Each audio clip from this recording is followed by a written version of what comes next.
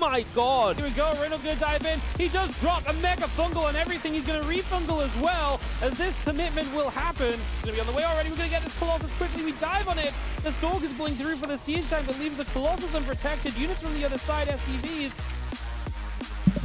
Clem is now picking up individual Marines to dodge Stalker shots because that's the level that we're playing at. On the high ground, so the tank will go down. These Banelings are going to get massacred though as Clem just says no. And you're ready to blow up on the adept. Oh, the worst adept shade of all time. Classic is your WardiTV 2025 champion.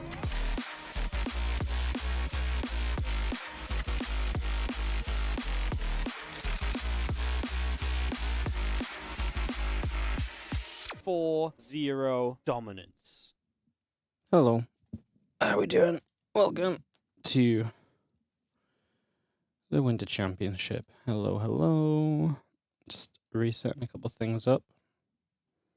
Give me a moment.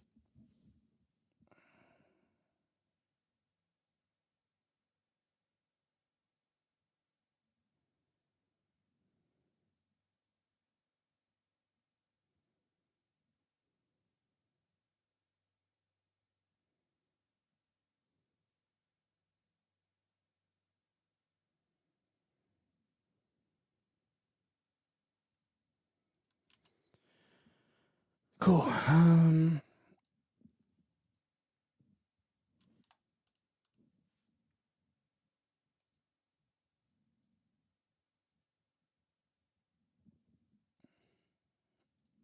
Cool. Let's discuss some games.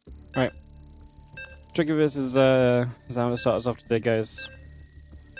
Kick off into some PvP, get this on the way, get this going, and see what will happen. Is the plan around?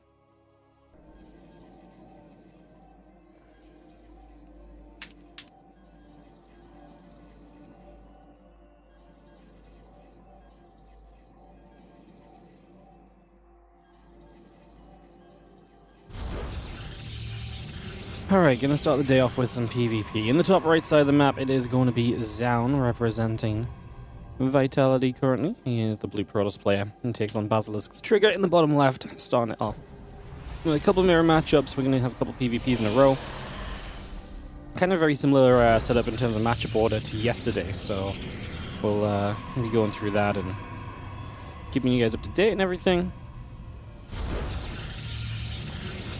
So yeah, we'll see what takes place, see what goes down as we get this up and ready to roll on through.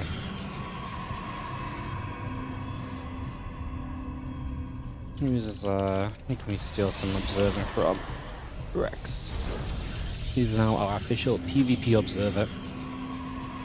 Congratulations, Rex. I'm sure he's waited all of his life for this.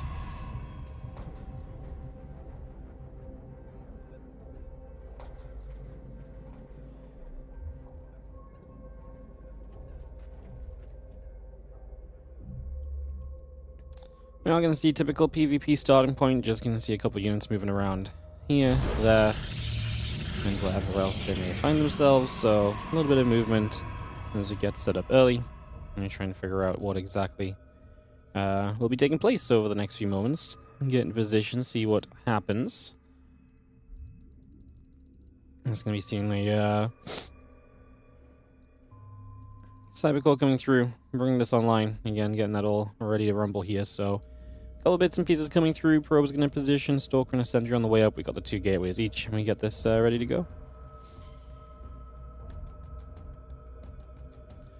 Alright.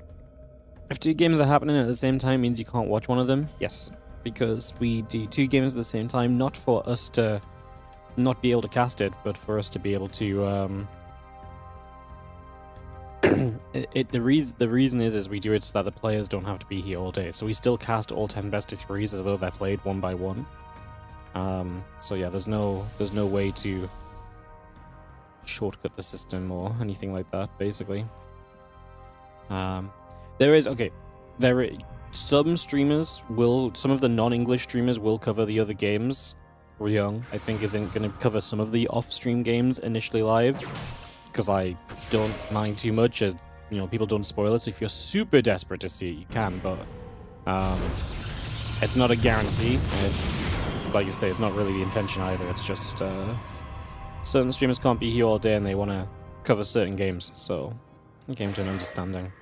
We found something that worked, etc., etc. So he's a Stalker. I'm going to move up. The Adept going to come around for a couple of seconds. I'm just going to move into position here momentarily. And yeah, we get things on the way for a few moments. Again, set up and ready to go. A couple sentries in the Stalker and move up toward the high ground initially. We got an expand on both sides. The Twilight Council come up from both players as well. Of course, it's a 5-player group. 3 players will advance through to the playoffs. And will be the final players to advance to the playoffs. Everyone else, all the other groups have already played, of course. So, intrigued to see if we can get some excitement out of that in particular today. I think that's actually something that could be pretty intriguing, so we'll see as we gather up a couple sentries. Gonna shoot back at the Oracle for a moment or two, just gonna push that back away. The Adept gonna get a few shots off as well. It's just a few hits coming in here and there at the moment. The sentry's gonna go around and go after the Adept actually, so gonna try and find a little extra over in that position as we get started early on and get underway.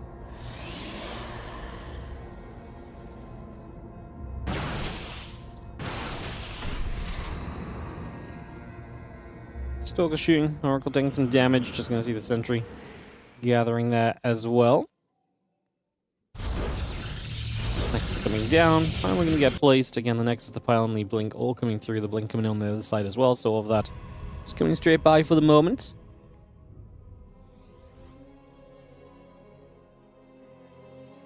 And again, blink on the way, gate coming through, probes will build, next is on the way.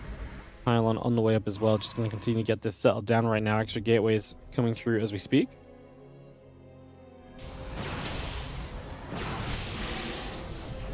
Couple of Stalkers looking to try and line up a little bit, trying to get something on the go. Blink coming through, the next is coming about. Extra gates all producing. Just going to have the Stalker sentry chilling out. We have already dropped a pylon into the top side initially, so I'm going to put it into place.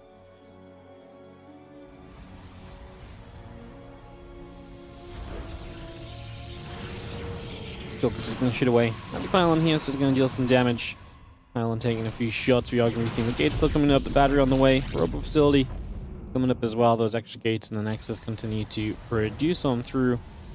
Just going to see how few Stalkers are Trigger going to work in from the left-hand side. They're going to show up. Stalker already taking some damage, going to blink back a little bit as Trigger gets aggressive here, gets feisty. And we'll see with no third of his own, he is really reliant on breaking down this position right now. If he does not, that's not going to be a good long-term situation for him. And there's a couple of gates and the Stalkers still continue through from Trigger. Mortal in the battery coming up as well. And it's going to see more Stalkers still warping in here. Extra gateway coming up again. It's going to be seeing more Stalkers still fighting. Just going to keep on blinking back. Sentry taking some damage too. The army of Zoun looking to go back the other way. It's going to be seeing the Immortal coming up from Zoun, which will help a lot defensively. I don't think Trigger's getting enough done here. Worker count is good for Zoun as well. He's not really mining off this third base too much yet, but it's going to get there. Do we really think these Stalkers can push through right now? I mean, Zoun is backing up a little bit, but he's about to have an Immortal. I really feel like with the Immortal, this makes this just so tricky. If not, I don't want to say impossible, but like, it doesn't feel good. Like, his army supply is okay, Trigger, but like, his army supply is not good enough to like be like, oh, I'm going to punish you for having expanded, you know?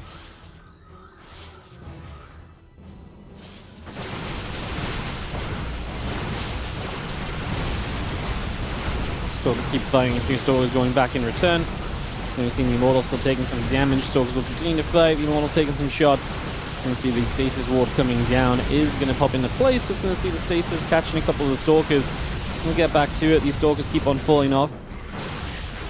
I was going to see another Stasis is going to catch over the top side. It's definitely going to help Trigger out. I mean, jumping into these Stasis Wards is going to give you Trigger an actual opportunity to have an excess of Stalkers and maybe actually take a win in this fight. Let's see, a few Stalkers left over, not really going to be enough. They're going to keep going down. It does look as though Zoun is going to be golden for this opening game in the end, because, well, okay, supplies kind of get a bit close toward the end here. I still don't really believe in the situation all too much, though. I don't think this is going Anywhere too wild. You just see the few Stalkers gathering up, a few shots coming in, the Immortal gathering together as well. And just see the rest of these units just joining in, and battery, a few probes coming about also just for the moment. Get that all underway. Stalker's going to take a jump onto the Immortal, going to get rid of one of those straight away now. Just going to pick that up. Stalkers will keep shooting. A couple of Zealots trying to chase on forward. The Stalkers will be there, try and fight as well. And just going to see the pylon and the gateway coming up too. The other Stalker's going to turn back once again. That one goes down. The wall gate going to get jumped on, so we are going to take a chance to pick our way through this gateway. And again, the Nexus coming up, the extra Stalkers coming online. Again, as much of this going as possible at the moment. So again, just try to set up with what we can, do what is possible here. Try and get this on the way through.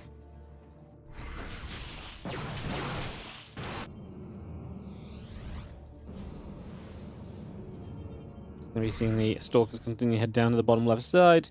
We're gathering up a couple of gates, the Observer and the Stalker coming about as well. So again, we bring a lot of that just up and running. At this point, Zoun can go across the map. Trigger is still just trying to take his third base. So that might not have enough firepower to break through here immediately, but I don't think it's going to take him super long to kind of get to the point where he has enough. Prism, you can't really blink on it because you're not really on the Stalker count where you can kind of justify the Stalker blink to kill a Prism off here, so that's not really going to go anywhere either, unfortunately. And these Stalkers just continue to power their way through, just going for shot after shot, Stalker after Stalker dropping. GG must be called, and Zoun will take an opening game of this BO3. So Zoun's going to open with a 1-0 lead and jump into a second map in a couple of moments. Hello guys, how are we doing? Welcome, welcome, welcome. Hope you're all doing well. We're going to jump into another game here in a few moments' time. Jump into our second game.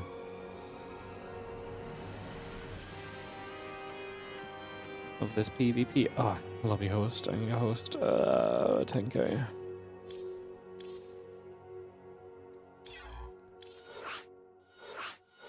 Alright, let's see what we get. Game 2 coming through. Get this ready to begin. I can't remember how many casters we had in here. I can presume that's everyone. Cool. We're going. Alright guys, second game on the way as we've just said. Zoun triggers down with a 1-0 lead in this best of 3.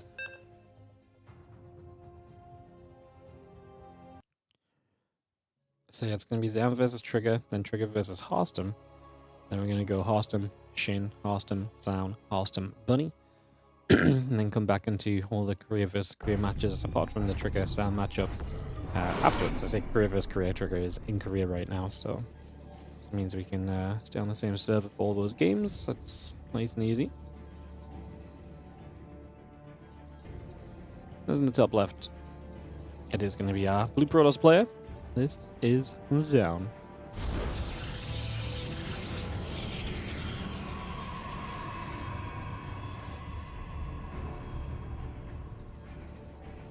In the bottom right, our red Protoss is going to be Trigger.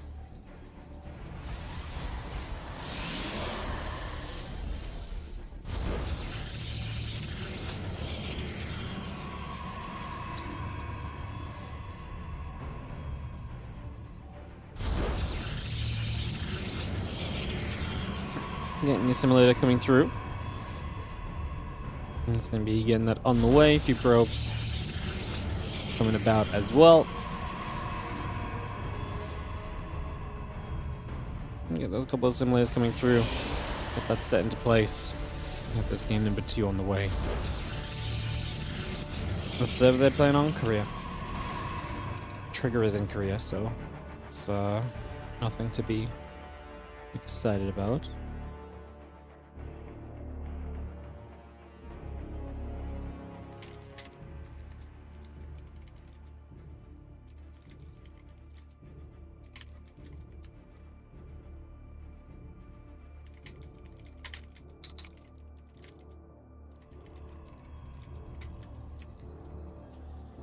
Alright, gates coming up, Cybercore on the way. And there's going to be seeing the probes coming through. It's going to be seeing the gates coming about, pylons on the way.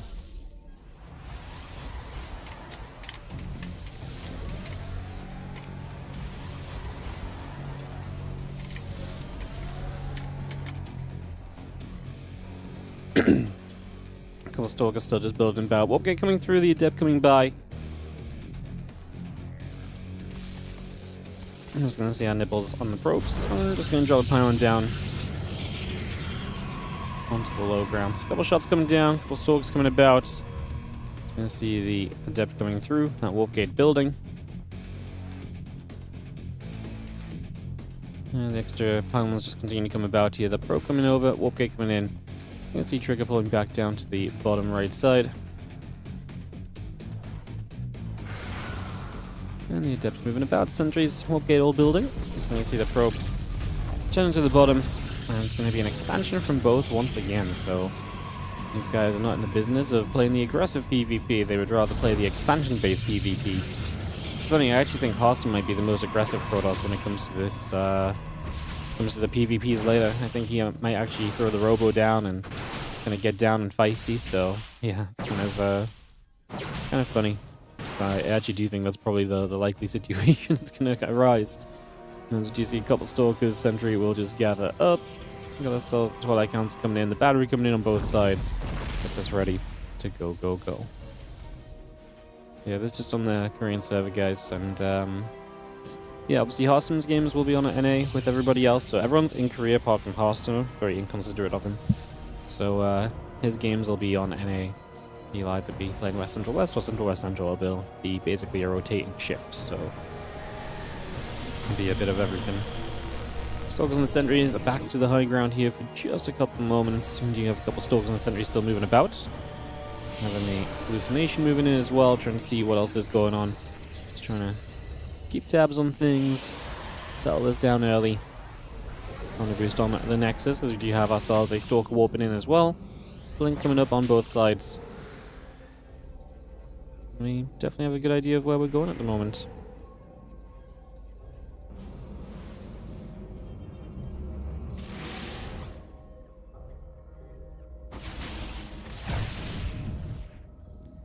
Gonna get a little kill. Stalkers and Sentries move about. Just gonna have ourselves the blink coming through. The probes are building. A lot of that coming in still. The blink continues to produce. Nexus drops down onto the third base. I'm just going to have ourselves extra probes and the blink still continuing to come by. So just really kind of mirroring each other for the moment and waiting for the opportunity to maybe get things to diverge and switch up a little bit perhaps in the near future. So kind of just waiting on that possibility as we otherwise hang about and wait it out. Hey, what's up, Soto? Thank you for the raid. Welcome, everybody. Welcome, you're right at the start of the day, so you got every single matchup still to come. So, loads of games still coming up. And you see Hallucination can take some shots.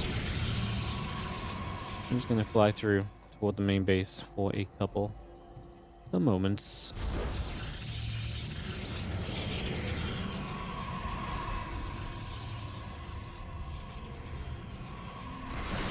Still just getting underneath for a hallucination kill as well, so going to get that as a little grabby grab.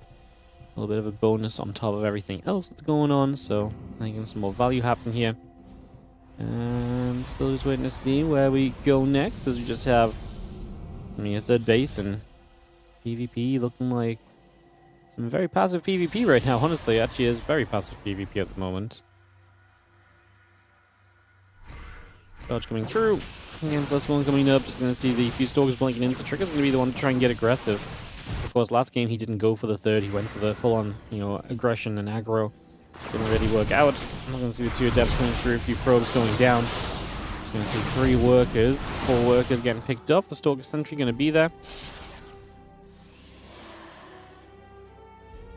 Charge +1 and the Immortal Production is on its way. The extra gates all coming through too, so just bringing all of that up and online.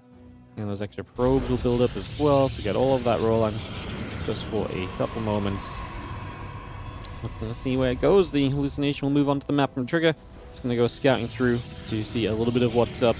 Again, charging +1 both building. We blink underneath, we get the hallucination, just making sure that that doesn't reveal anything further. Templar Archives now building on the side of both players as well. And this PvP is very much so just PvPing. Very chill and standard at the moment. Not really doing anything too out of the ordinary. Yeah, very chill and standard while we continue our way through this one.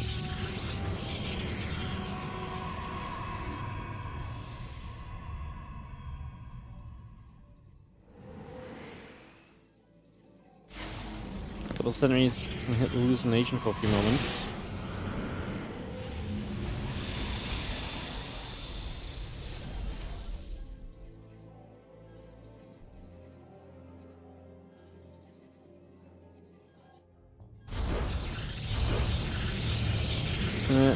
Move on up. Next is still trying to come in.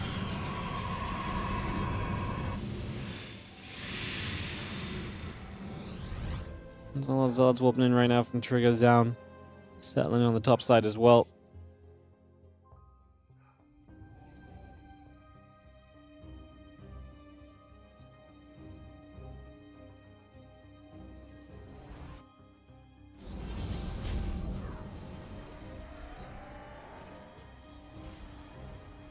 There's a lot of units that are just going to gather together for a couple moments. Just going to join in here. A couple of shots coming through. A little bit of damage being dealt already. We're going to continue with this. I mean, Trigger just jumping onto this does look as though Zoun is in a little bit of trouble, to say the least. Nexus goes down immediately, and that will fall.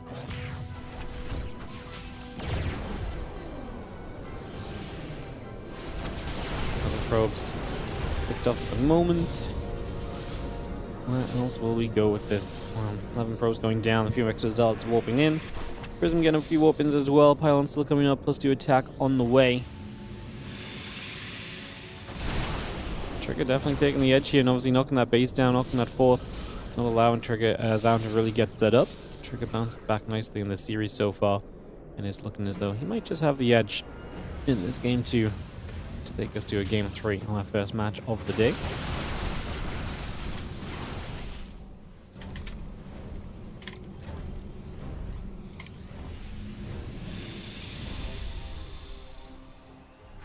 Stalker's got underneath. It's going to be a snipe on the Prism. Love to see that. So the Prism goes down.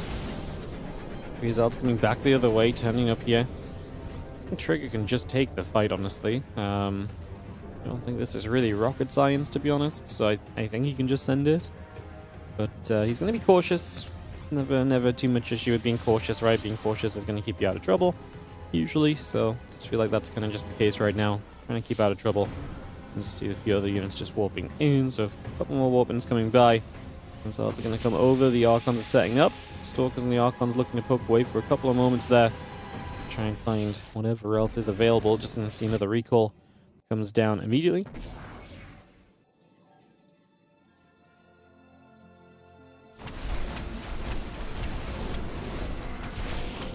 Units just gathering up, still just going to be having ourselves the Stalkers and the Archons trying to shoot through. The few Zealots will gather together as well. Getting back around to the bottom side here. And these Archons still joining in. Zealot, Archon, everything coming up. A couple gates in the cannon coming through as well. +3 attack, +1 armor. All of this being an addition at this point of time. And we are going to have the army of Trigger. Really, I mean, he really just fell back and just gave Zoun room to rebuild. I do not think he had to. Like, I get it, you denied a base, but you can see that base coming back online on the left side anyway from Zoun, so... And +3, +1 coming through, the Prism coming up, battery on the way, got all the cannons continue to come through as well. Zoun will continue to gather for the moment.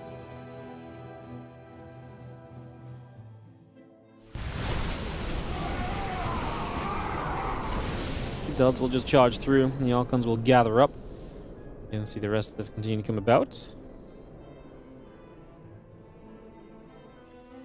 Zealots pull back over the left-hand side, +3, +1, all of that coming into play.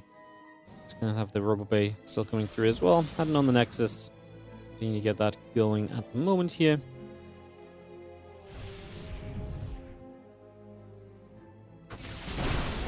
You can see the Zealot's actually going to charge up. This might be a better fight for Zoun. He has +3 to +2 for a couple moments. The first few shots will be an upgrade lead for Zoun. Problem is that Trigger's retreating, which is naturally giving Zoun a concave on him. Trigger has to already warp in a massive round of Zealots as reinforcement to this, so been a great fight so far. Obviously, as the Zealots run in, very choked up. That's why the Archons are going to do absolute wonders. Need the extra Zealots to start coming in from Zoun here ASAP. He did not warp in as many Zealots as I thought he would. I can't believe he was on cooldown. Now you're going to see that Trigger has way more Archons at the end of this, and that's going to be the issue as extra Zealots warp in from Trigger. That's going to mean that Zoun just has to back away. Zoun has tons of money though. Like, it feels like he's got the cash he needs to rebuild, but just couldn't get the warp ins out. How many gates do you have? He has 10 to the 14, so Trigger does have more rebuild potential.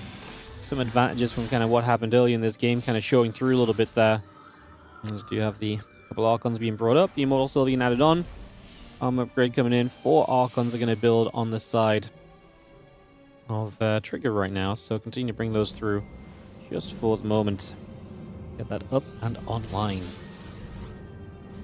Another few warp-ins, Zealots still being brought into place. The army of Trigger settling on that left-hand side. Prism pulling back a little bit as well. The few High Templar gathering up. The Zealot is going to be coming through there.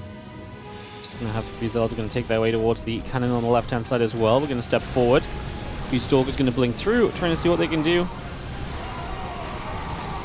And Zoun is not too far away from having decent army supply. It's just... it's a little less, and the problem is a little less when your opponent has more Archons means that the Archons are doing so much splash more. And so it really does look as though Trigger is on a route to taking us through to a Game 3 of this series to start off the day.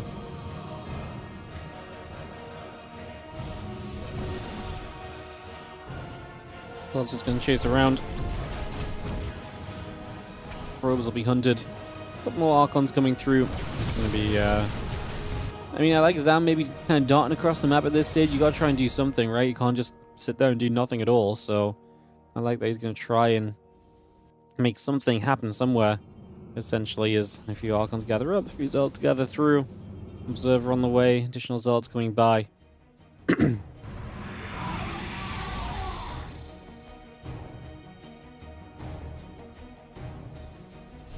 I'm just going to be seeing the Archon's going to recall again. It's just going to recall back to the bottom left. Trigger is, again, in that same... I mean, don't forget, this is a game where Trigger already kind of had this kind of on lockdown, and then he kind of backed off and gave Zoun a lot of space to rebuild with, and now we're kind of at this point where it's maybe happening again. I don't know if it is. I mean, Zoun's doing things like keeping Trigger back a little bit, but I do feel like Trigger could maybe be a little bit more aggressive into this overall.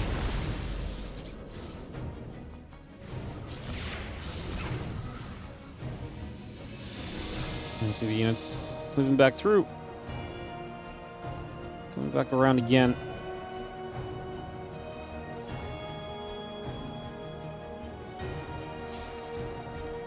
Let's see the Zealot Archon all gathering up. We are going to have a few Zealots going to jump onto the battery there. A few probes caught. I think at this point Trigger is ready to kind of make the push through that should make this a pretty rough ending, all said and done. And bring us to a Game 3 in our opening match today. In the WardiTV Winter Championship Group D.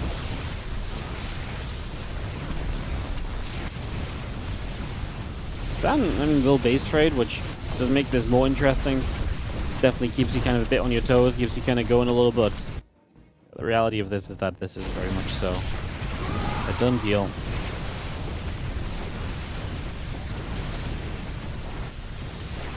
Not really much else to add.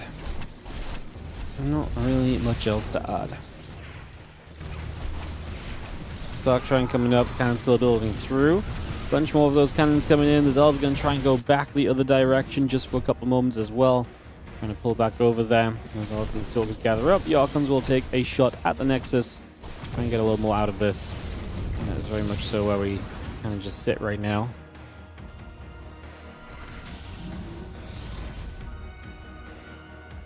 A lot of probes went down. I mean, Zoun made this intriguing at least, but his army still sucks in comparison to that which Trigger is working with, so it's still kind of feeling as though we're probably just on the verge of a one-sided ending to this one. As I just think Trigger just needs to take the fight. Like, don't get me wrong, it's a little scary because, yeah, Zoun is on good army supply still, but... No, I know, I mean, I just don't think we need to really, like I say, be doing too much else right now. This one is really just looking to be done. Like, just take the fight, Trigger. Take the fight. Like I say, I'm just a bit afraid because he's had a couple points in this game. I just don't think he can mess it up. I think he clearly has the better army. He clearly has the better setup. You're seeing it right now as we dive on through. That's going to be GG's, and that is going to be trigger to take us into game 3 of this BO3. Alright, so we'll go to a game 3, and we'll head into a deciding map. That will be played on Winter Madness. We'll just get that hosted straight up, get into play, or at least we would do, but the players are still in the replay, so we just take a second instead. Then we'll go straight into it.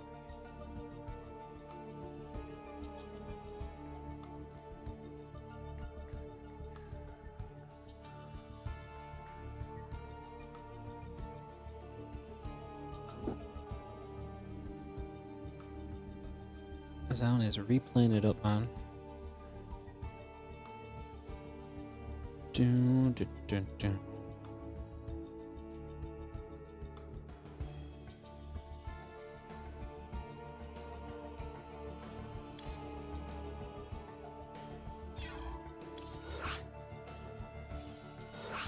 Alright, loading in. Zoun and trigger.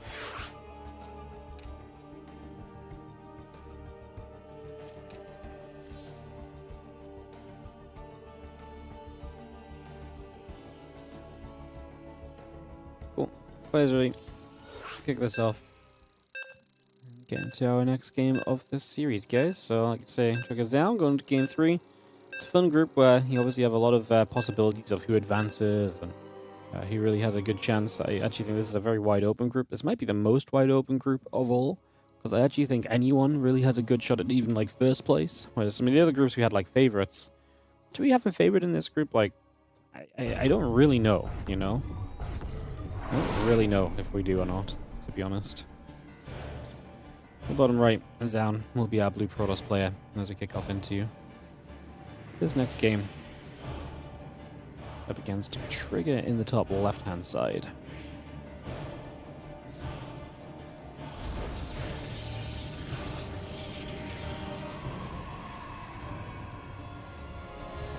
Third map tied up 1-1.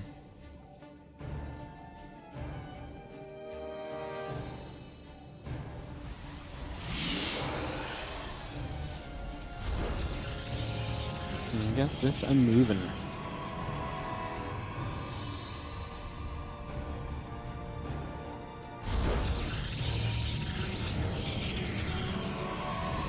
Get this a moving.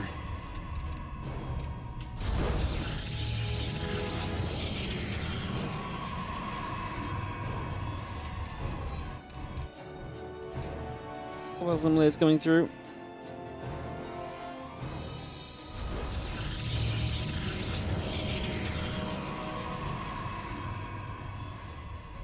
I'm just going to see the gates in the simulator continue to build up. Get that on the way. Get that coming online for a couple seconds here. So we bring that over. See where we're going to go to.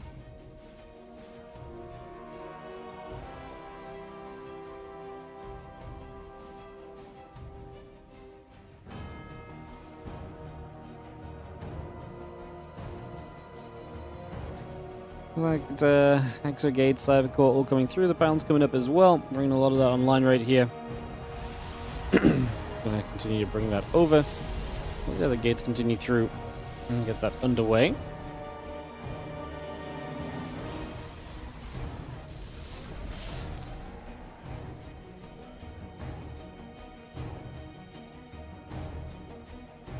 Again, probe going to chase at the other probe. Just going to see a couple stalkers coming through. Stalker center on the way out. Warp gate building.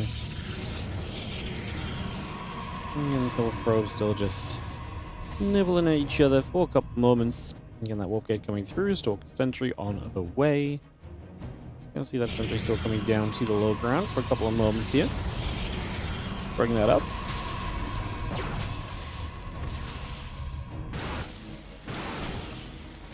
Pylon is going to go down, so just going to see that pylon dropping. It will fall. Again, sentry coming through the warp gate building. Robot facility, a part of this as well.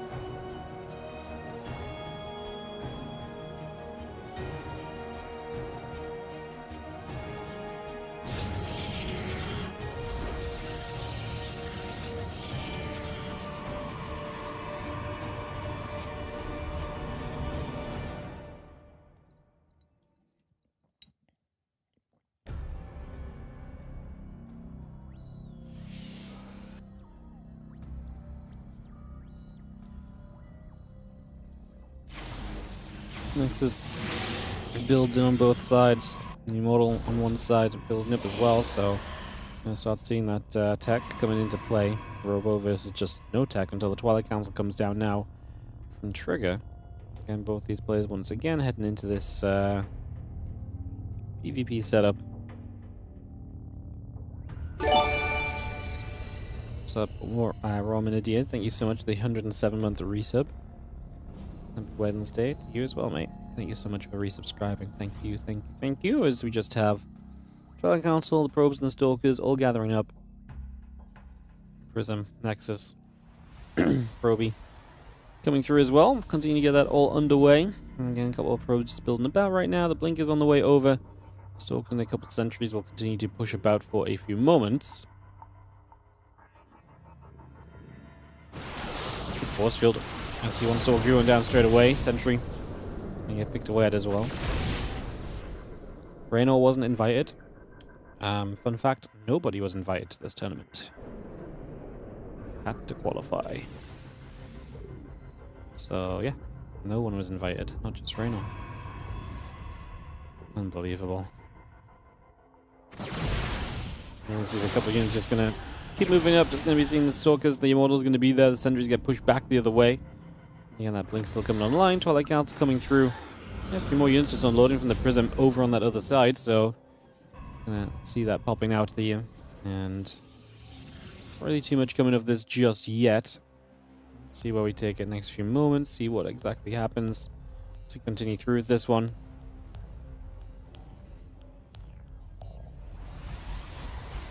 What he hates a Raynor confirmed? Yeah. I mean, I didn't want to say it out loud, but now that chat said it, you know, you've said it for me, so thank you.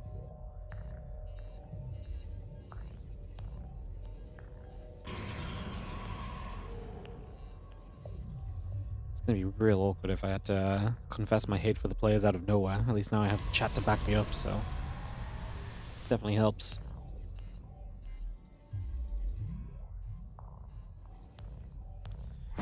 Glaive's on the way from Zoun. Generally sets up a pretty strong time, and especially as the opponent's first hitting into the Zealots, because then the few Zealots that they do have just kind of get melted away.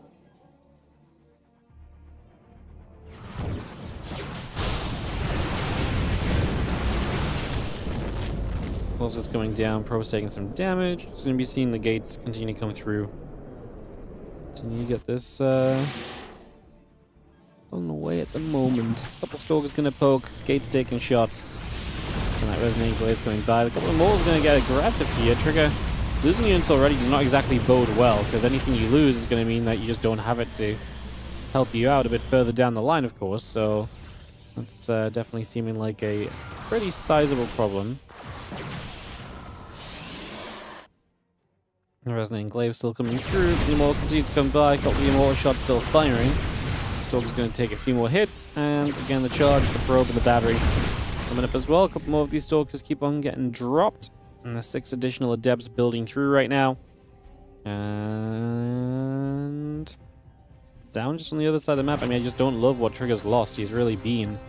I don't want to say he's been lax with his units, he's just been poking about, but like he has been losing them and he's not been able to maintain a good army count in that regard, and that's genuinely now becoming quite the problem. You can see this army, I mean, you can just see right here, the problem is pulling probes into this doesn't work well, because there's going to be so many, I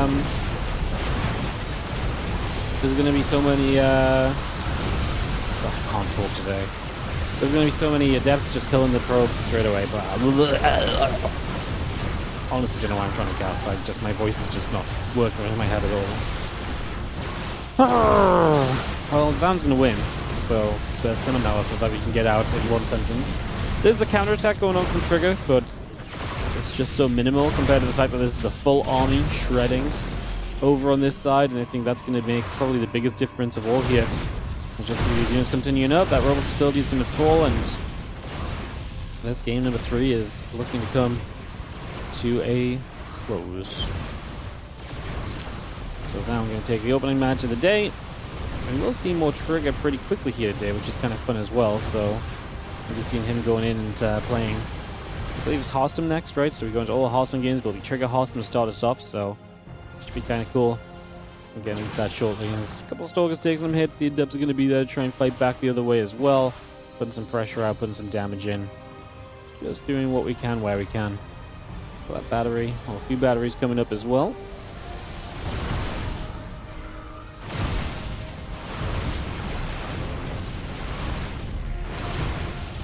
Well, the unit's just going to continue to come through. It's going to be GG's. That's going to get a cold. And that will do it for this one. Zoun 2-1 over Trigger in the opening match.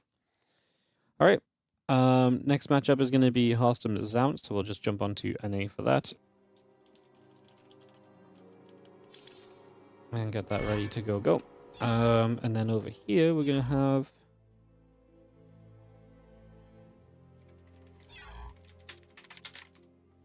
this matchup. Cool. Alright.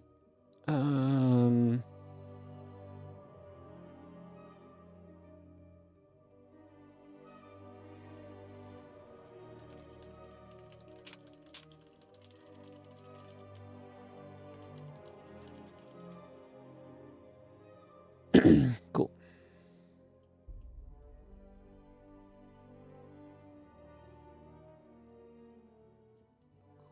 Cool. Alright, we're in for Trigger to hop on over to the NA server and we can kick this off. Sick. Alright, Harstem versus Trigger coming up.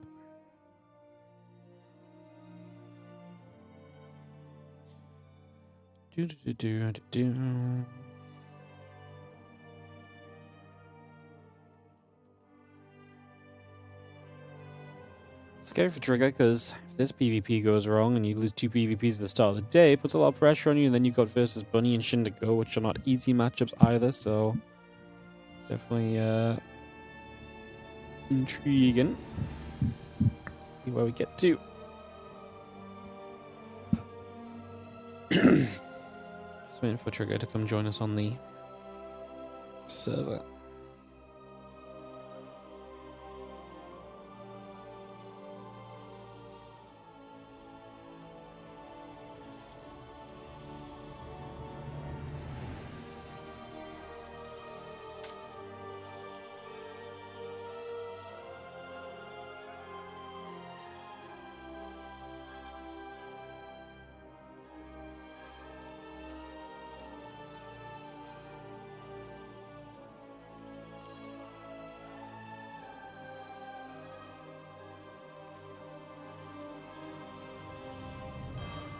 Alright.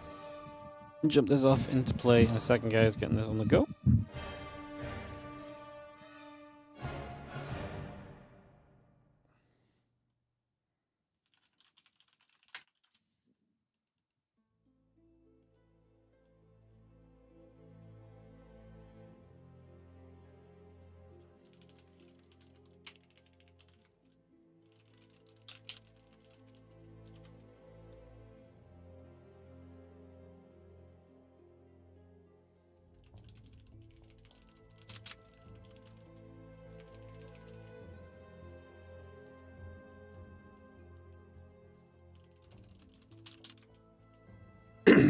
Cool. Alright, that videoing process is being made, progress is being made to get us into this next map.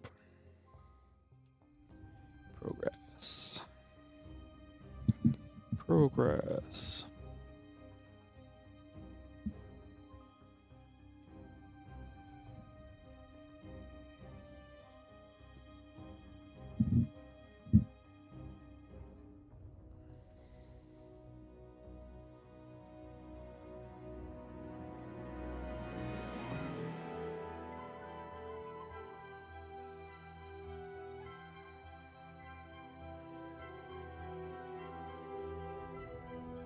1,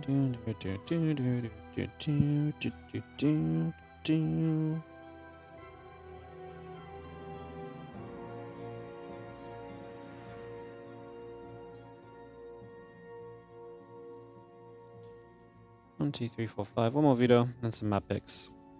Cool. When is the team league supposed to start? In like 2 weeks. So next week's Winter Championship playoffs, and then the week after is Team League, I guess. I have to do some organizing before then, but that's the rough plan of action.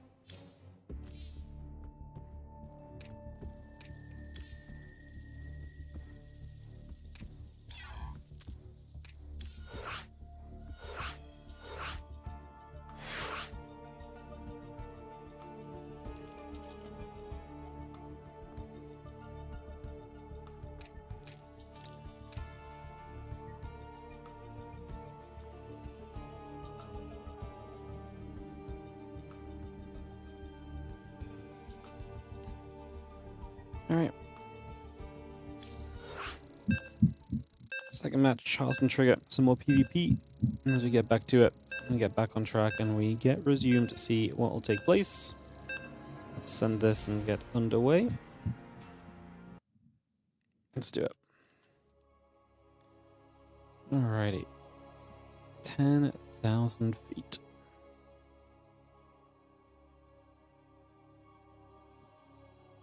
In the top left is going to be our big Protoss. It is going to be Trigger. Takes on Harstem. The red Protoss on the bottom right hand side. Trigger 0-1 to start the day. Took the map off Zoun, but it's nice, but it's obviously still not a series you want to be losing. You don't want to be losing any series in this group. It makes your day a whole lot more difficult, so see what happens as we get this up, running, ready to party. See what kind of PvP we get. We didn't really get many proxies or anything in the last PvP series.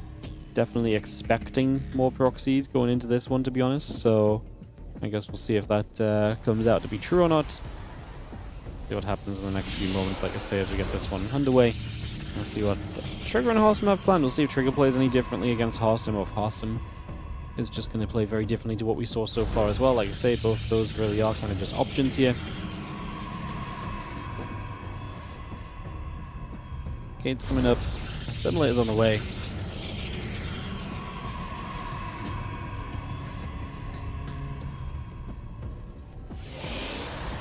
Assimilator's building by. This gate's coming through. Just going to have our probies continue to come up for a couple of moments. And all of that on the way for a couple seconds. Probe going to be nibbling at a probe. Bit of damage being dealt.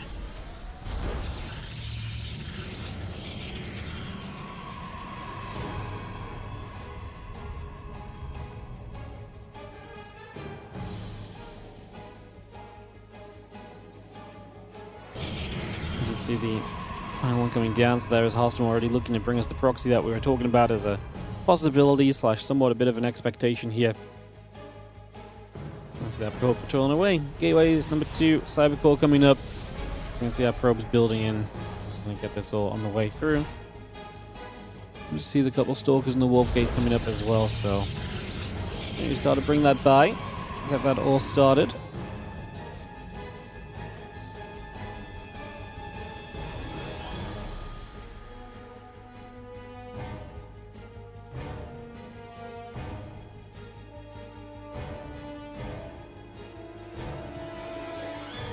Bringing a lot of this through for the moment. So again, a lot of that up and running. Bring a lot of this over. And see where we go.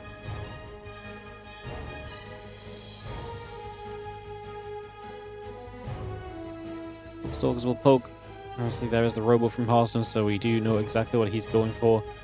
Got that aggression on the field, like I say. I wonder if Trigger's expecting this. Harstem's been a big advocate for proxy robo for a long time. I'd say it's something that, you know, if I can call that Harstem's likely going to proxy robo before the series, then Trigger probably has a bit of a guess or so that it would happen. Stalkers will actually take the Stalker down there, and Trigger should be able to keep that other Stalker alive, unless maybe on the corner Harstem can kind of cut it off or so.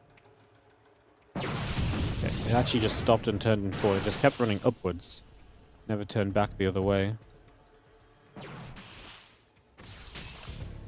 Stalker's going to shoot. A few hits coming down. Prism coming up as well. Robo Facility still building. The Immortal is going to get the Stalker too. Just going to grab that for a moment or so.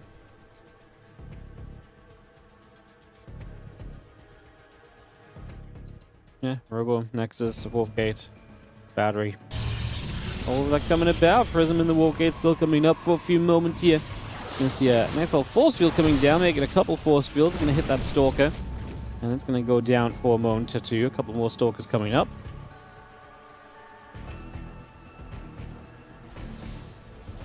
Mortal building. Extra couple of Adepts building over. Then just going to be seeing the... Let's continue to progress up for the moment.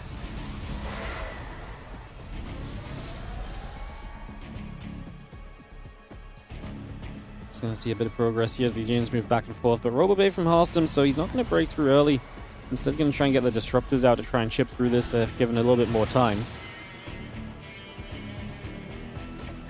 Robobay building through. Both those Adepts are going to get in there for the couple of probes. So you see the Stalkers and the Sentries both making their way across, so just going to run into the front. Prism has to load up and evacuate out of there. Extra units warping into the natural. Harstem gonna stop to warp in a couple more depths again. Hallucination taking some damage. Stalker Sentry coming back over. The Adepts will shade. Just gonna try and make their way up toward the main base.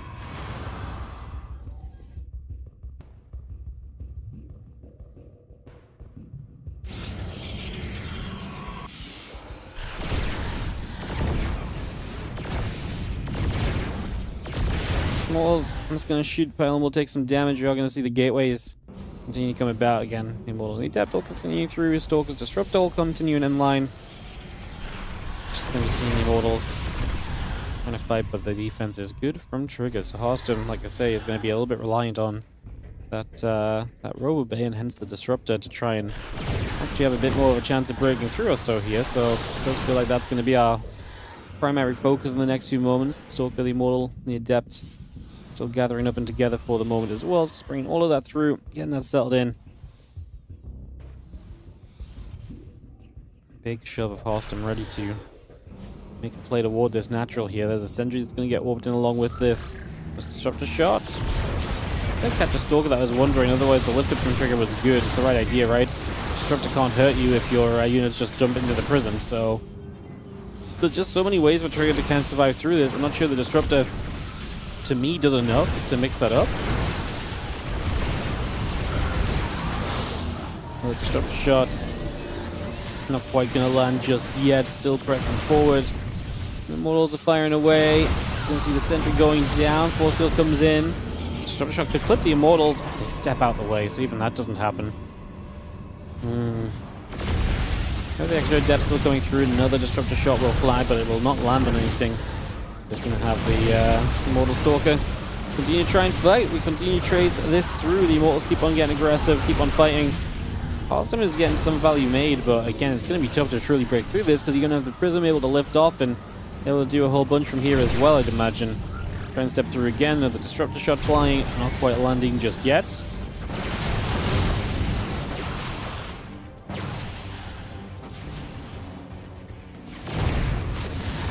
Disruptor still builds, and I'm just going to see the army. And Trigger comes back and forth. Just going to see another Disruptor shot flying through. Do not really let the Disruptor do a massive amount of damage, and Trigger is still holding on 2 bases with equal army supply. He's down an Immortal. He's going to kill both the Disruptors. That probably just is GG. As we go to game 2. Trigger takes the 1-0 lead in the BO3. So Trigger off to a flying start. And yeah, jump into this second game here in just a couple of moments, guys. Second map will be not picked yet. Typical. Yeah. Alright. Get the map picked and we'll resume.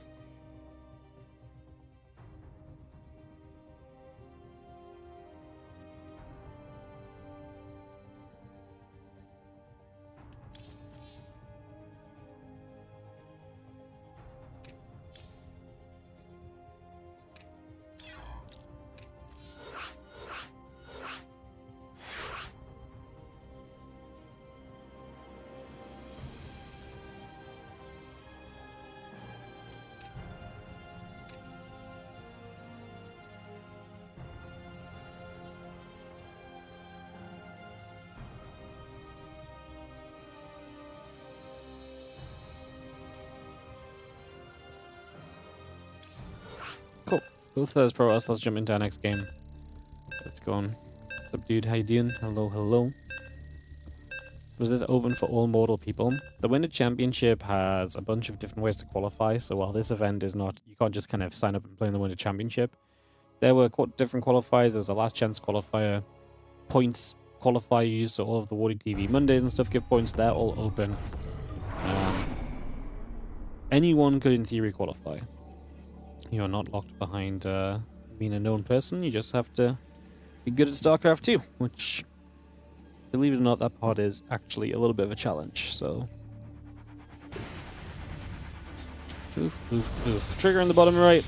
It's going to be Harstem in the upper left as we get into game number 2 of this BO3. Trigger just having a good defense there and kind of keeping that in his favor throughout. see what happens in this game too now as we get set up, ready to play into this. See the gateway dropping down to start us off as well. Just going to bring that straight over.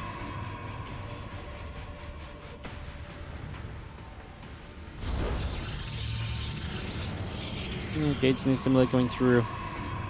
See if we go double gateway, or if anyone wants to go single gateway or something could be interesting.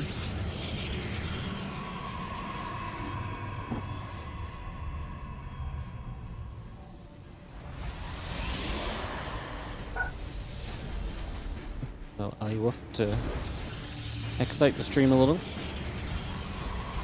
How's the gates? And come up. Assimilator coming through.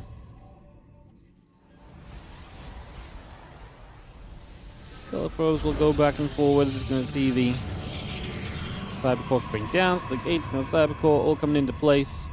So that coming straight through for the moment and seeing where we can go to for the next couple of moments.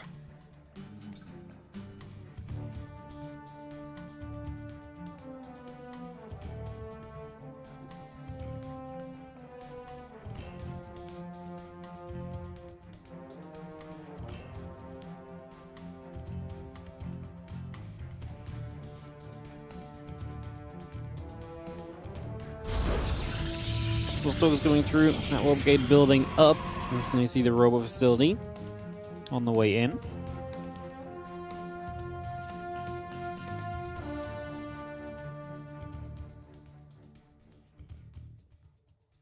So yeah, robo facility, couple stalkers, all that coming over.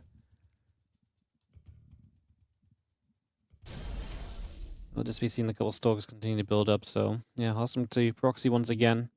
Not really surprised. He really does live and die by the proxy robo nowadays. So yeah, not really too surprised. We'll see if it goes better for him than it did back over in game 1.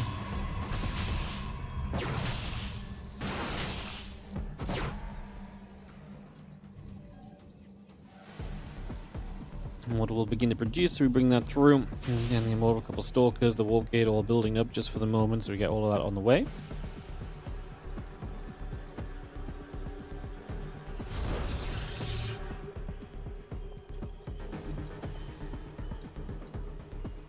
Stargate and 2 stalkers just building up, so get that on the way. Yeah, Stargate, stalkers, warp gate building up, prism on the way by, get that on the go. Next is still coming up. Now Stalker's going to ping onto the Immortal. It's going to take some damage initially. Phoenix will Chrono Boost on the Stargate as well. It's just going to be bringing that about.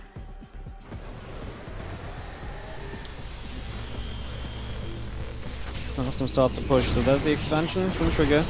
He's on the Stargate, so he's going to have a Phoenix that can lift up an Immortal. If he lifts the Immortal, this is bad for Harstem, no? Like, the Prism is going to provide some micro potential, but then he just lose the Immortal straight up. And he actually stops and goes after the Stalkers for a little bit. Probably a mistake, because I actually think it ended up this Immortal getting 2 shots off or so, which he could have just finished it, right? Like, I understand you're trying to get the Stalkers low and take advantage. You're going to get the Immortal no matter what, but I actually feel like he took a bit of extra damage. Maybe just a bit too fancy.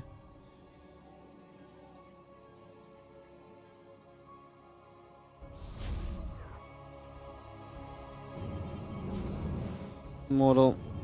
Still coming through, the gate coming up. Horrible facility, and the Nexus and still coming up as well. The Oracle still building through. Nexus cancels on the natural. We'll have the Oracle Chrono boosted up on the Stargate as well at the moment. Let's continue to bring this about right now.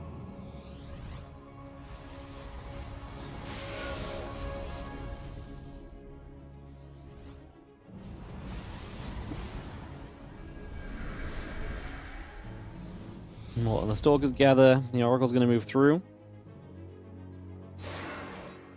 Couple of attempts going to shade down the low ground Stalkers. Sentry Immortal stepping up for a little bit. Well, just going to shoot again. Battery's coming to boom. Gate, Immortal, Depths, all building here. Just going to see these few units going to jump onto this gateway and start to chip through this. So that gateway taking a bunch of damage initially. Just going to see the Oracle flying through as well.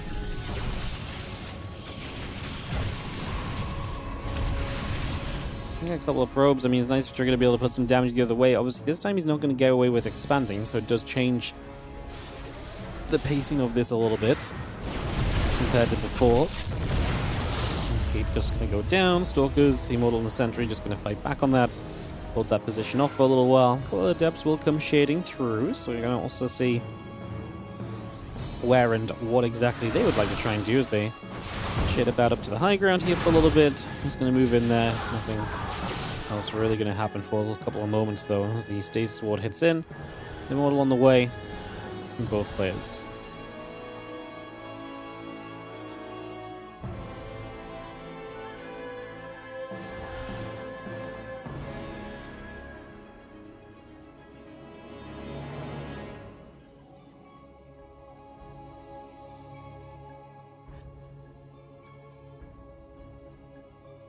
See what was going to finish from Trigger. Harstem still producing through. There's going to be a nice stasis. Just catch a couple of these Immortals. It's kind of brutal because that gives Trigger maybe a chance to jump on this, maybe. And especially on 2 Immortals for the stasis. It's kind of a big deal. Key units being taken out of the way. Prism has to be super careful. Oh, I thought it was going to be a larger Stalker volley onto that. Which I think Harstem is fine here if these 2 Immortals get freed. Get freed now. Did he lose too much buffer? Because there's the world obviously where just the extra few units from Trigger are actually able to do a lot now. And Harstem lost a lot in those few moments. The Prism finally going to come in and actually save this Immortal. Prism and Harstem. Did the Prism and Harstem actually go down? Sorry, I missed that. I saw him taking damage at first. I was like, oh, he's not going to get it. You're not going to just about get this Immortal. A new one showing up. Trigger is going to make a defense. Throwing an expansion down while doing this as well. So he's expanding in the face of danger. Although the danger is not really quite at his front door. He's finding a bit more toward the middle of the map. Harstem will go for one more warp in. Knowing for Harstem, you have to rebuild the Prism here. There's almost no way you can't rebuild the Prism. He's just going to go another Immortal. I think without a Prism, you just never have the micro to really make this happen, though, so...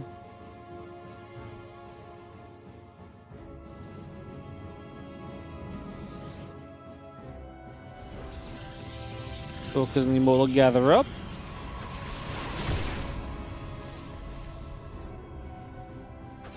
Gonna see a couple of force fields coming down. Gonna see the units just gonna fight. A couple of Stalkers is gonna be shooting. A bunch of those Stalkers taking shots. Yeah, I mean, that's a little scary. Harstem does have the numbers advantage right now.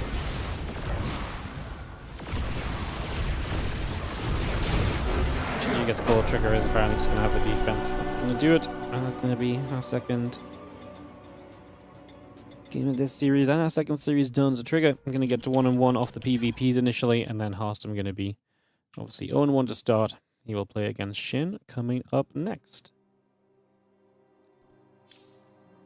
I just messaged Shin to come.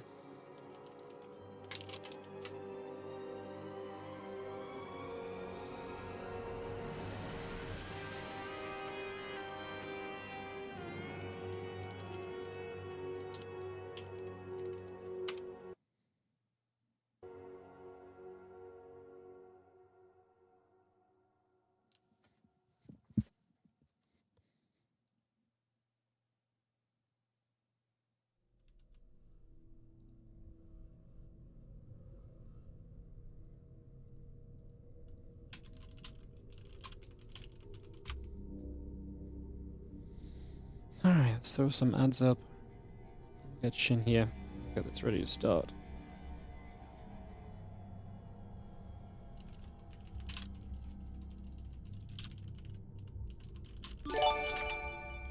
Cool.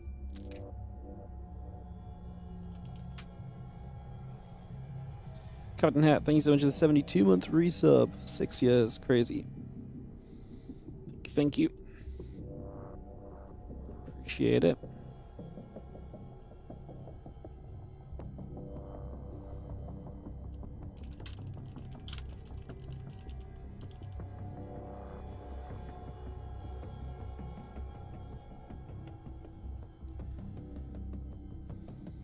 Cool. Alright, we're just waiting for Shin, guys.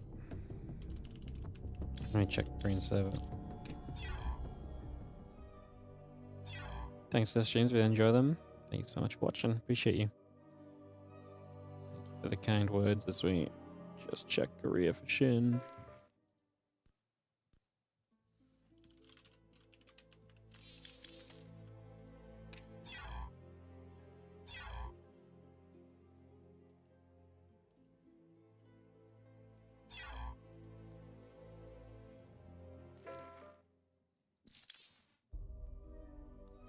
Alright, Shin should be here in a moment or so. And we'll get this ZVP ready to go. For our third series of the day, guys. So, getting that ready to kick off.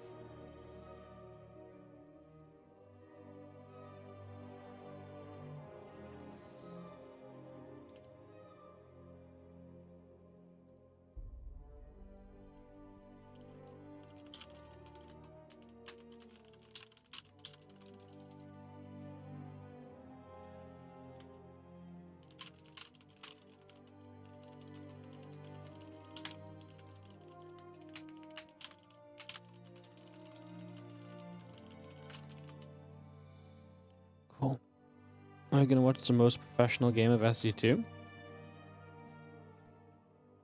Obviously, as the Shin Harstem not the most professional game. If it's not, then I don't know what is.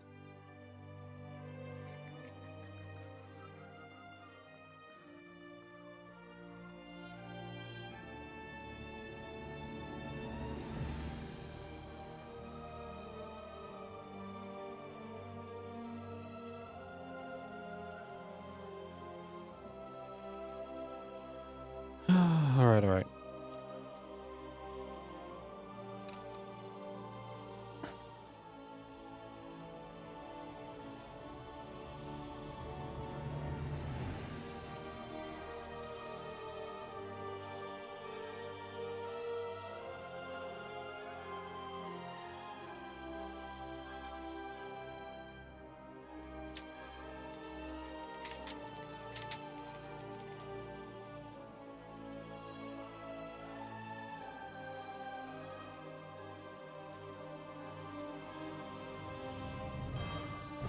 Cool.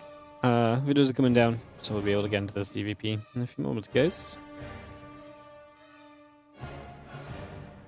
Just a few moments. It's the hope, at least. Fingers crossed.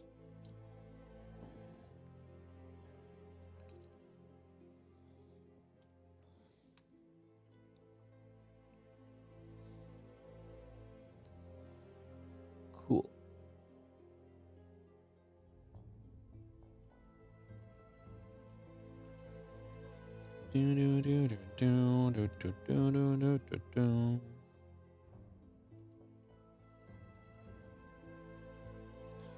Ruby Rock gets vetoed. Winter Madness, Mothership, Titan Citadel. A couple more vetoes. Get this ready to go, guys. Gonna be Harstem versus Shin, then Harstem Zoun, then Harstem Bunny is the current order that we are going in on these matches. So that's the way of things at the moment.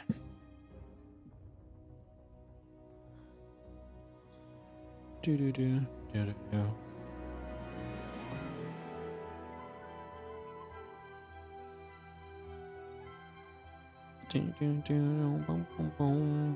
Boom. 1, 2, 3, 4, 5, 6 maps vetoed. Alright, we're about to have a map pick, guys. It's about to happen. The map pick coming in. Tourmaline, White Rabbit, and 10k. Map 1 will be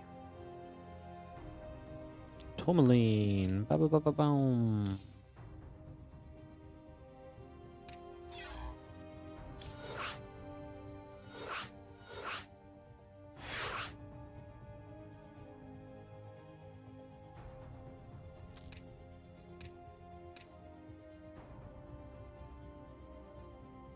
Alright.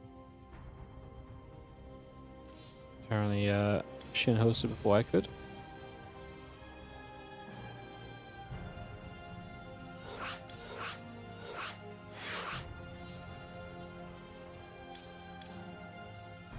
Cool.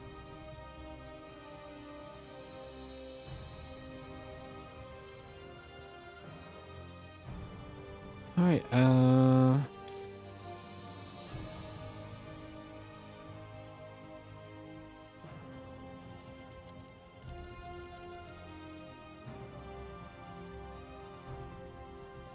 cool. Gonna kick this off.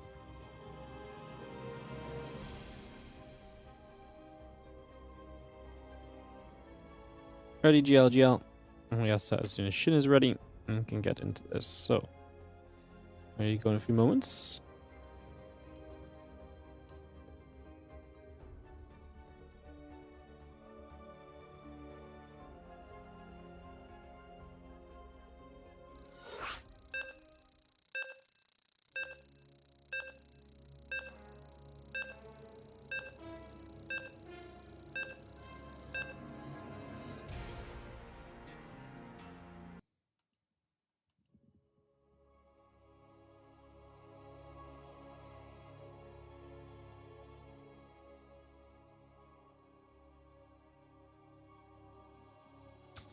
Alright, getting ready to go into Tourmaline.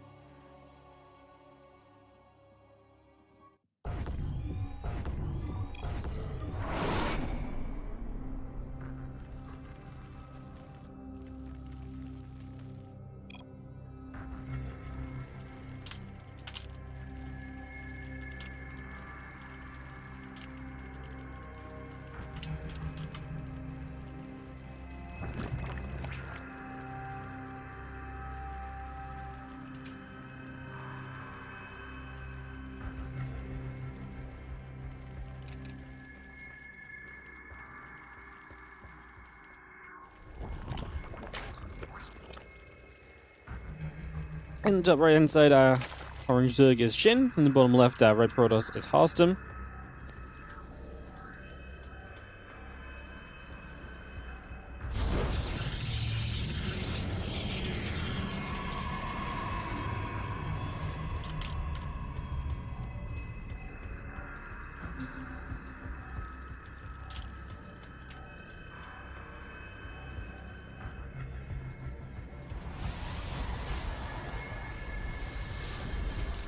See what happens in the world of ZVP, guys, as we kick this off and get this on the way.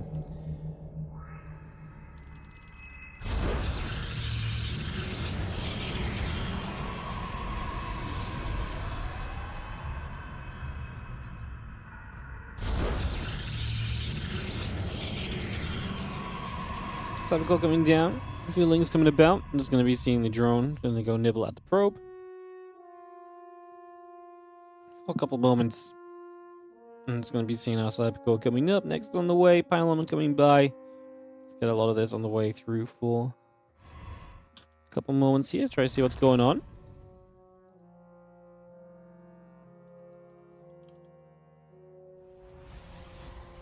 With the drone lane arriving, it's time to get aggressive. Shin will fight. In we go.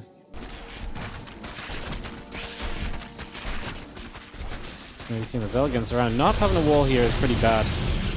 Not knowing what's happening here is pretty bad as we try and build new pylons, but we're going to try and battery up in the main base, but if we never get active on the low ground, then it's just not going to matter, so it's not exactly ideal.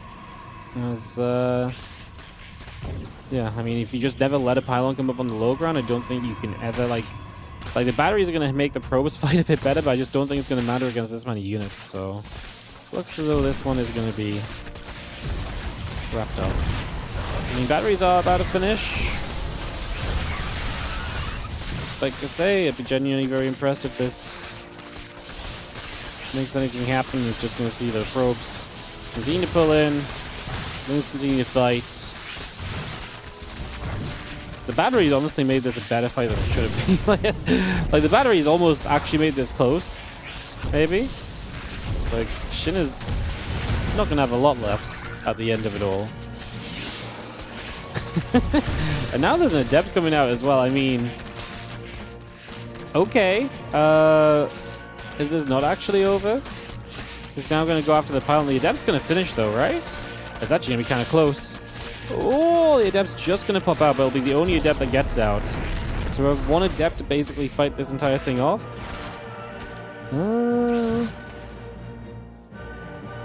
Looking pretty doomed right now.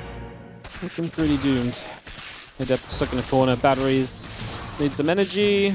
The Lings will get enough done. Man, it was actually close though. I was about to say GG. I actually think fighting into the yeah, I actually think fighting into this genuinely made it like a pretty close kind of situation.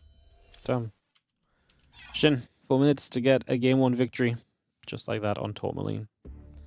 Not messing around before I even realized what was going on.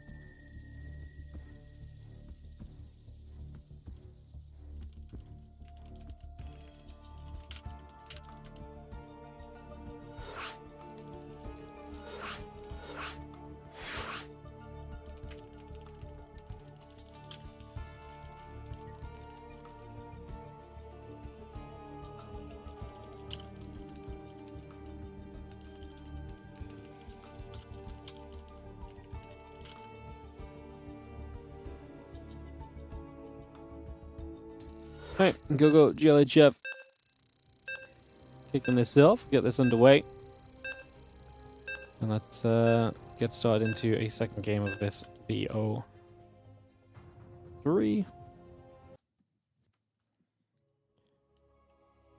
Let's get this on the way. 10,000 feet.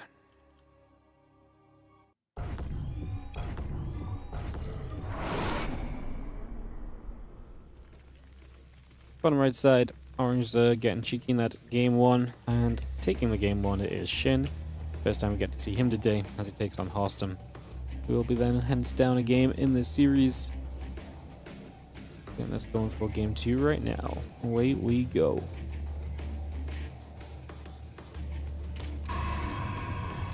This is actually kind of the weird map now as well with the mineral mine out potential and stuff, so it actually kind of gets interesting because now we're actually on the map which you may expect to be a bit weirder. There's already a drone coming across it.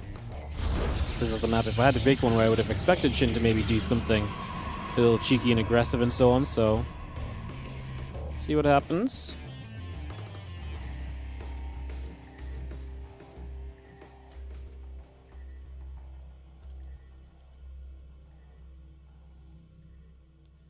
A tree. Can I just block the natural then? So it's not actually gonna be that crazy. Sometimes if you like really double down on this, you can still make it kind of interesting, right? Because then the mineral mine out is still a possibility if you get aggressive. But we'll see if that's something Shin even does. He does go gas before he takes another hatch at home, so he's gonna get gas pool beyond this. Get that underway. How many qualifiers did they play to be here? If you want to check out the entire qualifying process, all on the Wikipedia. You can see how players qualify, whether it's 3 points or a qualifier and stuff like that.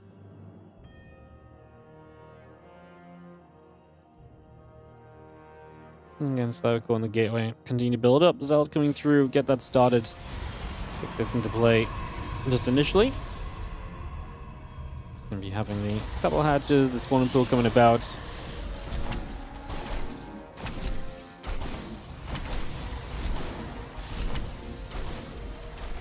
Nibble through there for a couple of moments, so Hatcher taking some damage, continue to settle in with that Zealot Chrono Boost, and so you're forcing the double gate. You're going to start making Lings the Queen building back at home.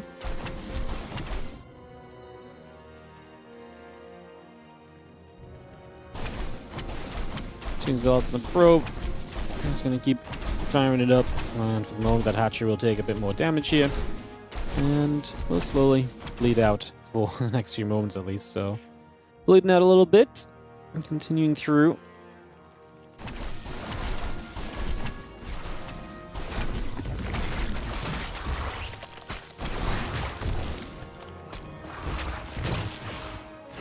Couple Zealots and the Devs together, obviously we get rid of this hatchery. Got a couple of Lings still building, so again, Shin just going to try and be annoying. Keeps the Zealots back a little bit as well, so they're not able to just immediately walk across to the other side of the map and do anything there right away.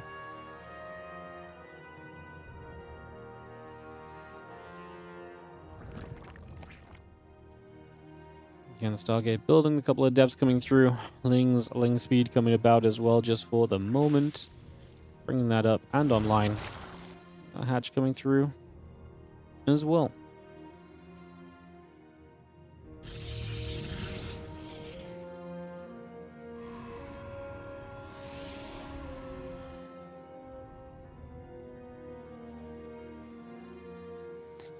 Well, some extra drones coming about. Queen coming through. Oracle on the way. Gonna see the couple of depths are gonna shade. The next is still building.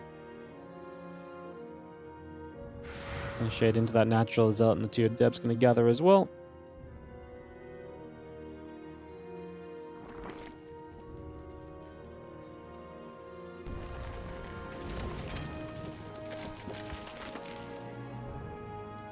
Feelings is going to Game gather. Harstem paused. going to pause up for a second.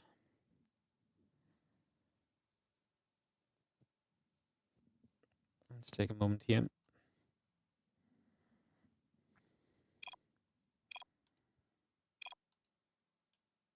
Game resumed.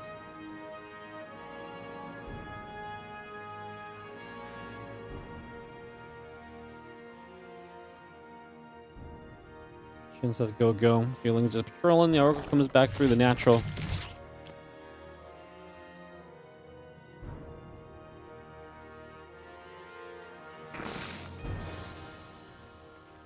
And the Feelings will keep gathering up.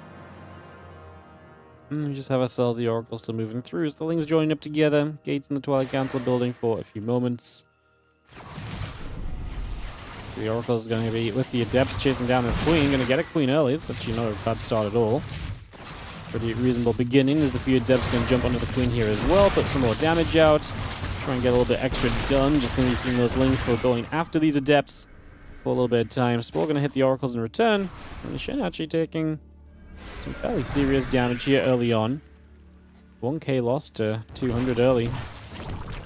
Only most. I mean, it's funny, but it's mostly queens. Like, he didn't actually lose drones, but he lost queens, and obviously queens are kind of, you know, the entire way your game works. He lost 3, and he's only on 1 right now. Has to build 2 more, so it's actually pretty rough.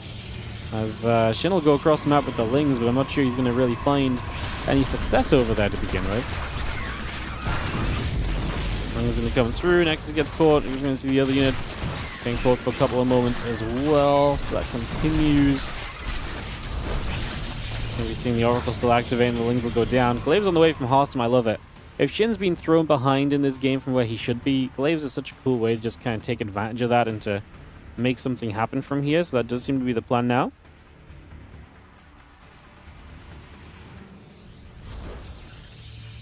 It's just going to work with that concept for the moment here. Resonating Glaives coming through. The Lings and the Queens all coming up.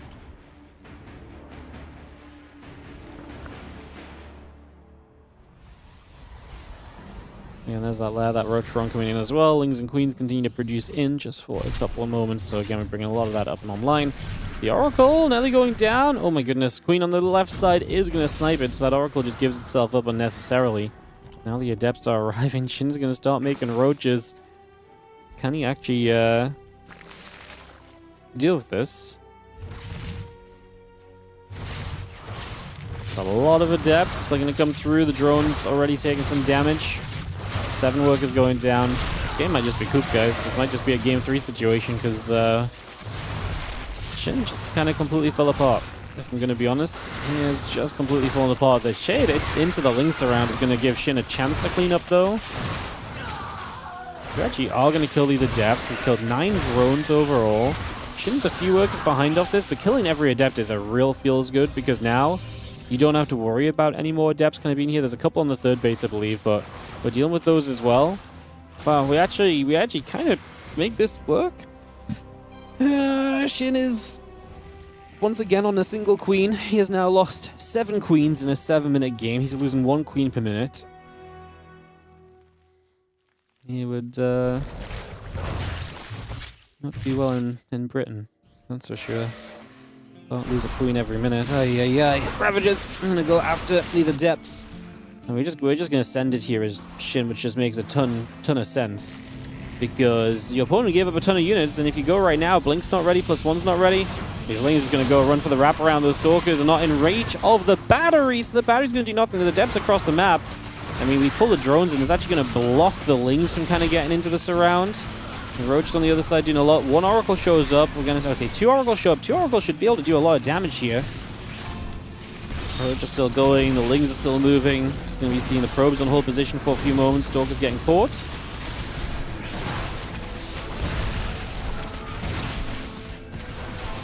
We're just still trying to fight. We are just gonna be seeing the other Lings just running across the map here, Zoun and the Stalkers coming in as well.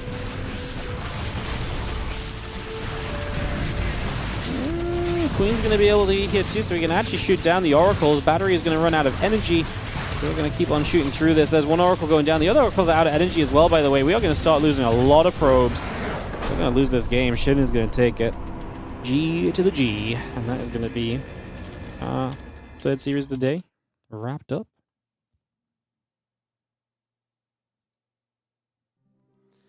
All right, next game coming up is going to be Zoun against Harstem.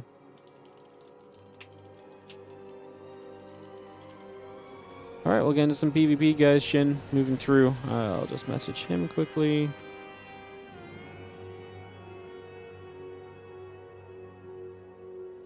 Okay, never mind. Cool. All right, so Harstem's down, coming through. Vetoes will begin.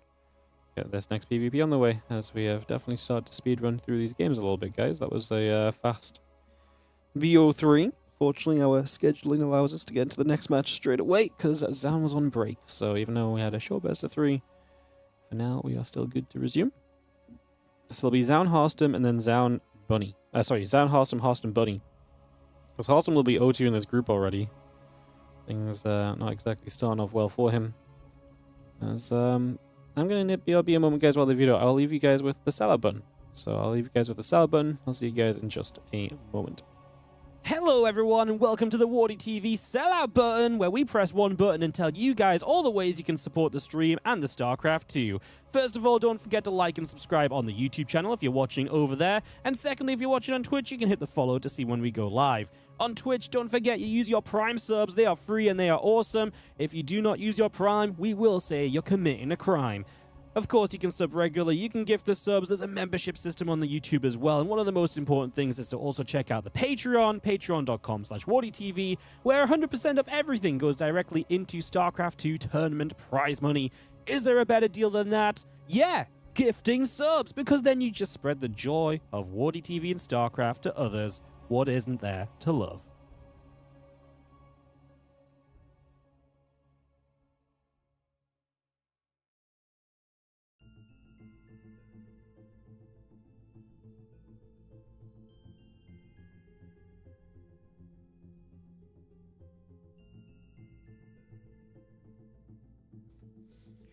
Alright guys, just waiting for one more video, a map pick, and we'll be off and away.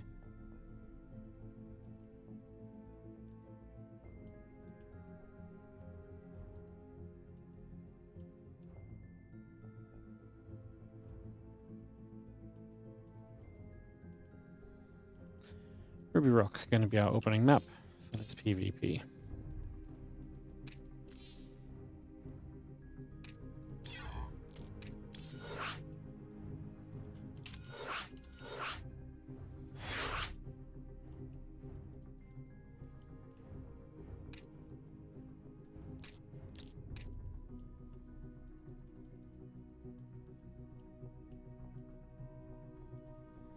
Alright, get this on the way. Ready GL, ready go go. Zoun Harstem is beginning. Cool.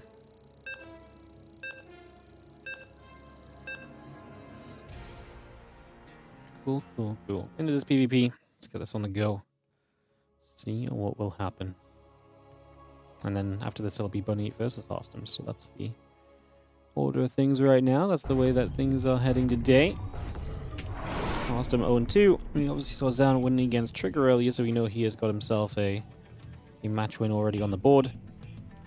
Can he make it a second match win? 0-3 for Harstem would probably eliminate him, especially if he doesn't take a map, then he's almost definitely eliminated. So time to lock in and try and PvP to success here in this opening game of this BO3 against Zoun.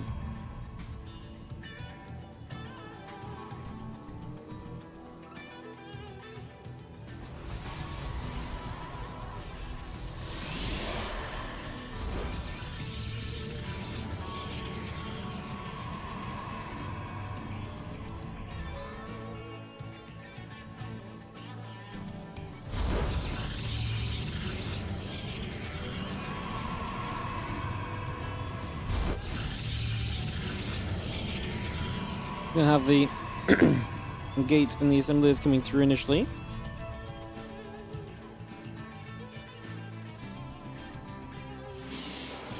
Harstem obviously proxy robot trigger twice earlier. We'll see if he wants to do more of the same here this time around, or what his plan is for the PvP against Zoun.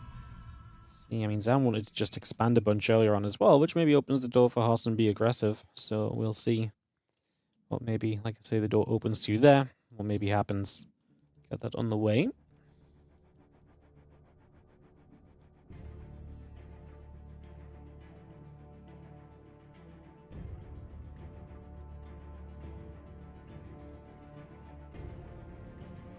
Cybercore coming up. Gates building through. Probes on the way. Just seeing where we get to as we have Cybercore and the probes continue to build up for a couple of moments. We get that all on the way through for now. Bring that about. Yeah, a couple of stalkers in the warp gate continue to come about here. Sentry in that warp gate building up as well. So a lot of that coming in just for the moment.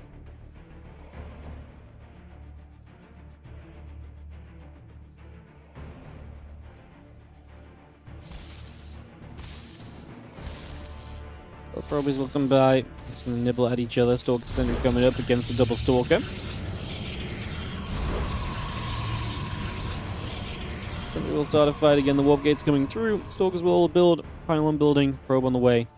Bring a lot of this still in for the next few moments. So again, we continue to come through this.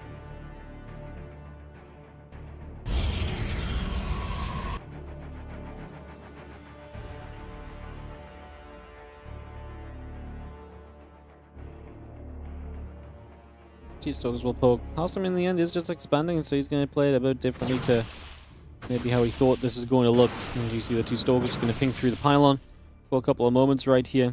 Putting some damage in. Hallucinations are going to be out.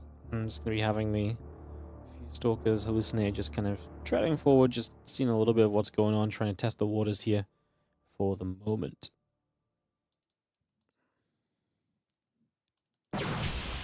Shot is coming about. Do you have the Stalkers ready to press through? There's the warp gates finishing. Zoun with the pressure at the moment on the front door. Going to kind of go after this pylon for a few moments. So pylon will begin to take a few hits. Blink coming through. Force field comes down. Seeing the Twilight Council, Nexus, and the probe continuing up as well. The Nexus still building on the side of Harstem. Probe and Blink continuing through. And yeah, a little chrono boosting action coming about. That blink all coming in. The Stalkers will continue to regather into the center of the map for the moment.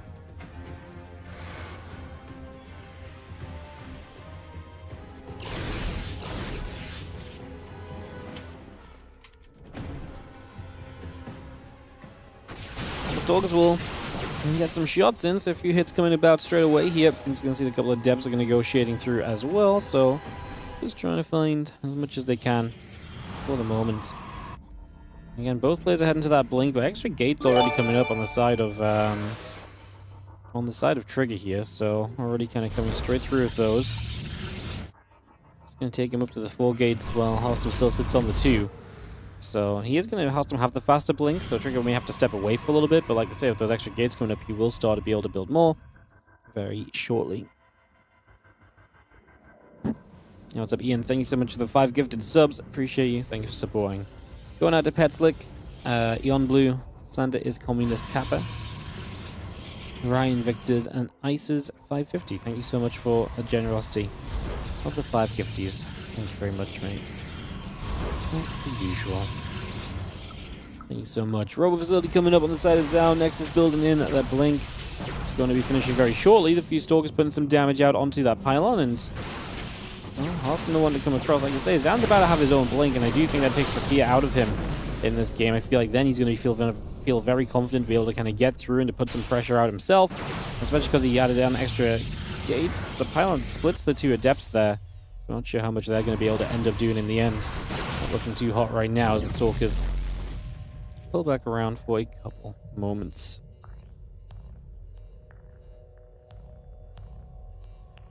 Sentry still building, charge on the way through, the Nexus building up, gates in the Robo Facility coming about as well for the moment.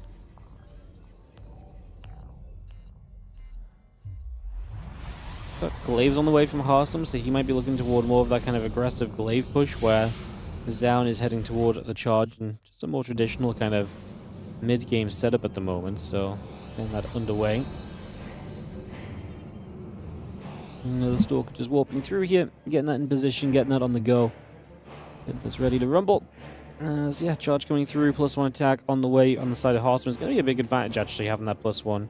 Harstem decides not to go Glaives and goes charge instead, so kind of changes his mind on what was originally kind of coming around here, I guess. So a little bit of a switch up from what we originally saw.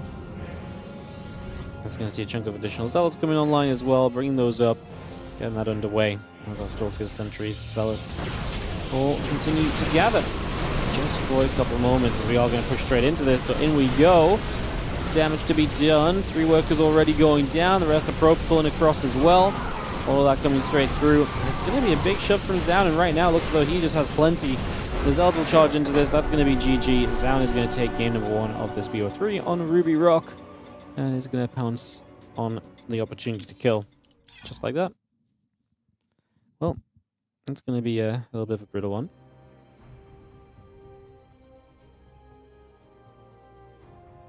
Cool. Alrighty.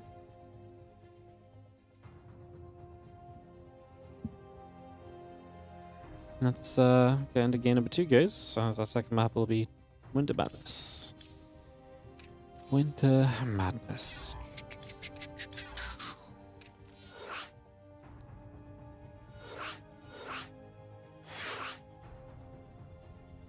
Do do do do do do.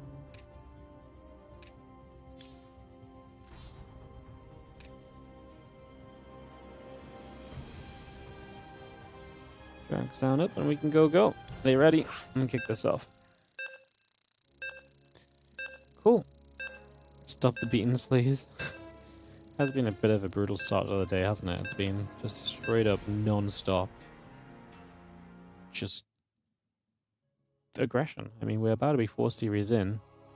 Completed maybe even. Depends. If this PvP is like 5 minutes, we're like 4 series in way less than 2 hours, which is... I think the crazy part is actually the first PvP took a little while, but the next 3 matches have just been fast. Have just been fast.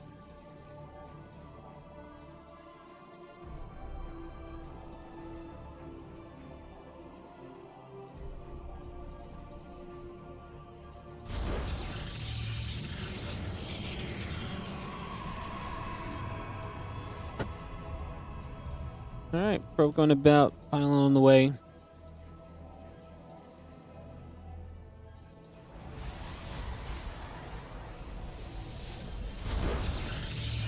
Harstem hands down, building up here on Winter Madness. We get this on the way through. Let's see what happens.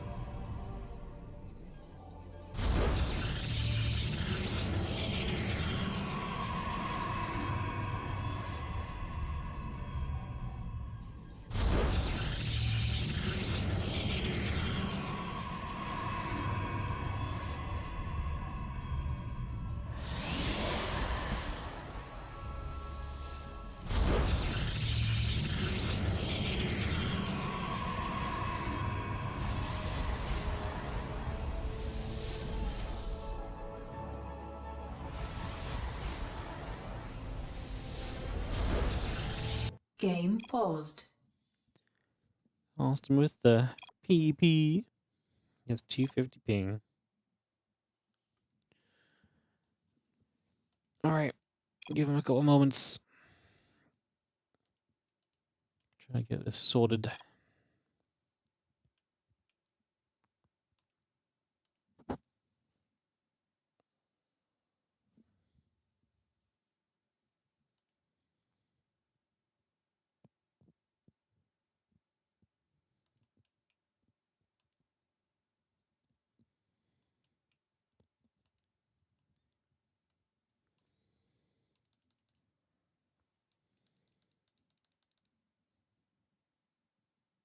EU internet.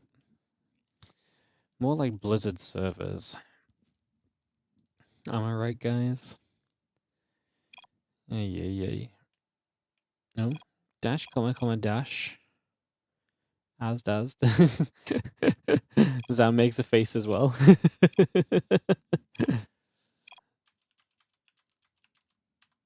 Game resumed. One moment. Alright, go pros get back to it. Cybercore on the way up. Gateway's coming by as well, bringing a lot of this through just for now. Get that up and running here as we begin things and see where we go to. See if Harstem's lag is indeed fixed or not. Hopefully it is. The Pro Zoun showing up. It's going to run through here for a couple moments.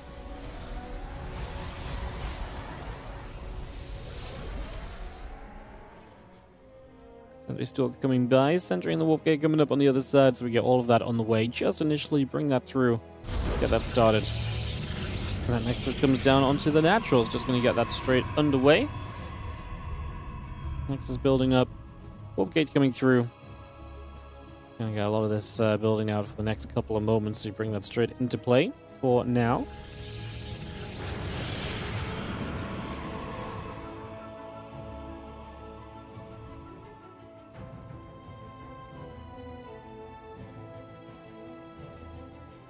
Boom, boom, boom, boom.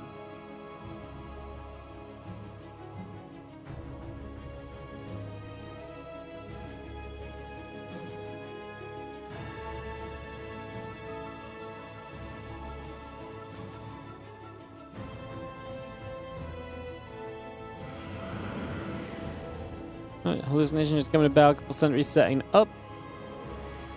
I see the Stalker Sentry coming about. Okay, Twilight Council coming through. Nexus on the way. I see the couple of probes building for a few moments, so we get all of that coming through just for the moment. That Nexus still building. Stalker and the sentries will gather as well, so bring a lot of that up and running just for the moment. See what we get to over these next couple seconds. Obviously, both are going to kind of mirror each other on the blink, so actually going to see another fairly peaceful opener, but this is obviously where it started going wrong already last time for Harstem, but Zoun then got aggressive and was able to get things done.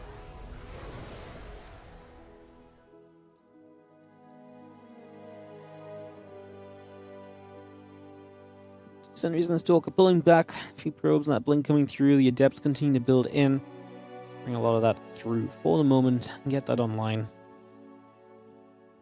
Get this all set up for the moment as we just have, the Stalker Sentry will continue to come about right now. Hallucination going to be cleaned up.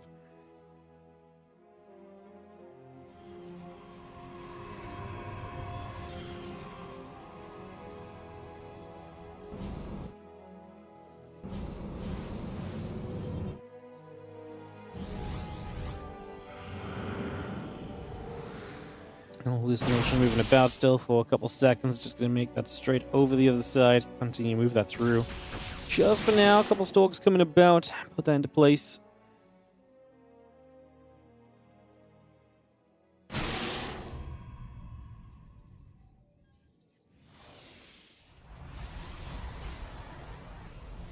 See how Stalker Sentry will gather. Moving through for the moment.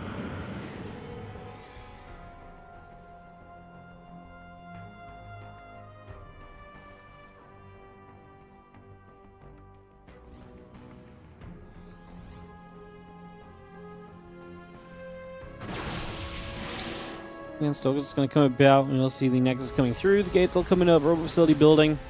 Hallucination going to take a few shots as well. It's just taking some hits. Hallucination flying straight through there. Now going to see that Hallucination through to the natural. Killed. A lot of gates on the way up. Is just go charging a Prism here from Harstem, so he's maybe looking to be the more aggressive player on this one. Charge the Prism, and then we just send it with a ton of units. Seems like might be plan.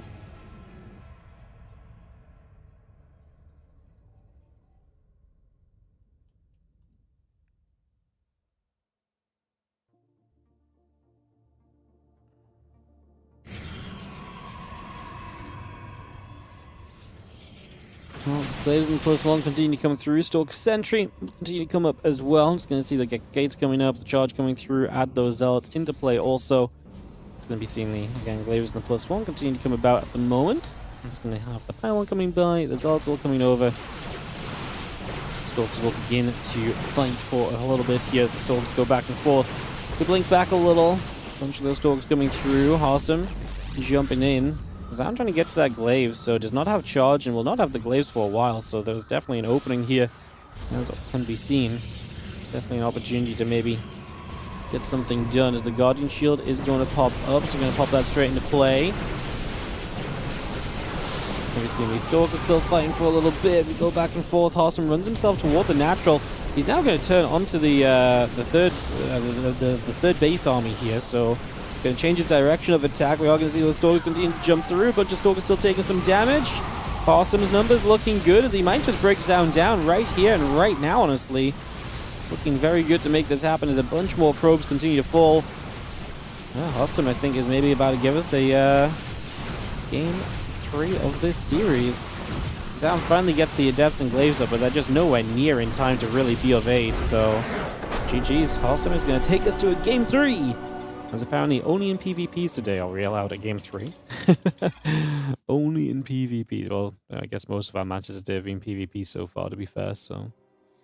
Alright, well, doesn't mean we get to go on a little bit, as our third map will be 10,000 feet, so we'll get that ready to go right now.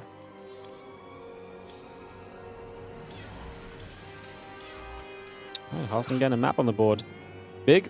See if it's enough for him to maybe turn this into a series win and maybe possibly turn this group around a little bit for himself, which is right now definitely going the wrong direction.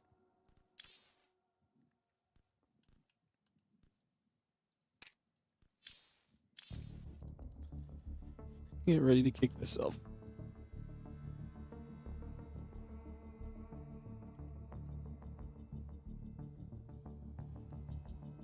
Ready. Let's do it. Alright, final game of some PvP, guys. Let's get this started up and see if Harstem can take a match win. Put himself into, 1 and 2. Bunny left to play, but I feel like Bunny's beatable for Harstem, honestly. I feel like Bunny's beatable, so be interesting to see how that plays out. Get into this in a moment. Shin 1-0, Zoun 1-0 in the group. Trigger 1-1. Let's see what this result has for us, though. It's obviously changed a lot of where things might go to. 1-1 tied up. Zoun in the upper left, our blue Protoss. Harstem in the bottom right, our red Protoss. Game 3. Starting on 10k feet.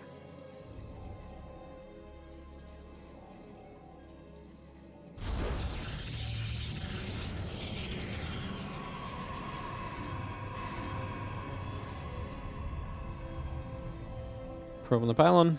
All coming up. It'll take a few moments.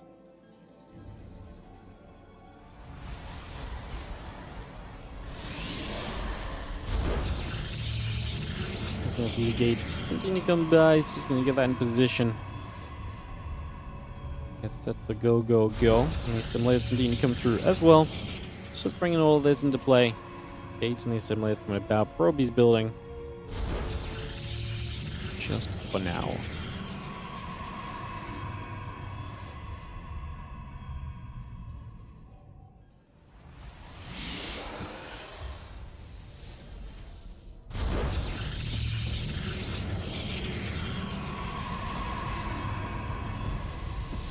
Harstem copied Zoun's build from game 1. That's a little different. Yeah. The blink timings are a bit different and stuff.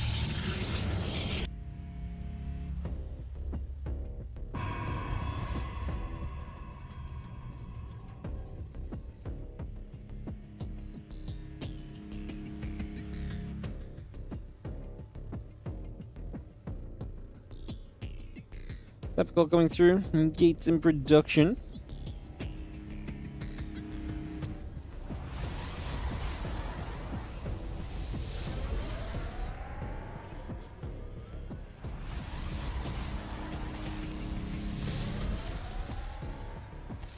Built Sentry just on the way up then, bringing that through. And it's going to be true on both sides of the map, so everyone's going to stay pretty similar with each other for the moment.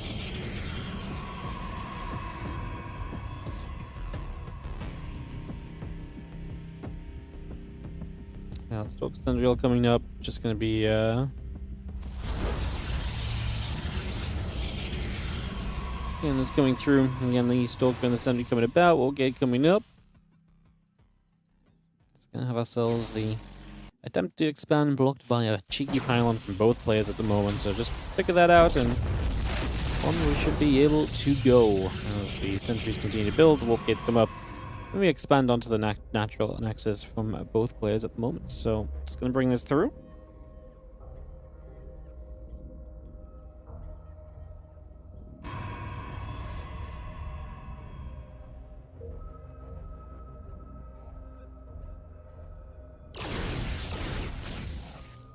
Hallucination moving about.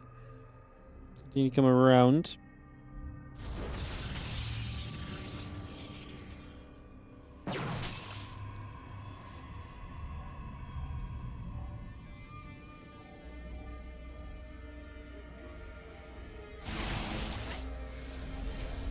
Hallucination takes damage. I'm just going to be seeing the blink and the warp gate continue to come about.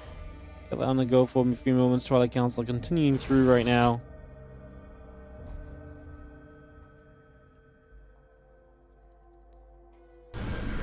Just going to mirror each other again for the moment, so continue with that.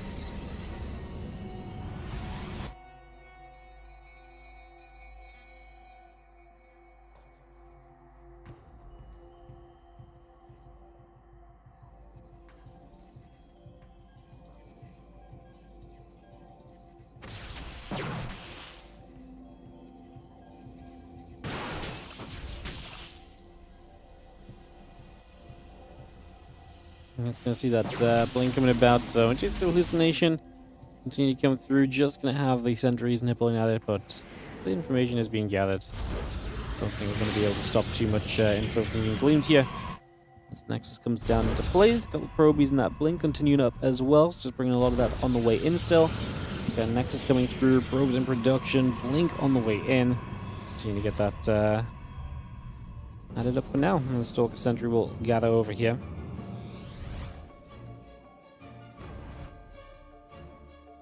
Continue to set up for a moment.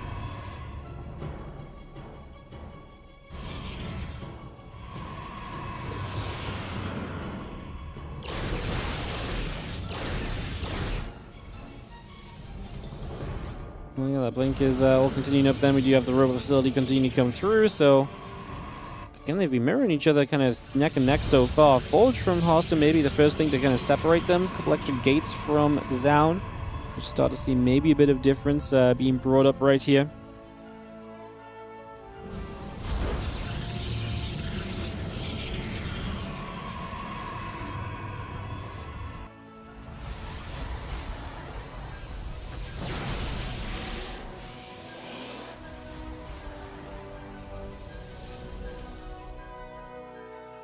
Well, that Resonating Glaives coming about, extra gates coming through, Forge on the way up. It's got the Immortal in the charge, continue to build by as well. So we continue with those upgrades. It's going to be Glaives from Zoun, and Harstem is going to be the one on charge. So Zoun going to try and hit with the Glaives. This time the timing of the Glaives is going to be much better in comparison to the Zards.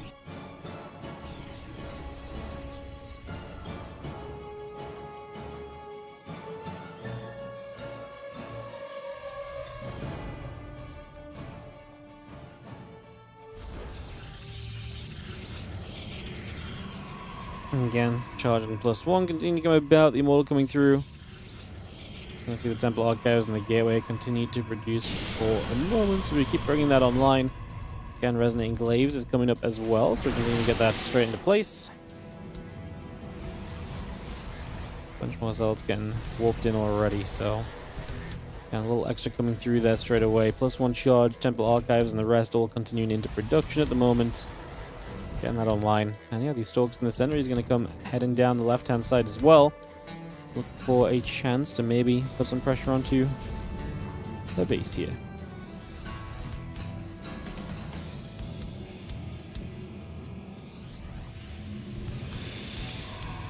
So we set up on the left. Probe will go down straight away.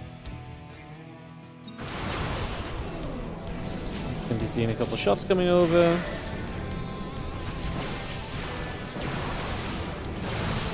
Going through that right now. Just going to be having the Stalkers and the Sentries still gathering up. So we join together. Big push in. Harstem down on army supply. Just have the +1 in his favor. I do not love that the Archon is going to get taken down so quickly because then the Archon is not there to really kind of be this kind of defensive barrier that you expect to really help in these scenarios. Shot still firing through. The Stalker still taking damage. The Immortal going to fire back for a little bit. And we are going to see Stalker's going to be able to get rid of that Immortal. Zoun doubling the army supply right now. Harstem has a Prism. Needs to actually put that in play, I guess, if we want to try and save this here. He's going to step back. These Adepts are just going to do such a good job tanking. Zoun is going to do more than enough. GG. 2-1 for Zoun. Harstem will be 0-3, unfortunately, with Bunny left to play, which will be what we jump into next. So we'll jump into the Bunny-Harstem matchup and just go from there, guys. So let's get that ready to go.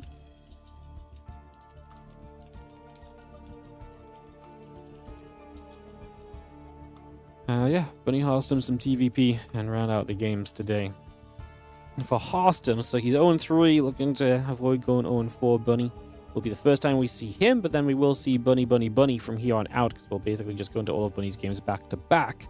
Unless, depending maybe possibly on the timing of the other matchups that are going on, but I actually think it's lining up for us just to go kind of straight through Bunny. So, yeah. I think that's where we will be at. So it'll be Bunny, all of Bunny's games, and then into a couple of the ZVPs at the end with Shin against Zoun and Trigger still to be played when we get to the end point there. So that's the way that we're going.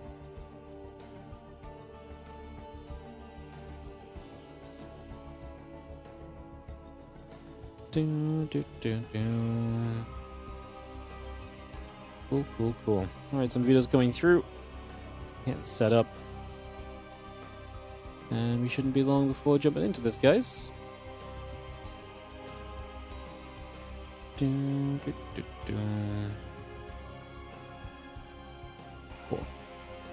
Mothership. Old Republic vetoed to begin with. Not on the go initially.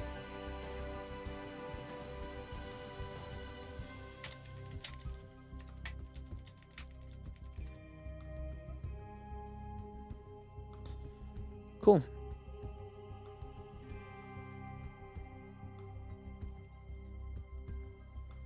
Mothership, Celestial.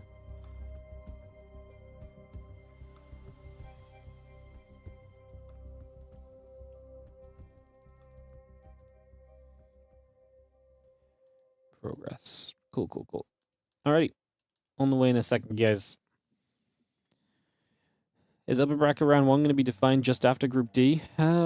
Depends how long today goes, but if it's not up today, it'll be up tomorrow, probably. But yeah, we'll draw the bracket and show you guys who's going to be playing who soon. I would like to do it on stream. Just Wednesday is my evening I usually go out, so I will not. If we're running late, because 10 best 3s is a lot to get through, although we're kind of ahead of schedule right now, then I might just wrap it up and do this drawing off stream just to make my life a little bit smoother for the evening. So yeah.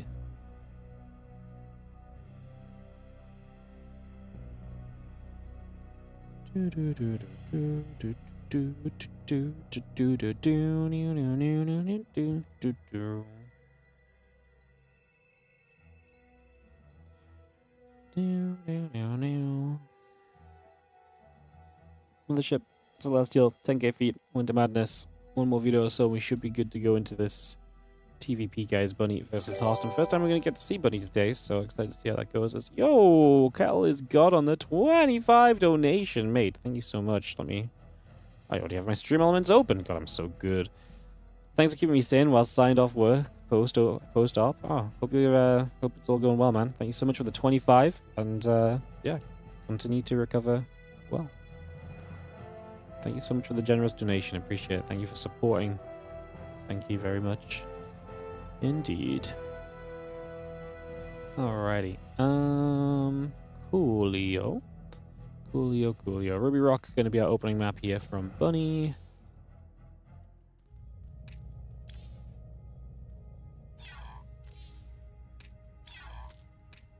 Bunny's server preference as well. Just put that down.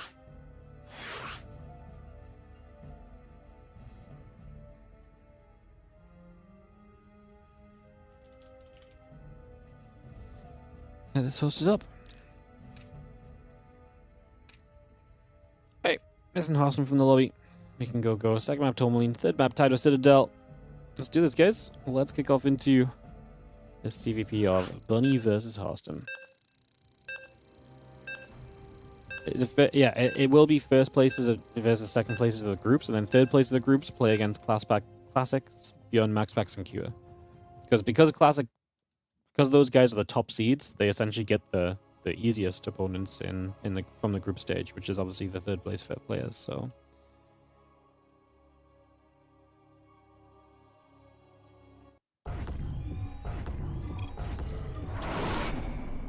In the top left-hand side, the blue Protoss is going to be Harstem. Up against the red Terran Bunny.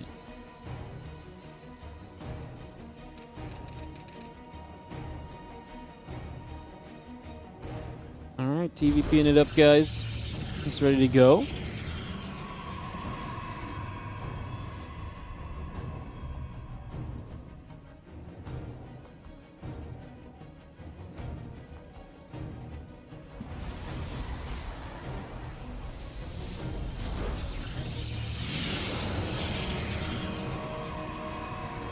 Chronobeer's coming through, the gate and the probe coming about, Rax and the gas coming online as well.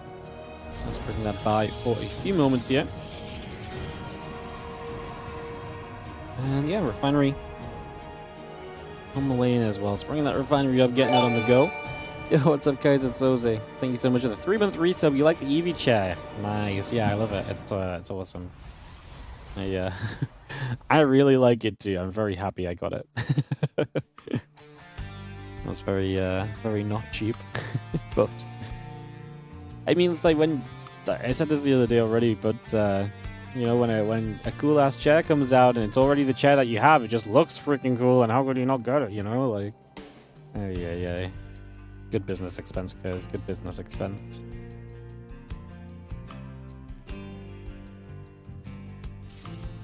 Thank you for the resub. Appreciate the support. If you guys are enjoying the stream today, I've not really mentioned it much, but obviously do consider supporting the channel with the subs, with the likes and subscribes. You can obviously also check out the Patreon page as well, patreon.com/WardiTV, if you do so wish. Greatly appreciate it if you do. Thank you so much.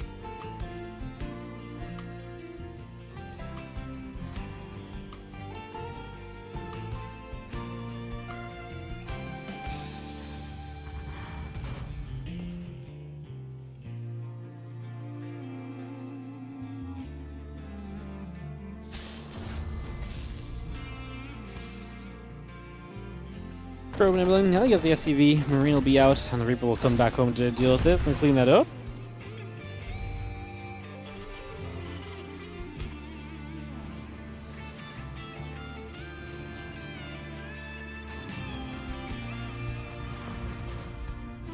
Let's see the factory coming through, that CC coming up as well. It's just bringing things along kind of normally at the moment. Obviously, this Reaper kind of sticking around is going to take a chance to help out against this Stalker, as we are going to see Reaper has to be careful though, doesn't want to lose it. Stalker starting to dive deep from Harstem, and for now at least Bunny will pull free and escape away from that one.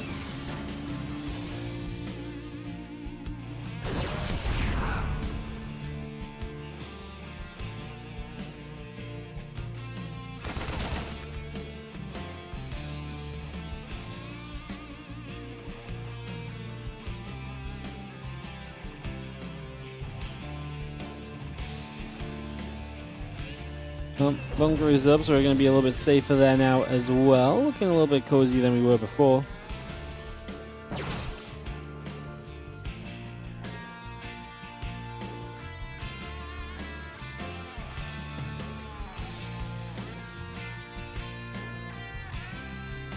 Nice to the Helene heading down the right side, just pulling back over, so getting back over here for a couple moments. Get back on track just for now. See where we get to as the settle down continues. There's going to be that blink on the way, sentry coming up, Raven in production as well, so bring a lot of that through just for the moment. There's going to be the Stalk still warping in, sentry alongside it just for now. We continue to bring that up as the Hallucination will take a journey out to the bottom side of the map, so going to make its way straight over there. And Stalker just going to begin poking away at this Hellion as well, so Hellion will take a bit more damage for a few moments. Taking some hits right now. Siege Tank and a couple of Marines continue up, the Stalker and the Blink continuing in. Again, Nexus, a couple of probes, all of that continues into play just for the moment. Continue to get this up and running.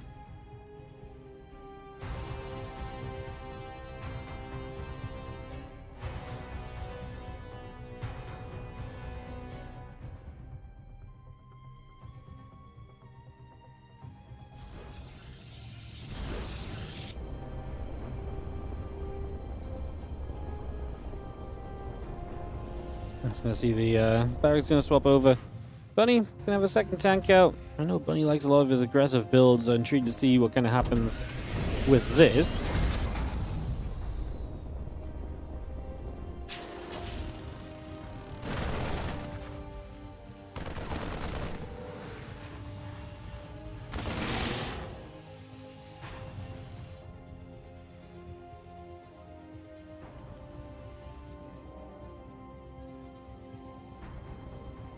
You can see the Stalkers, Sentry and the Probes continue to come about.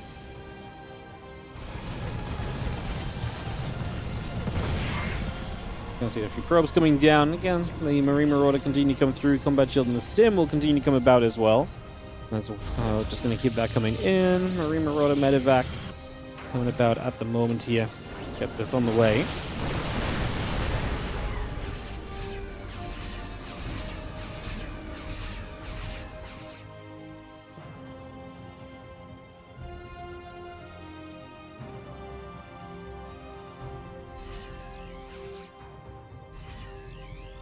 Bunny is shoving, and as he shoves across, his army looks pretty scary right now, right? Especially considering he has Stim involved, so he's going to have Stim on his back as well, so that's definitely going to come through with a bit of power, and the tank's going to get Siege in a nice position.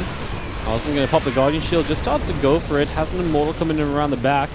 Doesn't actually commit Harstem. Uh-oh, what am I going to hit the Immortal? And the Immortal doesn't even get close to working through the Siege tanks here. Oh my goodness, this is absolutely brutal. The tank's just hitting the Zealots. That's a GG, and Bunny swings his way through Harstem's army. Absolutely no bother at all. Today has been a day of today is the kind of day you don't want to be losing on, you know? Because if you're losing today, you're probably getting absolutely beaten up, because there's been absolutely no loss where it feels as though the other guy's been fighting back, you know? I mean, there's been a bit of back and forth, I guess, but man, some of the losses have just been absolutely straight through brutal. It's kind of crazy, no? I'm actually a little shocked how brutal some of it's been. Ready, drag Harstem up into the player slot, just get him to race switch, and we can go into game number 2, guys. Brutal day for Harstem. Yeah, I mean, I guess so. I guess we'll see what happens as we get back to all the other games very shortly. And yeah, I mean, this has been kind of brutal. hard to really disagree with that. It has been pretty sickening, let's be real. Damn. Alrighty, let's jump. GLHF GG gets called, and Bunny will be up 1-0 at the start of this series. He's in the top right hand side, in the bottom left, Red brought us Harstem. We get going into game 2 of this series. So off and away we go. Let's see what happens. See what happens. See Harstem 0-4 would eliminate him. Bunny 1-0 start would be nice, but obviously if Harstem lost to everybody else, then obviously Bunny still has quite some work to do. That's what it will come down to, as we have him in the top right-hand side of the map, our blue Terran player. Direct the gas coming online. Just bring that through for a couple of moments here, get that on the way.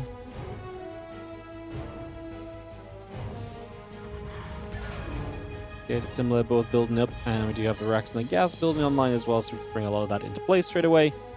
And just get this ready to go.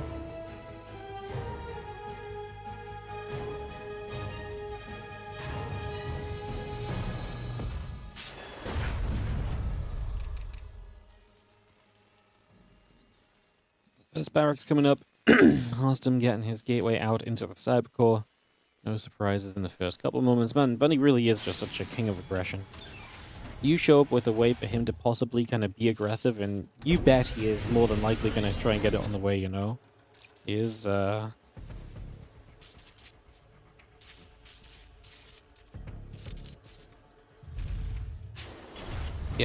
he is somebody who definitely loves these two bases, these aggressive attacks.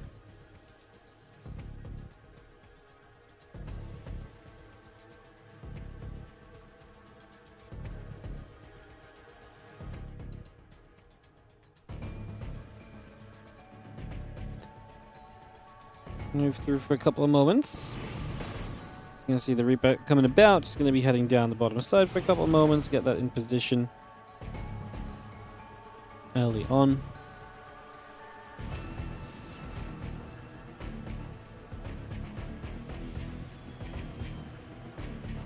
And just gonna shade. Reaper gonna settle down.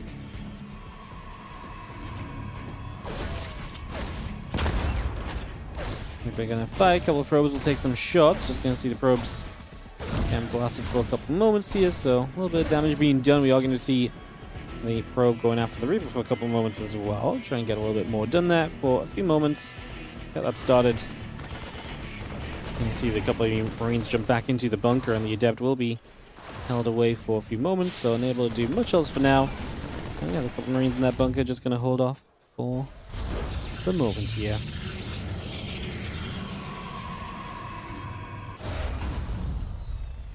Starport building, orbital command on the way in.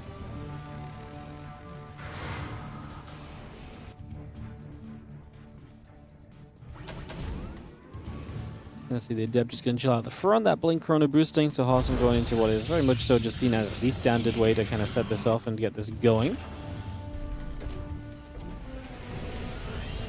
Just gonna bring that straight through for a moment or so, and we will have ourselves the Reaper and the Hellion. Just going to take some pokes off the Stork, because the Stork's starting to do some damage. Just going to have that Blink still going by. The Hellion continue to fight. A few of these probes continue to go down already. It's going to be 3 workers, 4. Oh, that's bad. 5, 6. We can get 7 here easily off this Reaper. We might get 8. Oh, no. That is not great. 8 probes early, and now you know any sort of bunny aggression from this point on is just going to pack an absolute punch that's going to be difficult to stop. Oh, it's just not being Harstem's kind of day. Down a game in this series, and it is not looking pretty at all right now in a game number 2. Not in the slightest at the moment, unfortunately. Ouch.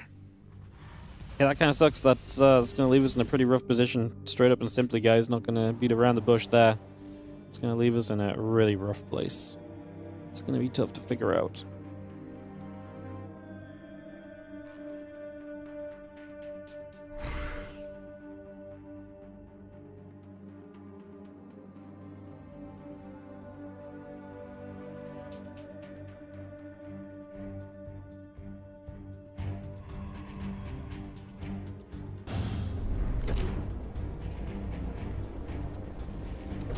Harstem, Marine Marauder coming through. Next coming up, we're just going to be having a Assembler coming by. The factory going to swap over.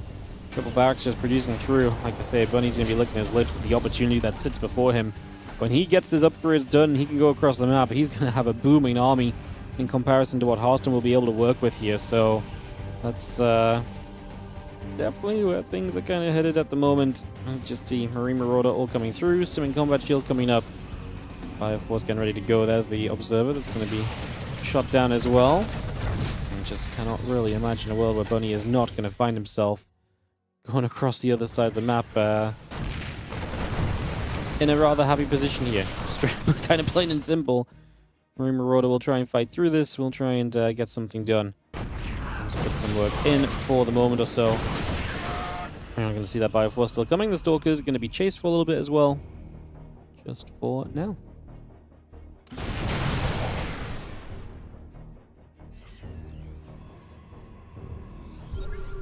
Rest of that coming through as we settle ourselves. We've seen the Bioforce still pushing up. A couple of tanks are going to siege up. So it's going to be very difficult for Harstem to have enough to really deal with this right now. I mean, it's nigh on impossible, I want to say. So Pylon goes down. Robo facility is going to get dropped from power. Here we go. The Zelda's going to charge through. The Stalkers will blink in. Can we clean this up? Is there a way? Is there a format? Is there a chance? There is not. GG's. Ellie's here, though, to cheer us up. Ellie! The puppy dog. How are you doing, baby? How are we doing? Yeah? You gonna say hi? Gonna jump up and say hi, or are you just gonna chill down there? You're just gonna chill down there. Oh, it is tough being a puppy. It is tough being... Do you want to go on camera? I know you don't, but unfortunately you've shown up and we're out of game, so you're gonna go on camera. What? Puppy dog time. Ellie? Ellie, do you want to tell everyone about the QR code in the bottom? Yeah, that right there. Yeah. Yeah. Foundation Galactic Frontier. Wow, yeah, good job. Keep telling them. What, they can install the game and support you getting treats for free? The more they level up, the more treats you get? Wow. That's a great deal. She's like, okay, I'm out of here. I'm not being exploited for sponsorships. Oh, yeah, she's so fussy, man. Not being exploited for sponsorships. Do you not realize that's just the best way of selling out I've got? Yeah.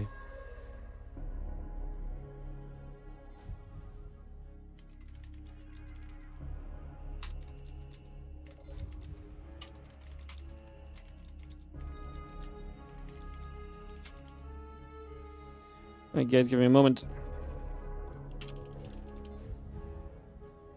And we'll get our next series on the way, so we're going to start going through the replay games, guys.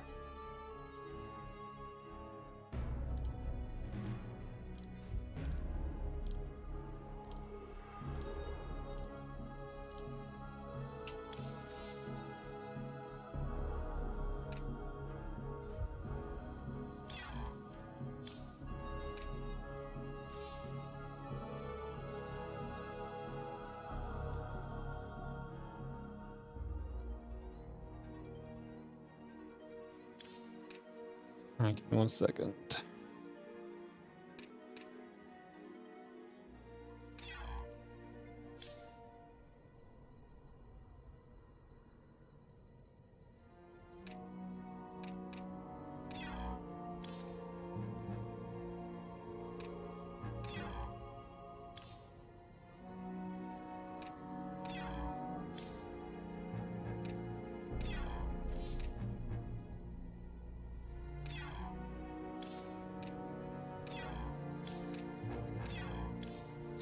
Cool. Hosting up and get into this, and we'll be on our way in a second, guys. Thank you for joining us. Thank you for sticking with us. We get set to go. Alright, so we're going to have 5 more best of 3 still to go. We're halfway through the group. We're going to send this as soon as everyone's in here. No waiting around. It's time for us to keep it moving. You can find India instead of somebody else. Oops. Animal abuse? What? It's not animal abuse. She's selling a sponsor, and if she sells sponsors, she gets treats. That's literally like a working job. That's not animal abuse. She's getting paid a fair wage. She showed up for like 15 seconds. Now I'm gonna let you know something. It wasn't actually her doing anything. That was actually me pointing the camera at her and doing all the talking. So she really just stood there and looked cute. Admittedly, she looks very cute. Like I can't take credit for that part, but I mean, I guess genetics a little bit, right? But like, okay, Winter Madness coming up, guys. Let's get into our second half of the matches. So Shin versus Bunny. Just gonna get into this. So we know Shin and Bunny are both 1-0. One of these guys will get to 2-0. Harstem's eliminated. That much is already figured out. We're going to watch all of Bunny's games in a row, so we'll start to figure out where he is at in this group over the course of the next few games. As we kick this off and we get this underway. So we have in the bottom right-hand side the red Zerg player. This is going to be Shin. And in the top left, our blue Terran will be Bunny. Alright. Now, Rung was in these games, guys, so even though they're replays, I'm going to steal Rung's camera. And if he observes like a professional player, aka jumping all over the place, well, gosh darn it, you can complain about pros being bad with camera work. Unbelievable. Did something happen to Ellie? Yes, she came and sold out with us for a few moments. That's pretty much it. That is pretty much it.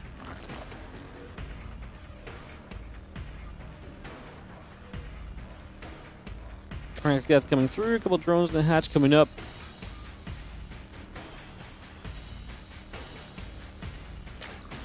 And as we get into position here, we get the hatch and a few drones mining away comfortably. Just initially, get this started up and see where things are gonna go. Hatch gas pool all on the way in.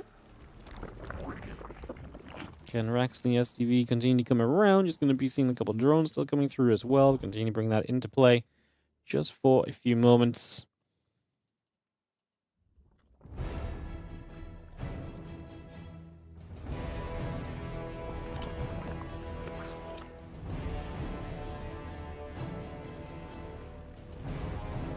Couple of dronies, hatch in the pool coming about.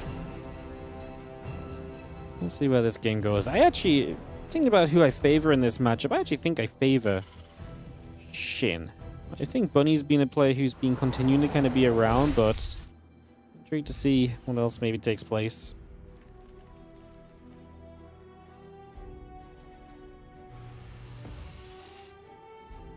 Also going to see the couple of queens and the lings all coming up. Just going to be seeing the rest of this coming through.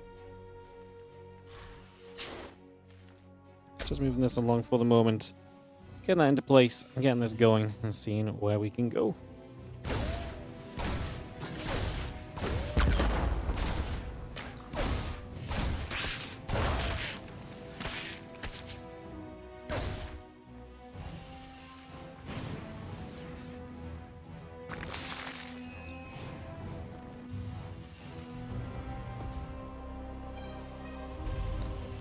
We've seen the CC coming about, so a couple CCs coming up, the factory coming through. It's going to see the SCVs continue to come about as well. Link speed building, that queen still on the way in just for a few moments. The queen, the drones coming about, hatch coming through as well. I'm just going to see that factory dropping onto the reactor for a couple of moments right now too. So just going to keep that building up for a couple of moments. Continue to bring that in. Just going to be seeing the queen going to be going, or the Reaper going to be going in after the queen for a couple of seconds as well.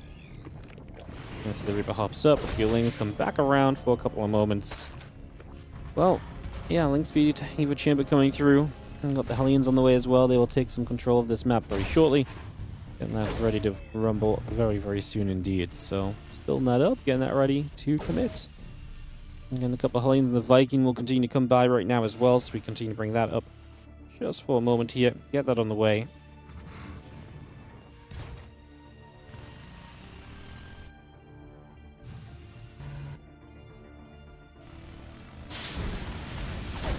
Reaper and the Hellions, it's going to poke through. The couple of queens will be there to try and fight back a little bit as well. Unable to do too much just yet, though, so not able to see much success on that for the moment. It's going to be seeing the Viking, actually the Liberator now, and a couple of Hellions on the way. So we do have a Viking, but now going Liberator too. A lot of units. It almost feels as though we could have maybe gone Hellbats here or something. It feels like we're committing to that much early. And maybe something like that could have been coming about.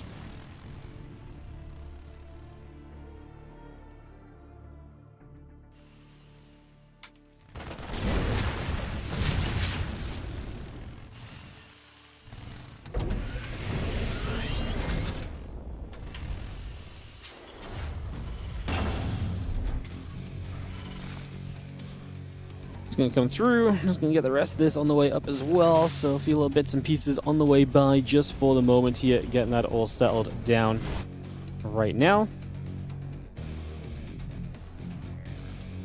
It's going to be seeing the Carapace coming up, the drones and the queens continuing through. So again, we continue to get that into play for a couple moments. And yeah, the queen's just going to spread the creep out to the right hand side. Bunch of barracks still coming up. That Stimpack being brought in as well.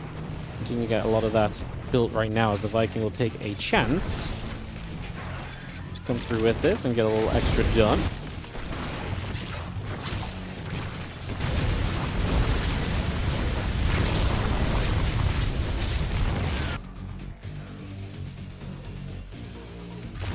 Just gonna see the Liberator getting kind of shoved away a little bit. We are gonna see the starport moving off the reactor, gonna give way to the barracks, so not gonna have anything else from there just yet. Just gonna be seeing a few Hellions and the Reaper coming back around.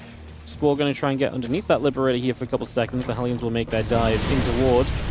the right side and just get rid of a couple of drones there. Nothing too major, nothing too crazy. Now the Hellions going to get work done onto the hatchery for a few moments as well. It's just been picked through that.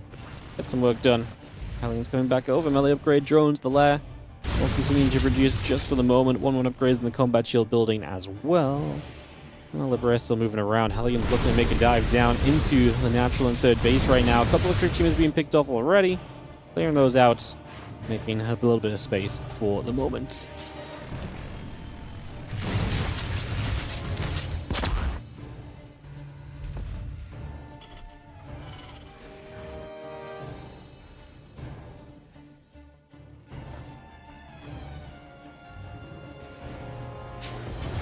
See the melee upgrade coming through for a couple of moments as well. Just continue to get that all on the go. Bringing that through for a little bit right now. Just gonna have the Lings coming up, melee and the Carapace coming online. Hydra Den about to finish. Baneling Nest coming online as well. Continue to get that going as the upgrades come through on the other side of the map. Liberator will siege up already. And I'm just going to see again, melee upgrade, +2 Carapace, all coming through. 11 more Hydras, the Groove Spines continue to come through at the moment. And just going to be setting this up. So, we take a couple of secs. We do have ourselves the +2 Carapace, all those Hydras on the way as well. Bringing a lot of those out just for the moment. It's a big Marine tank Hellion force kind of pushing through here at the moment for Bunny, so he begins to make a little bit of progress out to the other side of the map. Away we go on that one. Again, the upgrades continuing by. Drilling Claws coming up. It's going to be seeing the Liberator in position. Sensing the Hellbats picking through a couple of the creep teamers. The Marines will stim in. Creep being cleaned out. The Marines are going to go fight a bunch of those Lings counterattack, and they're not going to do much though, so that's going to get cleaned up pretty easy. And we're now going to see the SCVs and the Marines. Again, +2 on the way. Muscle Organs coming about. Bane Speed continuing through. Continue to bring that on for the moment. Marines is going to get in for the extract. Obviously, good tank support. Shin going to be very careful where he steps right now, because there's absolutely a world where you kind of step a bit too far forward and you just lose a bunch of your Hydras immediately to like those tanks, because the tanks are well set up. Well protected too. The Hellbat's just sticking back on them. Bunny's going to have a fourth base behind this. So while he was, proceeding with his attack, he's also been able to set up the fourth base. And Bunny having a good siege here. It's always scary when the Zerg takes a long time to break out. I guess we're just kind of waiting for Bane speed maybe. But the longer it takes, it's not like we're doing tons of damage right here as Bunny just sat there. But it's denying a gas, right? It's keeping you pressured. You're getting some shots off here and there as the Terran as well, dropping around to try and add some extra bits and pieces in. Here is Shin looking to make the move down. First tank shots very nicely onto a good group of the Banelings. Marines probably just have to lift up here. The Hellbats and the tanks doing a lot of the work to kind of work through a lot of those Banes. But he has an army on the right side that's looking to strike at the same time. Going to head down the right, stim straight through. There's an Overlord that will take a bit of damage there initially. And then this Hatchery will start to take some shots as well. So Hatchery taking some hits. Picked off. That dropship gets picked up and we move away. And you see the hatch on the left side. That's a kill, so no fifth base right now from Shin. Getting reduced down to 4 and just maintain 4 for the moment, although still kind of early days to be moving to a 5th, so not super worried about the 5th just yet, I would say. Not the end of the world right now. Marine's going to pull back over. +2 melee, +1 missiles continue to come about. Just going to be seeing the Overlord speed still building in as well. A lot of extra Lings coming through. Creep team is in production. Armor's going to finish shortly as the Lings are going to run in after the rest of that Bio Force. Just going to stay with the mines burrowed up. The Hydra's still stepping through here. Banes will roll at the Bio Army. Widow Mine shot onto a bunch of the Lings. The other mine shots coming through as well. The Hydras keep on chasing. 30 Lings, +1 missiles. A few Banelings coming up as well. So a lot of that continues to come into place at the moment. Mine's going to burrow. Lings will be there. A couple of these Banes still trying to roll through, trying to get toward the rest of that Bio Army. Then Hydras will just continue to fight. The rest of the Banes stepping over, +1 missile upgrade Still building as well. Shin on this counterattack is going to end up losing out on Banes now. Does he actually have enough to keep going? Because I feel like if he doesn't keep going right now, he's going to end up in trouble. His worker count behind this is not great, and his army supply is not going to clean this up at all. He kills about, what, 5 SCVs? He might get to 10 SCV kills, but that's it. It's going to leave Bunny in a pretty okay position at the moment. And this Bunny is going to clean this up. Shin behind this is already building some drones. He's already looking to rectify the economy issue that he kind of finds himself in at the moment. Trying to get that back on track for himself. As you're just going to see Marine Marauder, Medevac continue to come through. A couple of Lings and Hydras still coming up as well. I'm just going to have Shin just going on the rebuild here to kind of get set back up again. Try and get this back into place. A bunch more Banes will morph. Lings are running in, getting this around. Shin just going to say GG. He does not have the numbers to stay in this, and Bunny is going to take the opening game in this best of 3. So Bunny takes the opening map and will be able to go into a 1-0 lead. Let's jump into game 2 and see what's going to happen as we get into the next one. Throw some invites out. We'll be in a sec, guys. And keep the games rolling nice and quickly here as we move through some TVZ now.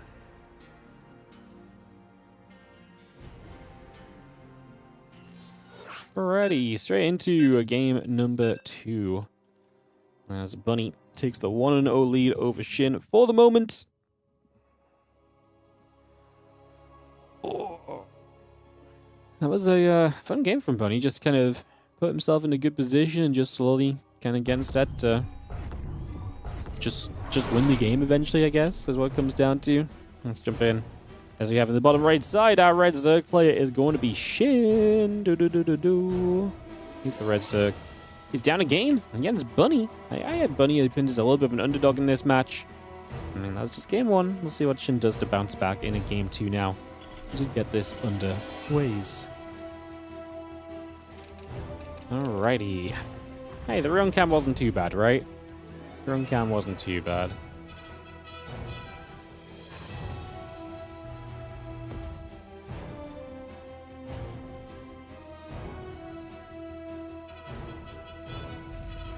Rex, SCV, hatching the drone, coming about.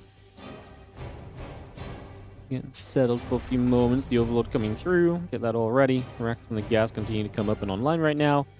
That SCV still building just for the moment.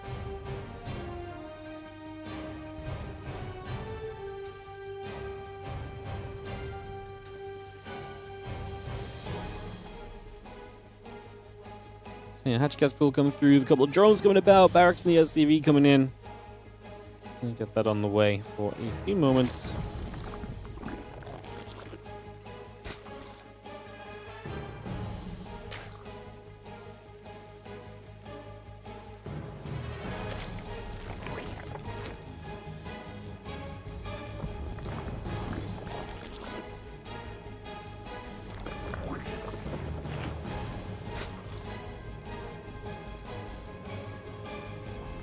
Reaper and the orbital on the way through, so Bunny not going to do anything too crazy just yet. It's not going to be any multi-racks Reaper or anything either, so got a little bit of an idea of where a couple of things will start to set up for.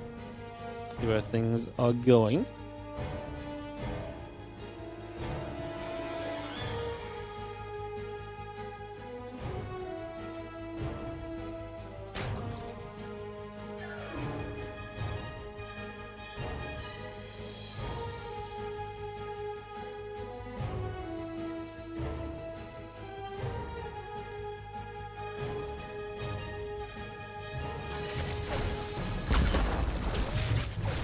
Gonna see the Reaper. I'm just gonna shoot. I'm just gonna see the drones taking some damage. Let's see a Queen on the way up as well, just for the moment. So get that ready to go. And the Reaper taking a few more shots. Nearly going down, but not quite just yet. I see the couple Lings just gonna jump onto a Marine there. Just gonna be able to grab that nice and easy.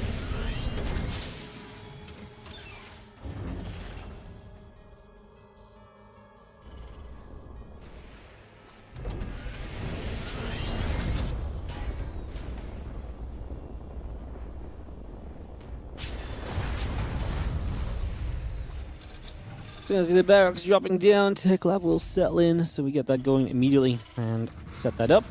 Obviously, link speed on the way, nothing really surprising. Got a couple of Hellions that continue their way through just for the moment as well, so we bring all of that about, get settled down, and wait to see what exactly comes next. Link speed building through as well as a part of this at the moment here, so getting that ready to go.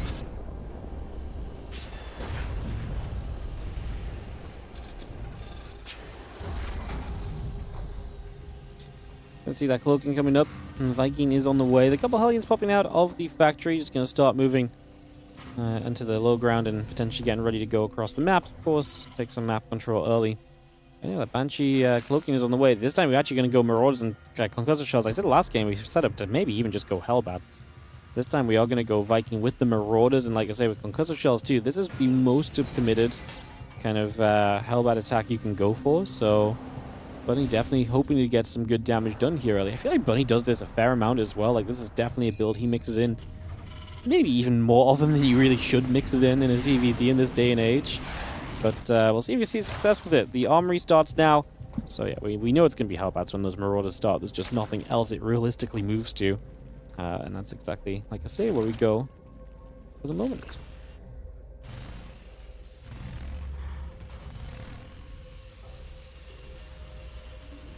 Medevac will be taking the Marauders, so I can bring those across, and then everything lines up. Already starting the stim behind this, he does cancel that fake cloaking. That was obviously never really going to finish. There's no preparation currently for this out of Shin. Baneling Nest on the way, Lair on the way, but like I say, nothing ready yet, and he's currently supply blocked even, with 15 Lings and the 7 Queens on the map.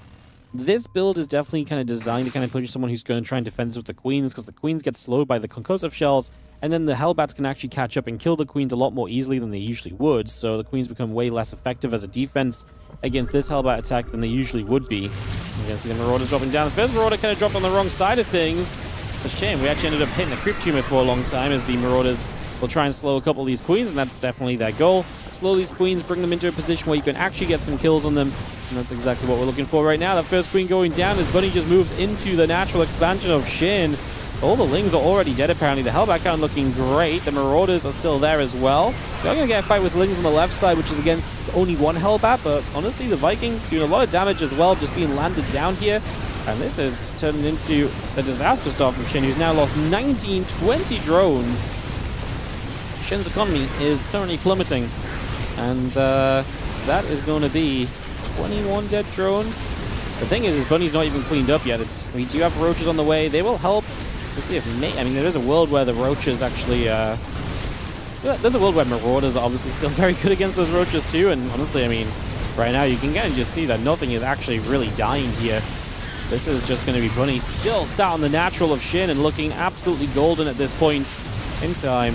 As we kill off the Queen, we're going to keep on killing Roaches. It seems we really are just going to full send this, and it is actually just going to straight up be a GG moment. That is going to get it done. Bunny 2-0 over Shin. I have Shin pinned as my favorite, and Bunny just sweeps the floor with him, no problem at all.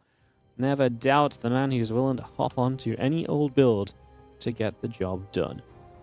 So Bunny is going to 2-0, and he will go to 2-0 in the group as well. So Shin will drop to 1-1.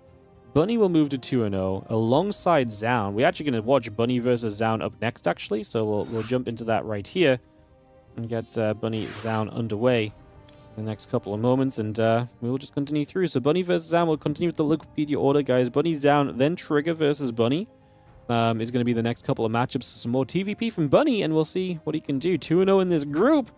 Definitely has kind of his destiny in his own hands. Definitely the chance to keep moving forwards here. So we'll see if he does that. We'll see if Zoun stands in his way. Obviously, Zoun 2-0 as well at the moment puts him in a very good position as well. If he beats Bunny, he's very close to being top of this group as well. So there's a lot on the line in this matchup, actually, which starts now. Bunny versus Zoun will begin. Let's get this started up. I'm going to keep the games rolling, like I said before, guys, and keep the games moving. 10,000 feet. Coming up.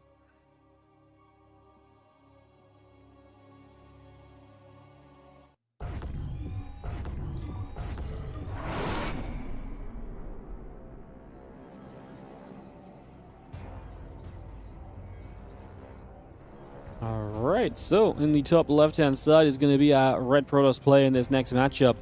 The battle of the 2-0s. The Protoss 2-0 right now in this group is Zoun, taking on Bunny, who is 2-0. That's the Terran in the bottom right. Obviously have Shin still has to take on Trigger and Zoun himself, so we'll see what Shin can do there. So this group is still up for contention. First place through third, all up for contention. The only thing we know for sure is, unfortunately for Harstem, he will be finishing in that 5th place position and will not be advancing today. So that's the only thing set in stone right now, with 4 best of 3s left to play. Let's get into this one as we have, yeah, Bunny down in the bottom right, and Zoun already scouting around. He knows what Bunny can do. He knows what he gets up to. So, yeah, let's see what happens.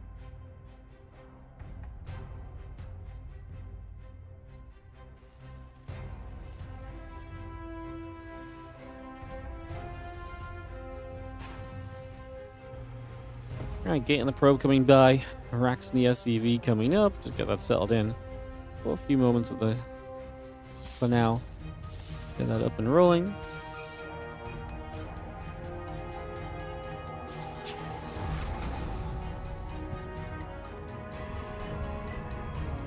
Go on the Zoun, continue to build through. It's just going to be bringing that around for a little bit of time. Get that set up, get that underway. See where we can take things as the SCV will chill onto the probe for a couple moments.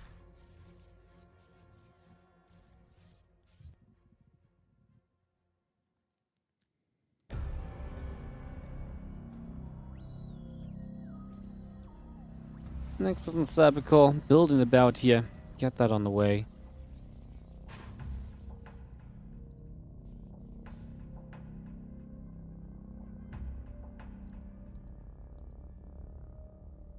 And the Adept and the Warp Gate continue to build up for a couple of moments, so we just get that on the way through. Reaper moving about. Adept is chrono boosting out of this gateway. It's actually a really interesting match, because I feel like Zoun and Bunny are 2 players who I just don't see as much of as I would like to, you know? Like, Zoun doesn't play in everything. He played in, I think, his first Monday Cup in a long time the other day. But yeah, he doesn't play in everything, and Bunny's kind of the same. He shows up now and then. Bunny freaking won a Monday Cup, but like, what's crazy is like he's played in so few Mondays. To actually come out and win one of those was kind of a ridiculous result for him. Beat Showtime in that finals. That's why he qualified into this event. Just already had enough WardiTV points from that. Didn't have to play in any of the other qualifiers. Again, it's the benefit of the WardiTV system. This year, you perform in some events, you'll auto qualify through to the bigger ones. That's the consensus we want to continue through. Let's just see. Hellion and the Orbital coming through. Twilight Council next coming about. Adept and the Warp Gate building as we speak. Bringing all of this online for the moment. Getting that set up and ready to rumble.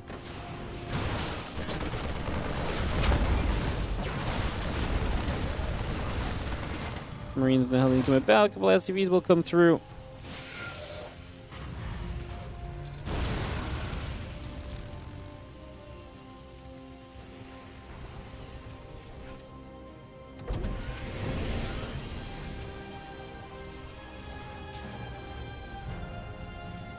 I see the starport, a couple of SCVs going about, the gates and the blink continue through.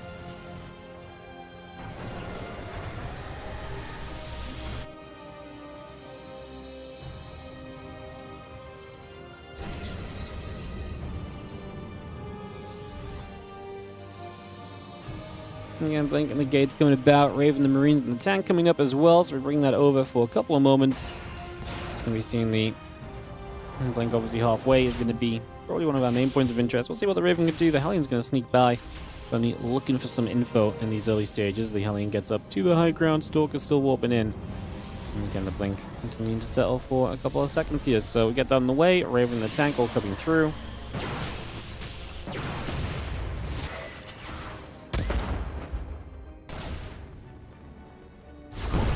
Is going to come through, get the KO on the Reaper, so we'll be able to take that down at the very least right now.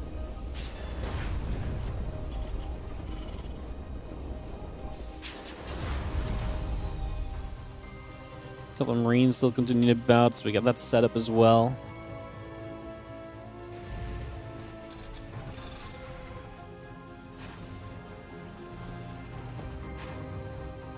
Again, robot facility next is all coming through. The probes and the stalkers still coming up. Got the siege tank coming about also here.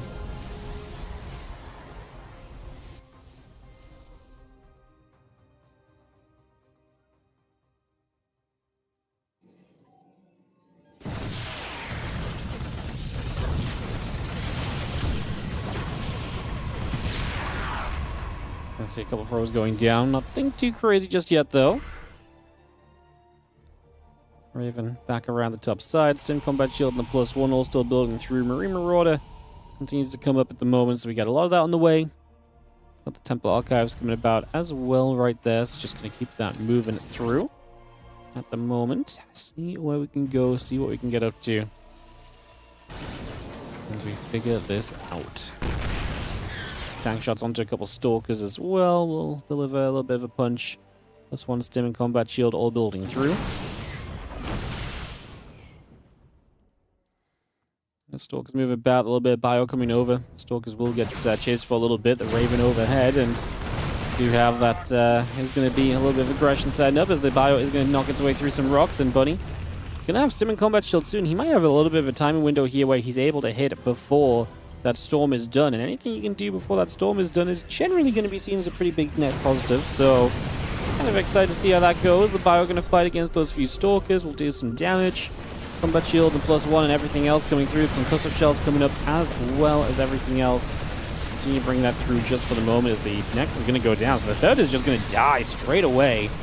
Clearly, Zoun doesn't think he can fight this, but now he's going to be heavily supply blocked as well. So Bunny just going to kill off the third base and just going to be absolutely popping at the moment. So Bunny looking good here. We are going to see the Stalkers trying to come the other way. Hey, Templar setting up as well. Going to have to step back for a couple of moments.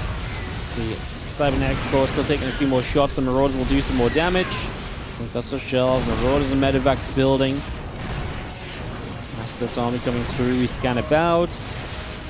Bio going to try and fight a few more Stalkers, taking damage again. Continue to trade for a little bit here. Army coming back through. Just going to see a couple of units lifting back into the Medivac at the moment. Zealots will go straight onto that command center. I'm just going to see the bio jumping through after the bio forces, after the few Zealots as well. So, more Zealots going down. Woodermine going to strike. The High Temple comes in, drops the storm on the siege tanks already. I mean, this is already rough though. You've lost the third base. Bunny building his own third on location because he's obviously super confident about his position, as he should be. He's got no reason not to be. So yeah, he's absolutely fine setting this up, and it looks like a pretty darn good opening at this current point in time on the Bunny side of things. So yeah, definitely looking very good there.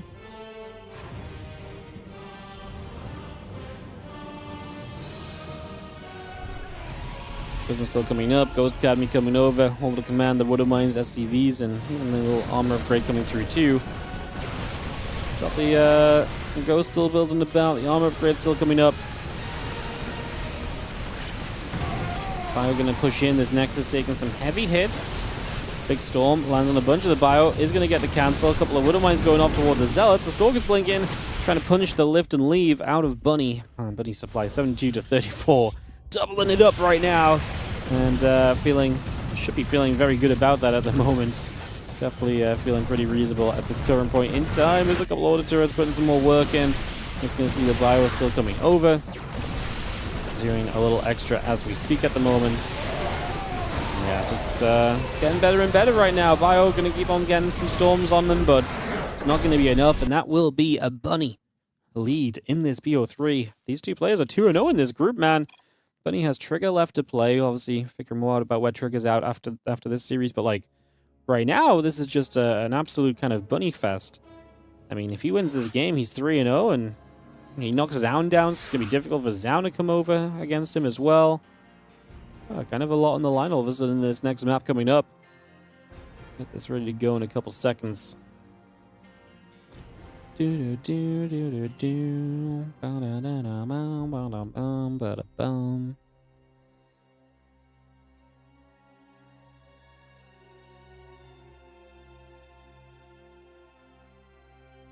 Alright, we're good. Let's jump into game 2. When will Shin versus Zoun start? When it's time for Shin versus Zoun. It is the last series of the day. This is series 6? Oh no, this is series 7, so in a few series time. We're just following the Wikipedia order. As in the bottom side. Down a game, and we'll be looking to try and bounce back on this one. It's going to be Mr. Zoun up against Bunny. in the top left. Like I say, don't really know what to expect from Zoun and Bunny. We don't see them as much, but I think Zoun to me still is the favorite. I think I've seen more from him than what I've seen from Bunny, so kind of crazy. Just have the pylon, the probe coming through. SCV in the depot building up for a couple moments.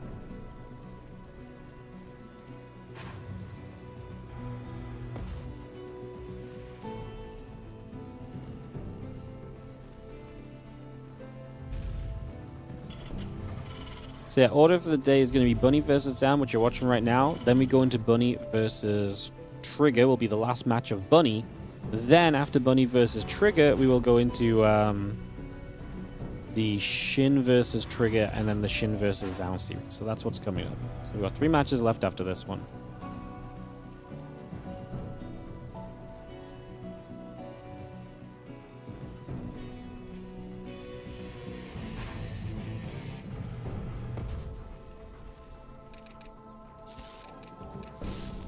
Probe will come up this ramp and we'll nibble at the SCV to start us off.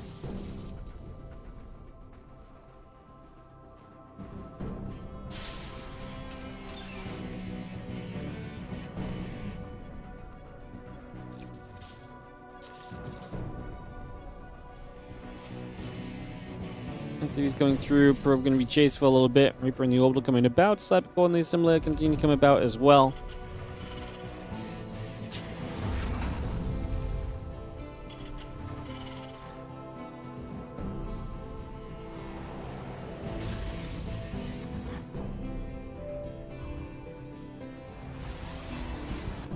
Cybercore next is still building. Probe on the way. Just going to be seeing the pylon continue to come through. And there's a CRCC in the factory coming about as well, so we get that on the way up.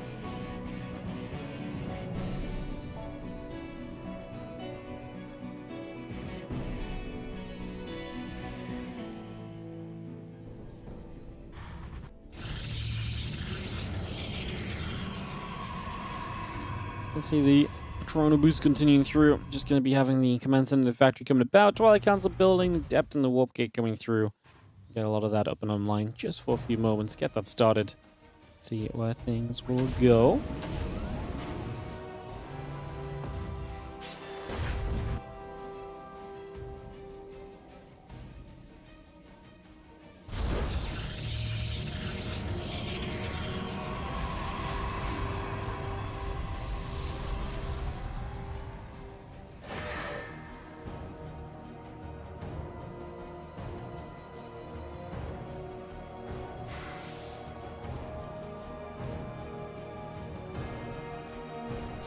Alright, just gonna see the orbital and the starport continue to come through. A couple of Marines continue about here as well for a couple moments, so we get that on the way.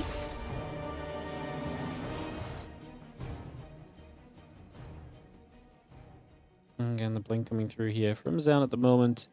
Mothership big map. Definitely just to see what that could possibly lead to.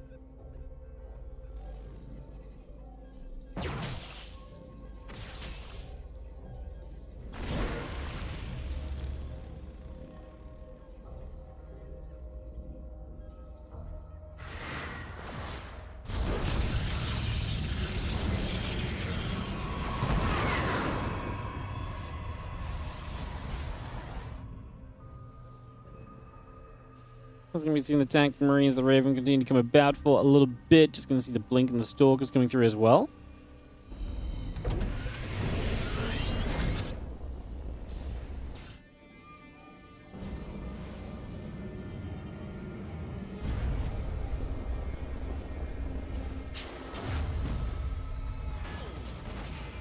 Let's see the Robo Facility, the Blink, all of that coming through for a couple of moments, so we get that on the way.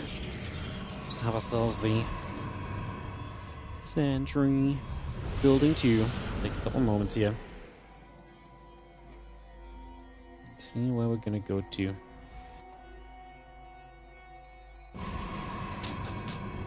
Stalker, I'm gonna warp into that main base. Charge coming through.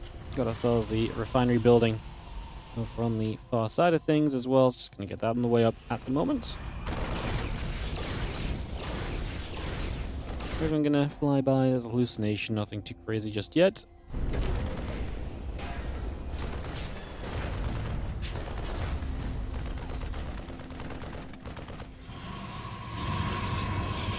Marine tank Raven just gathering up. There are a few extra gateways coming down. Robobay coming in with this. And the charge building through. The Observer coming online as well. We just need to bring that in at the moment. The tank is going to unsiege, and the few Marines, the Marauder, can gather up for a few moments right now as well. So, again, just trying to see a little bit of what we can get up to with all of that. As we have Marine Marauder Medevac building through. Stim and combat shield coming up. Tanks will siege. Stalkers will just hold back for a couple of moments. Tanks will step forward again. The Raven going to be here to continue the shove. You can see the Stalkers fighting back. A couple more Marines going down. But he's got a couple more Stalkers, and he honestly has a lot of supplies he's pushing across the map at the moment. So, looking to try and keep that going down to the bottom right at the moment. There are a couple of additional gateways on the way through, by the way. The Immortal and the Charge continue to produce as well. Again, concussive shells coming up, combat shield coming through. The Bio will fight. A few of those Stalkers still taking some big hits. So Zealots are going to start charging up. The Bio is going to fight here. A couple of other turrets going down immediately. The Zealots are going to get grabbed, and we are going to see the Stalkers continue to get absolutely wasted. That is going to be a very successful fight already here out of Bunny, who, well, is at this point just looking to push through. He's going to kill all the probes on his third base. And what does Zoun do to recover from this? Well, he's going to clean up the tank. At least it's a starting point, I guess. I mean, it's so positive. But, I mean, really, like, it's not exactly a pretty position that we're playing from at the moment. So, and she straight up loses the third Nexus. Bunny will pull back a little bit with his Bio Army. He's a little low on HP on these units, so maybe there's something of a chance, I'd say, if Zoun actually had really anything to deal damage with, but he's supply blocked as well. Down 30 army supply, really hard to love where that's at right now. At this point in time. When it's going about, it's going to see the Raven is there. It's going to provide the detection to get rid of the Observers. The Observer will go down too. So we've got the Colossus and the Thermal Lance still coming about. The Nexus continues to come by as well. Bring a lot of that up and running. Keep that coming into play for the moment. Medevac's on the move as well. Bio still here, scanning it up, seeing what's going on.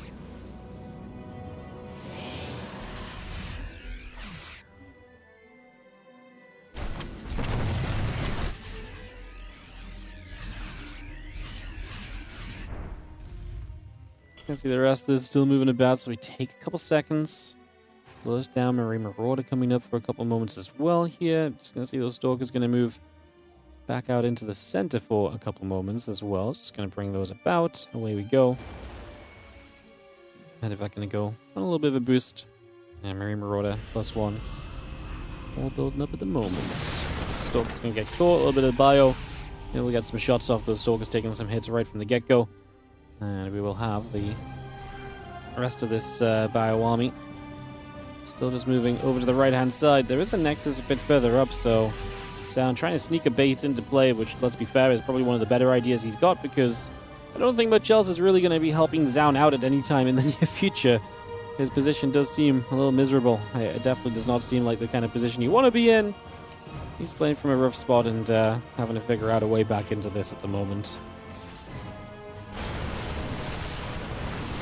I'm just going to open up these rocks and, yeah, Bunny win this game. He's going to be 3-0 in this group. Trigger left to play. Actually, I still think Trigger's a difficult opponent for Bunny, though.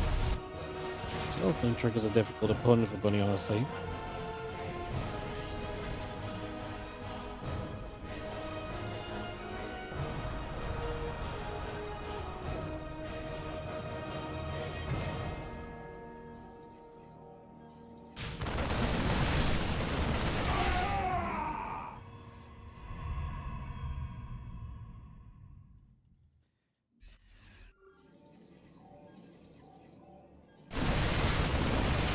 I'm going to push around a little bit here. I'm going to sell, as we do have the army moving for a little bit. A couple of Widowmine shots coming about initially as well.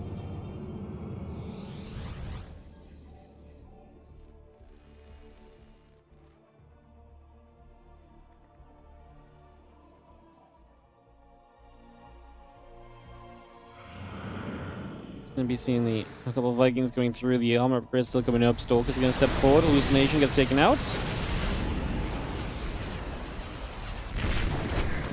That will stem over. It's going to be seeing the +1 attack upgrade coming through. The bio going to stem. A couple of those Zelds go down. Nice anti-armor missile. I mean, I think it's hard for Bunny to actually lose a fight right now. His army is so good. The army of Zoun really isn't it. I mean, this was him stemming straight, basically headbutting force fields. I did like the anti-armor missile though, right? Like, you've got the Raven, you may as well use it. At the very end here, these couple Colossus still dealing damage, but Bunny is cleaving his way through. An attack upgrade advantage is obviously only going to be helping Bunny as well here. And he's maybe going to run out of units at the tail end of this, but he's got reinforcements already walking across the map. He'll kill one more Colossus, and he'll preserve the Medivacs to at least bring, you know, just to support the rest of this army. And we're producing Vikings for the future Colossus as well, so... that continues to come on in. Stalkers, Colossus gathering up. Just going to see the Zell going to get grabbed. The Vikings will join in. Everything coming together for a few moments here.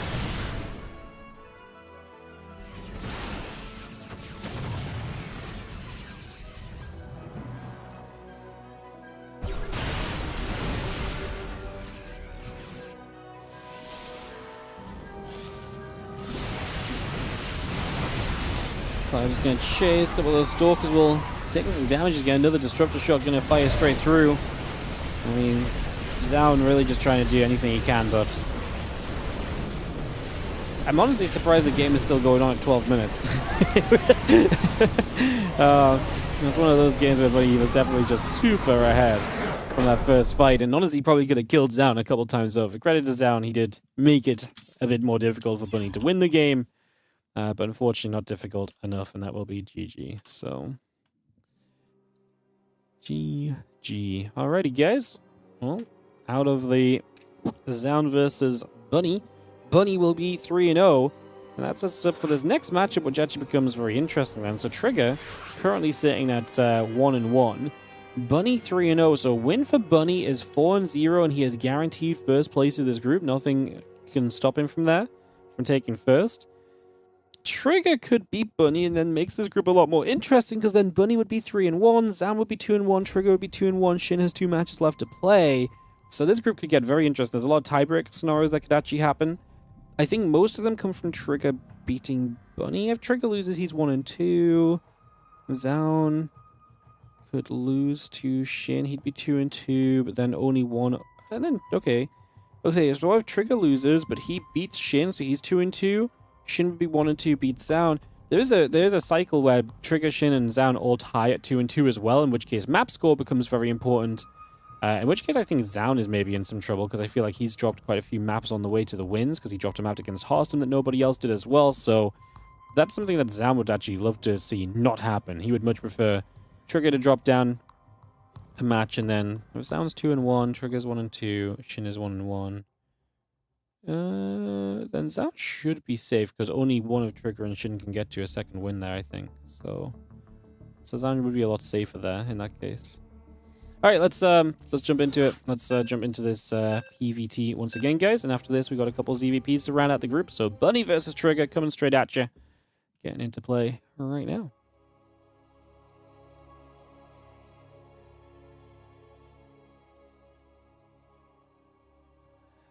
All right. Loading screen is done. We're going to start off in the top left corner of the map with our red Protoss player. This is Trigger.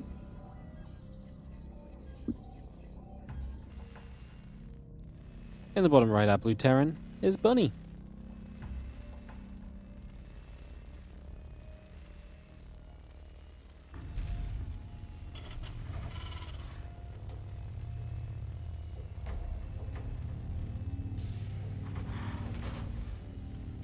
Bunny's in form, he's pretty good. Yeah, I mean, yeah, but how long has it been since Bunny's in form? He mentioned Atlanta, but like, that was years ago, man. I feel like I don't disagree. Bunny at his peak was very good, but I don't know if Bunny's really been necessarily one of the players who's played non-stop over the last couple of years, you know? So... Trigger can still win out. Yep, nope, no, Trigger's still absolutely in this as well, guys. He's 1-1. Even if Trigger loses this, he can still advance by beating Shin, I would imagine. There's got to be a tiebreaker scenario that works with Trigger there, so... Yeah, it's still a very open group apart from... I mean, this result tells us a little bit more about what happens. Obviously, if Bunny wins this, then we have a first and a fifth place player decided. there's a lot that can happen between Shin, Trigger, and Zoun, so...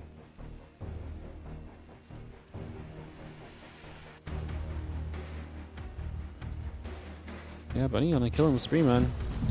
What's crazy is I think Bunny's games have always been super quick, right? Like, especially, you know, relative to the matchup, and honestly, I'd say relative to the players. If you told me, like, Bunny and Shin played, like, a 20-minute, like, 15-minute series, I'm like, oof, that's rough for Bunny. But, yeah. Kind of crazy. Bunny bringing it through, man.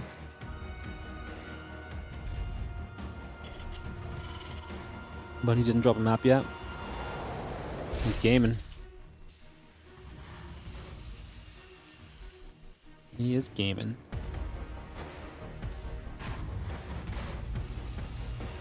Hey, what's up? Posse Stomp. Hey, Wardy, I'm on the US East Coast. Look forward to this stream to start my mornings. Thank you for your dedication to the game over the years. Thank you so much for the kind words. Thank you for watching. And, yeah, thank you for watching and enjoying and supporting. And, like I say, sharing some kind words as well. Appreciate you. Factory commences into all building through. Take a couple of moments here. Stargate is on the way up. As she gets settled for a little bit.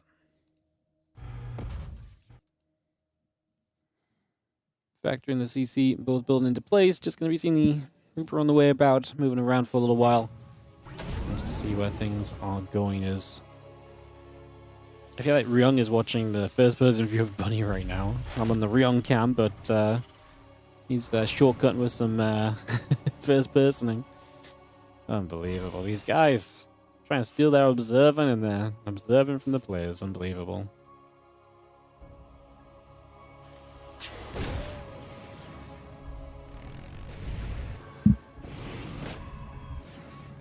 Stalker, Oracle, Orb Gate continue to come through for a couple of moments. Just going to see the Adept trying to go in after the Reaper for a few moments. The Reaper getting chased away.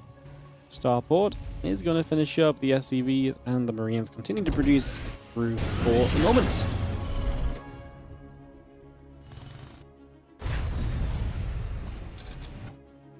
That Raven is building in, but we're going to see the Stargate from Trigger going to mean that we're actually going to get some Phoenix out. It's going to help you to deny the Raven from being able to do too much.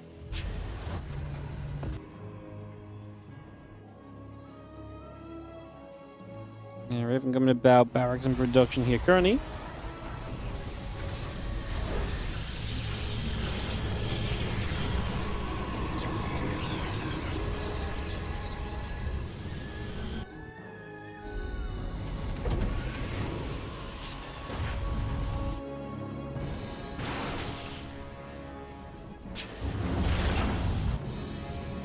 Stalker gonna be there, Reaper gonna be in position for a couple moments.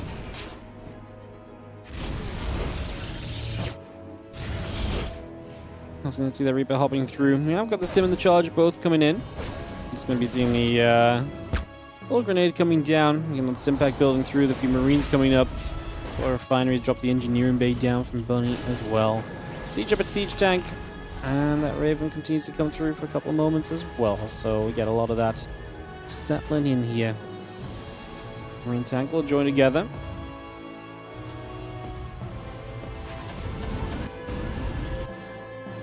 Raven going across the map, and a couple of refineries still gathering as well. So again, a lot of setting up still being done just for a few moments. Seeing where this is gonna go. As the Marines and the siege tank continue to produce through. I'm getting dizzy watching Ryung watch Bunny. Okay, so we got a few Stalkers just gonna gather up over here. This Adept is gonna shade Trigger.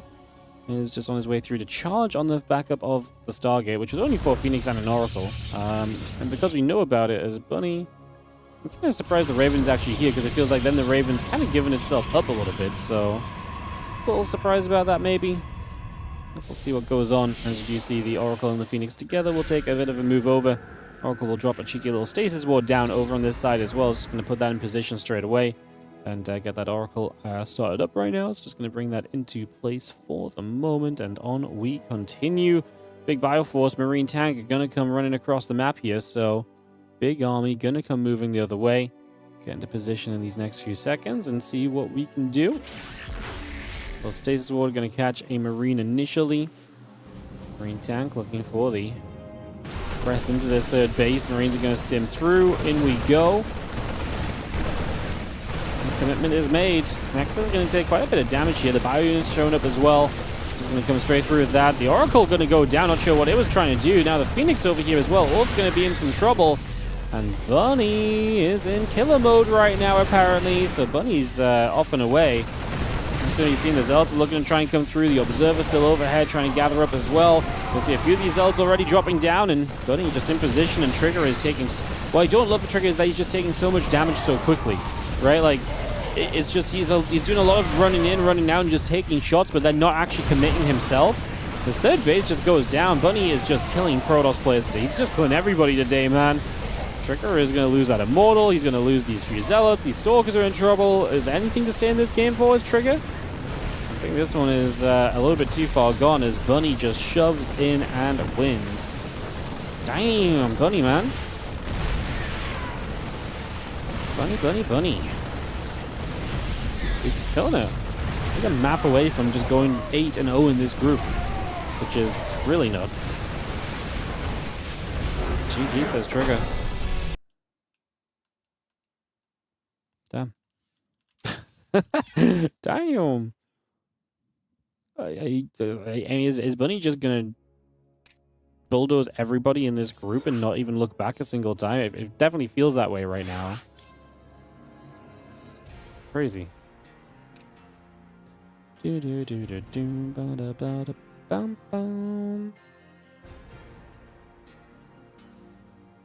All right.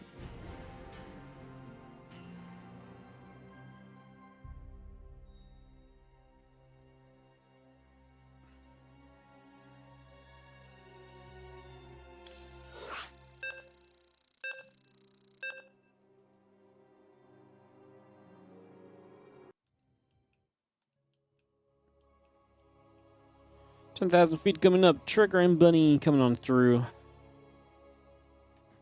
And yeah, Bunny is a map away from just 4-0, 8-0 in this group. This was not on my bingo card for the day, honestly, like at all. I did not think Bunny, who is now 1-0 up, would be having the chance to just like 4-0, 8-0. Like he's looked dominant. I thought this was a really competitive group where I really thought anyone had a good chance of kind of making it through. Well, maybe Harstem a bit of an underdog, you know, on any given day maybe, but like generally speaking, I actually really thought anyone could kind of make it through. But Bunny has just been saying no. He's been playing like he's Clem in this group, you know. Like you put Clem in this group, and I'm like, even if I put Clem in this group, I'm like, well, shouldn't be Clem recently. Zoun can be dangerous for Clem. Like, yeah, okay, Clem's the favorite, but like there's upset potential. So then you put Bunny in, and he's on the verge of going 8-0. It's crazy. I mean, Trigger as well. He beat Clem recently too in that freaking WardiTV Mondays, the first one this year. Like, there's a it's crazy actually. Like Bunny is just having a day, and everything he does just seems to be turned to gold because like he seems to be able to do no wrong thus far. It's actually kind of crazy. Bunny is top left, Trigger is bottom right. I'm getting to game number 2. Probable pull onto the SCV just for a second here.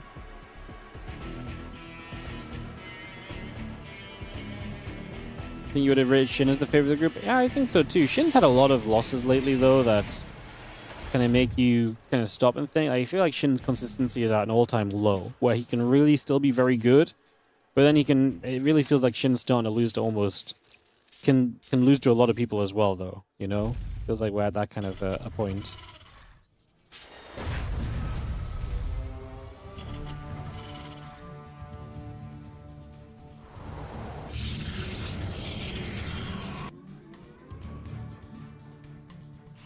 Hey, but continuing by, just going to be moving over for a couple moments.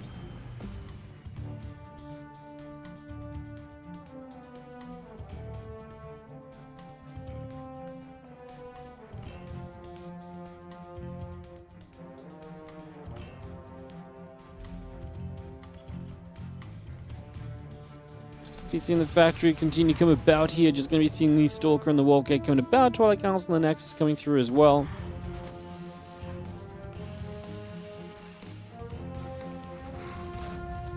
Oh yeah, Twilight Council on the way through. Bunker on the low ground from Bunny. Going to make sure he's nice and safe early in this game. Not going to take no risk early on at least. So We'll set up for that for a moment or two. Let's see where this goes.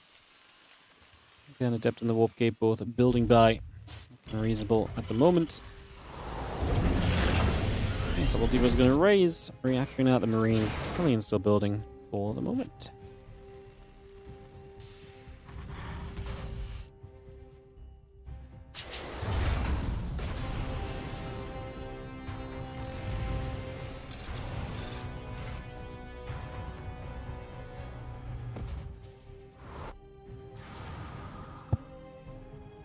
Now starport coming through. Again, the blink and the wall gate all coming up as well. We continue to bring that over for the moment.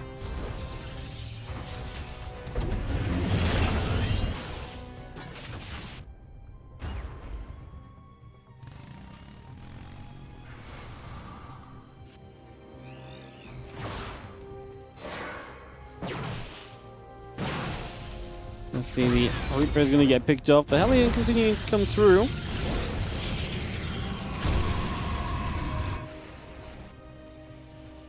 Again, Raven, Marines, the tank continue to come about at the moment. That blink on the way as well. Getting that up and running at the moment. So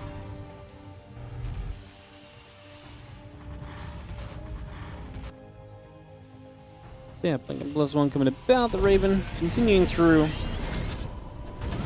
Just momentarily here.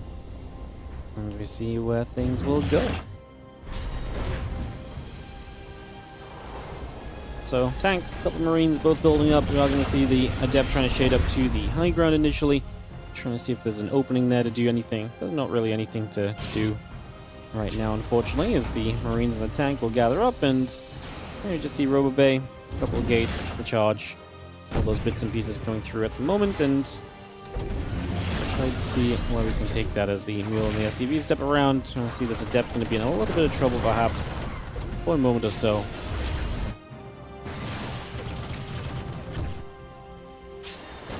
Fine, we'll come onto the natural. Again, the gates in the Robo Bay building through. The factory going to lift off. The barracks moves over to the tech lab as well. So just going to reposition here for a little bit right away.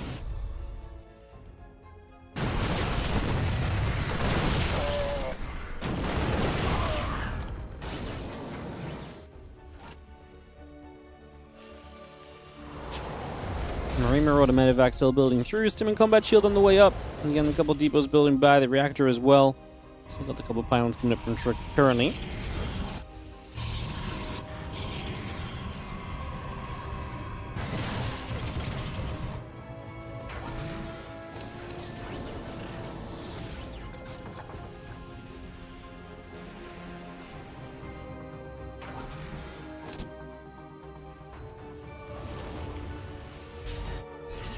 Upgrades are finishing soon from Bunny, so we get another aggressive shove from him. Look to see how well he can do.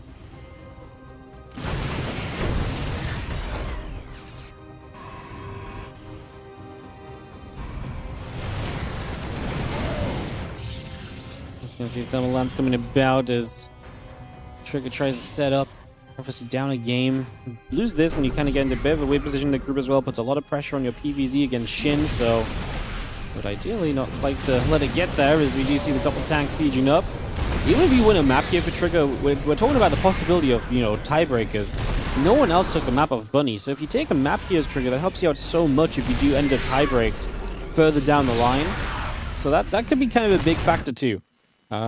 Just worth mentioning, obviously not in position to win this game yet or anything, just something to think on, that even if Bunny was to win this series but Trigger got a map, that alone could be a big deal. He would still probably have to beat Shin, but yeah, it could still be a big deal for sure.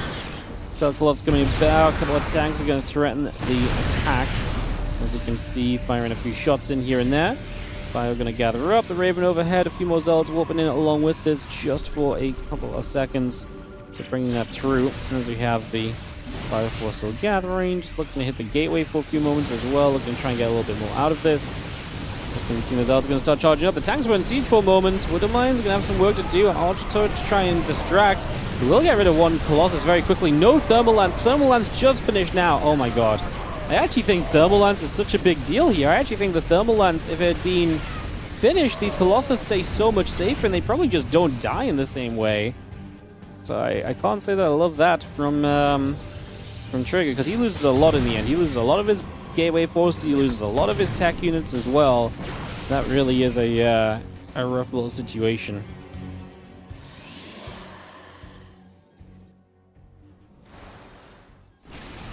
Marauder Viking coming up, +1 attack upgrade coming in as well on the engineering base. We built that in as well at the moment. CC is going to float down over toward the third base. So Bunny taking a third behind this. So of course Trigger does have a third base. Bunny now dropping on the right hand side, going to go up from the side. Of course, the resources lost, it's in his favor. 2k in his favor so early in the game is a massive advantage that you're working with already. That cyber core goes down. Now we're just going to turn our attention to this gateway. And again, just free pickings, nothing else being done about it. We're going to find a pylon bottom left as well, so we can grab that while everything else is going on here. And then just continue to feel better and better about where things is at right now.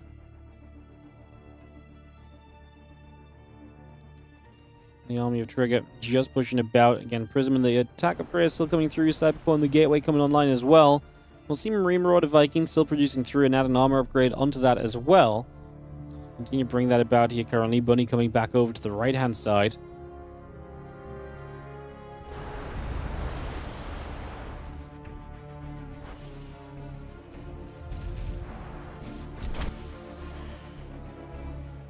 Might as well step through. Burrow up at the front, just going to dive forward. A few probes. We're going to go down. The Colossus is going to shoot. The Viking's going to get rid of a Prism, so the Prism will go down. The Vikings will go after the Colossus now. The rest of these probes continue to drop. Going to turn back around. I think the Colossus is going to... the Colossus is going to die. So the Colossus falls. We're going to kill the pylon to cancel. Okay, not all of the Zealot Warping at least, but a good chunk of it still. So that Zealot Warping does get halted as we have the Bio continue to trade through. A couple of these Stalkers taking some shots, as you can see, obviously. And then maybe the Stalkers play cleanup, but Bunny is once again just massively ahead on army supply. He does have reinforcements showing up. That's going to make it difficult to then clean this up and maybe just make it kind of a full stop already. As the Colossus showing up is nice. Something. Bunny will not end the game right here, but man, the damage is adding on, you know. It is getting to be a little bit more serious as moments pass by, that is for sure. Colossus, the results still gathering together here for a couple moments, so we just take a second with that.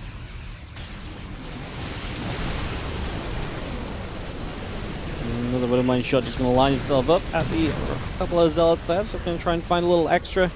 Stalkers, Zealots, all gathering. Colossus still nearby. Marine Marauder Viking, 2-2 upgrades, all building up from Bunny. His supply up about 40 at the moment. And that's after the warping just happened from Trigger. So again, we are inching closer to a Bunny 4-0-8-0. I want to say it's inevitable at this point. I mean, are we going to stop this as Trigger? He does save that Colossus just about somehow, so... Colossus saved. I mean, I guess it's the kind of thing you need if we're realistically going to have chances in that regard.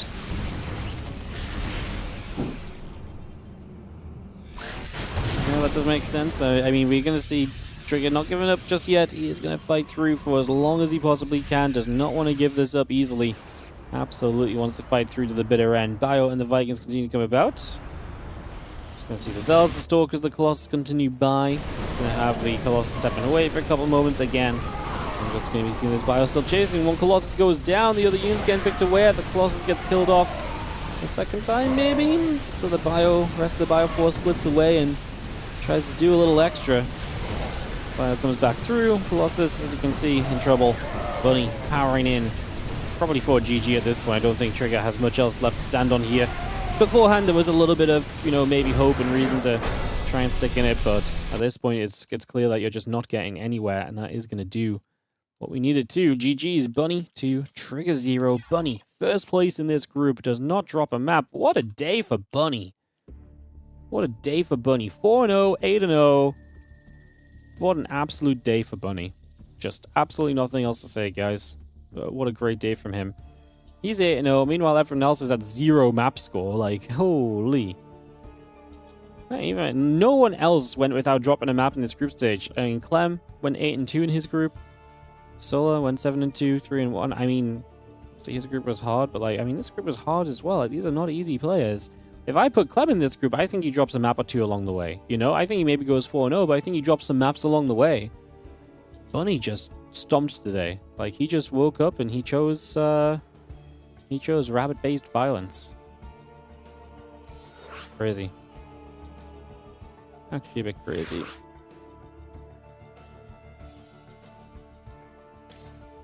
Alright, throw the invites out, we get ready to go. How do you win against this as Protoss? You don't die to the first push, is probably what it comes down to. Yeah, honestly, my analytical brain's not here today, I'm not going to lie, so I'm not going to try and guess the fixes that need to be seen, maybe, but... yeah.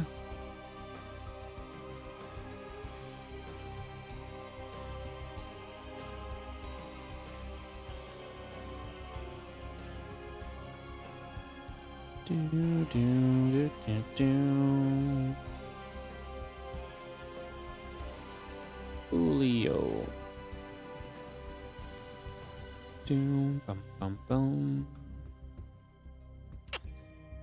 Alright, just waiting for one more caster to join the lobby, and we'll go into more.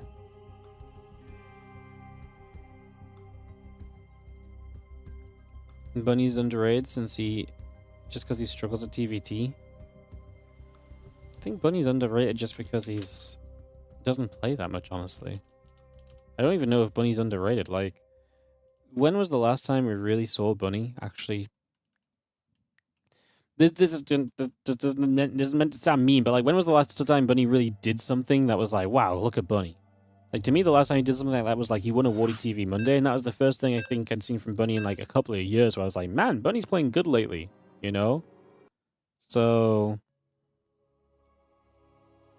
I don't know if it's a TVT thing as much as it is just genuinely like man is not really been playing as much, and maybe right now he's a bit more practiced and maybe he's back in form. But I think there's been a serious amount of time where he's just not been as practiced as some of the other guys, right? I think that's fair to say. He's not shown the results to suggest it, so yeah. I don't know. Probably sound like a hater.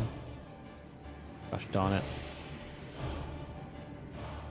I just don't think he's played in much over the last year or two, and I don't think he's played a high amount.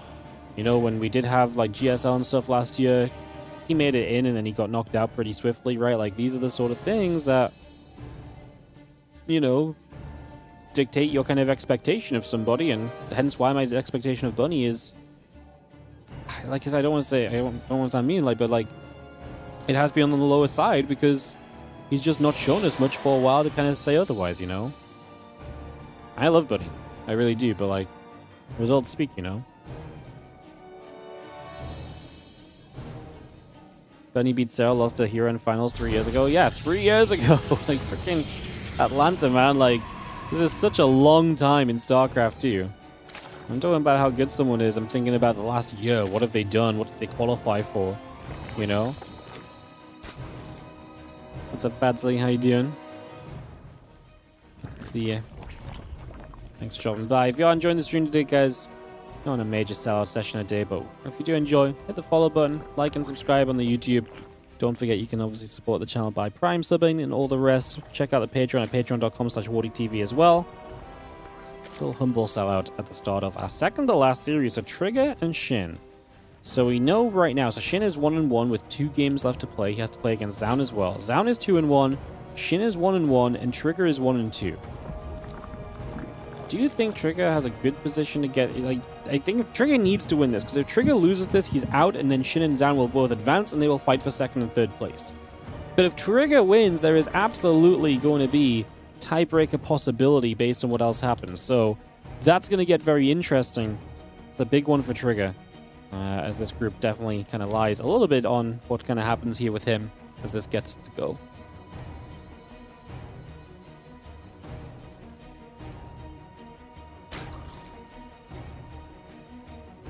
What's Shin's previous in-game name? Ragnarok.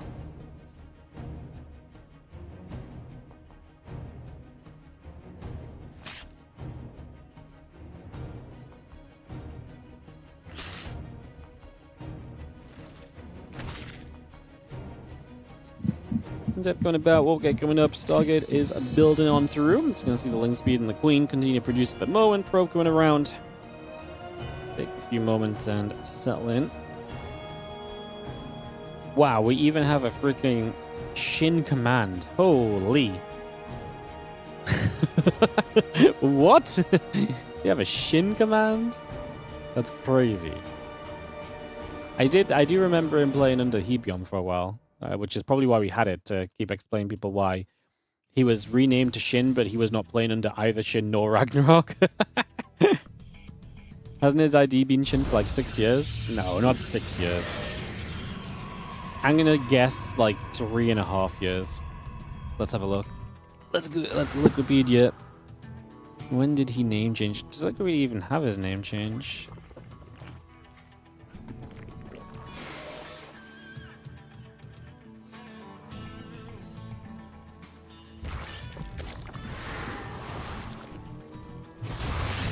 I actually don't know when it was. It was around the same time as Spirit Soul. Yeah, I'm pretty sure this was all post-COVID though.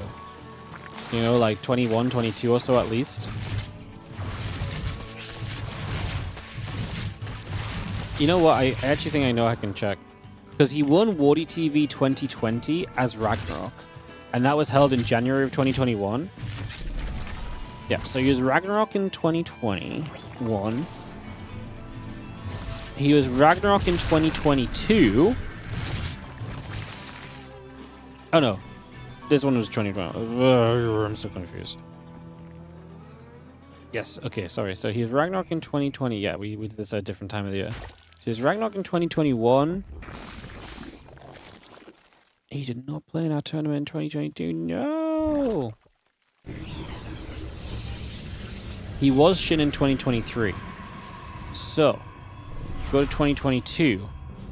How do we find out when he was... Okay, in the Summer Championship 2022, he was still called Ragnarok as well.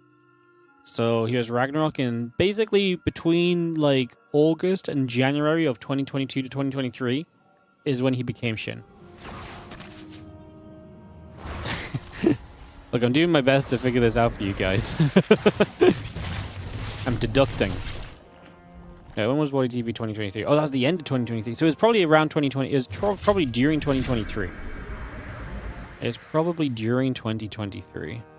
He was Shin in the summer of 2023. He was Ragnarok in the Spring Championship 2022. Okay, so he name changed between June and October in 2023. There you go, bam. 2.5 years. There you go. It's not been 6 years. But you guys had it somewhere? September 2023. Oh yeah, I did all this freaking. I just didn't read chat. I'm hardcore in my investigation mode, and you guys are just freaking figuring it out already. Unbelievable. Look, I found a way to figure it out as well. I guess looking at Shin's edit page for his name being changed would have probably been an easier way to do this. Yeah. September 2023. There you go. So he's been Shin a while, but not ages, not forever, right? 2 years, coming up to 2.5 years. Perfect, nothing happens during early game PvZ. Yeah, well, yeah. True.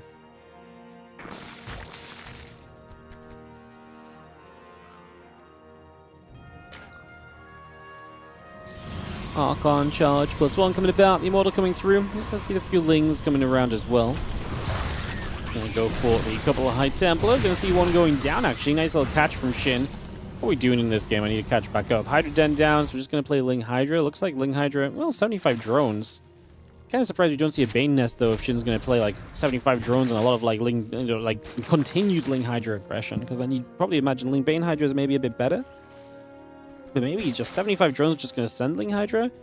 Well, 75 drones and he's just going to prep for this attack of Trigger and just completely shut it down and then counterattack, maybe? Kind of intrigued what the plan is right here. I'm not quite sure what we're thinking on right now. Bunch of Zelds warping in. Trigger is going to send this as we have got Hydras and Lings. Going to set up this ramp. There's going to be charge available. I mean, even more reason to maybe have a Bane Nest right here. With that charge being up and running, because it would help a lot. That said, though, the position of Trigger's attack is not exactly great. Like, it's a concave of Hydras up here. Queens as well. A lot of those Zelds just kind of melted away because they were not able to get a big wrap around.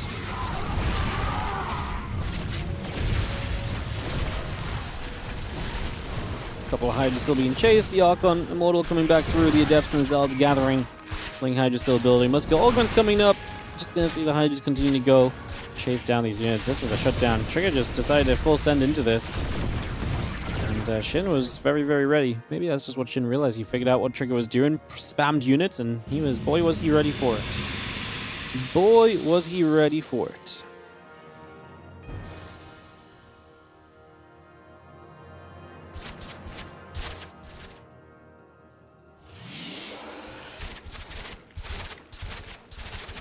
I'm just going to knock down the rocks over here, so open up that little bit of space. You got the Ling Hydra still moving through.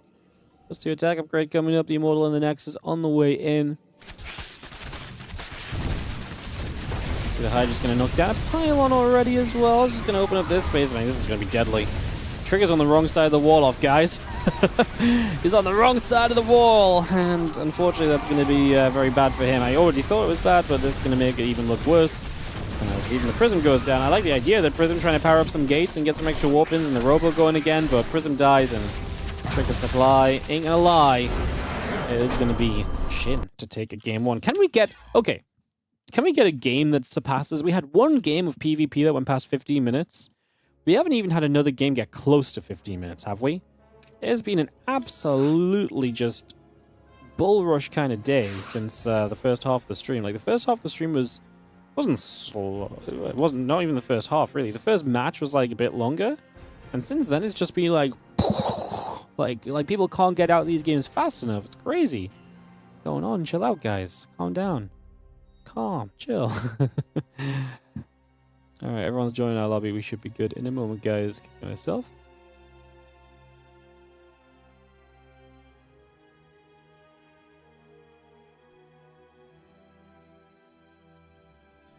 Go game 2. Maybe just not Trigger's day. Trigger loses this, he's out, by the way. This would be crazy also, actually. So if Trigger loses this and we have Trigger eliminated, we would have lost 7 Protoss players out of the 8 players that get eliminated in the group stage. Which is actually really wild. We would lose 7 out of 8 players in the group being Protoss. Like that's actually kind of crazy. Crazy, I tell you. Crazy. In the bottom left-hand side, Trigger is going to be our red Protoss. He's down a game to Shin, who is the blue Zerg in the upper right. They figured out the Protoss, yeah? The Protoss are falling in this event, man. The Protoss are falling. Do, do, do, do. Just making some random sounds, don't mind me.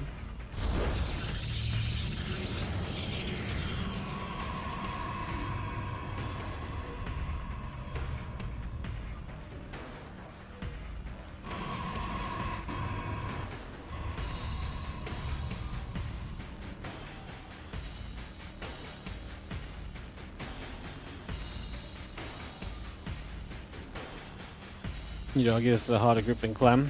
No, I kind of agree. Like, I actually think this is a very difficult group. I think this is a very difficult group, especially for all the players in this group. I actually think it's very difficult. So I'm mesmerized by what's been able to happen and come through on this one. Bunny going 4-0-8. I know it's wild. Can Trigger bounce back again? He must win this series, no doubt. So, let's see what's happening. It's a sub call coming through. Hatch drone pool coming up. Overlord gonna journey over for a couple of moments.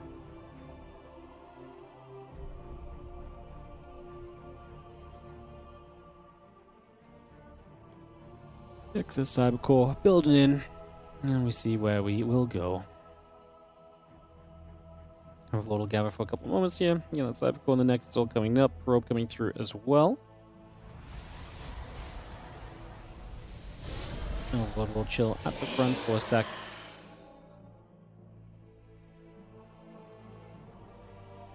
Yeah, Ovi just gonna move around. Take a couple seconds here. Stargate gonna pop down for Trigger as he scouts the probe across the map as well. Trying to see a bit more of what else is happening. Answer is not too much at the moment. So got the Queens and the Ling Speed coming up as well. The Stargate will continue through also. And just have the one Adept going to shade across the map for the next couple of moments here. So let's follow it and see if anything exciting happens. Adept will shade, Probe will move. Adept going to shade to the high ground. Oh, not. Cancels it last second.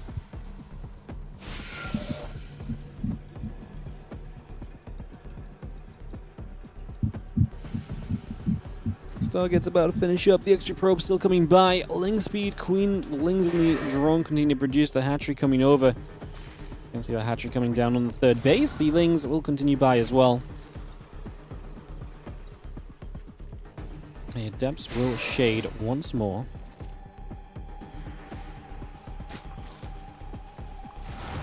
Things will be there. Dealing with that at a moment or two. Oracle and the Warp Gate still coming about. The Nexus still building by.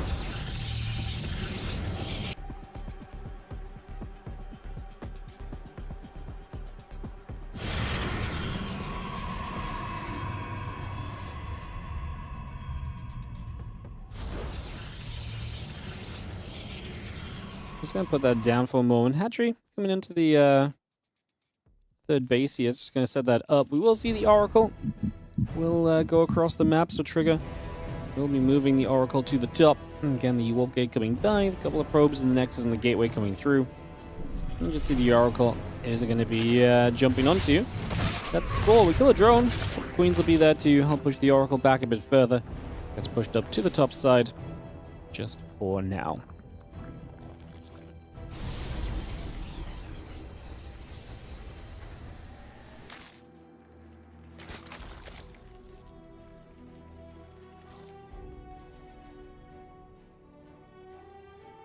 Well, Oracle will try and step through, see if this one can find any success in the next couple of moments here on Old Republic. Trigger fighting for Installment life, and the chances in this group will disappear before him if he can't win out on this one. The other Oracle just sits up to the top for the moment. Lair and the drones all continuing through and into play, bringing those up and into position for now. Seeing the Oracle here trying to dive by. Just takes a bunch of damage, doesn't do anything. We'll join up with the other Oracle, but they're both kind of hurting, so we'll at the very least probably need shields to recover for this one initially, and then we can maybe try and go from there and see what we can do as the Queen. Get some damage out, Oracles take some hits. Fourth hatchery comes down from Shin right now, gets that on the way. Let's start it up. Double assimilator will drop in right here from Trigger. Oracle is still looping back around into the center. The Oracles come through, Hydrogen drops down. A couple of drones are going to get zapped immediately, make it 3 workers that go down right off the bat.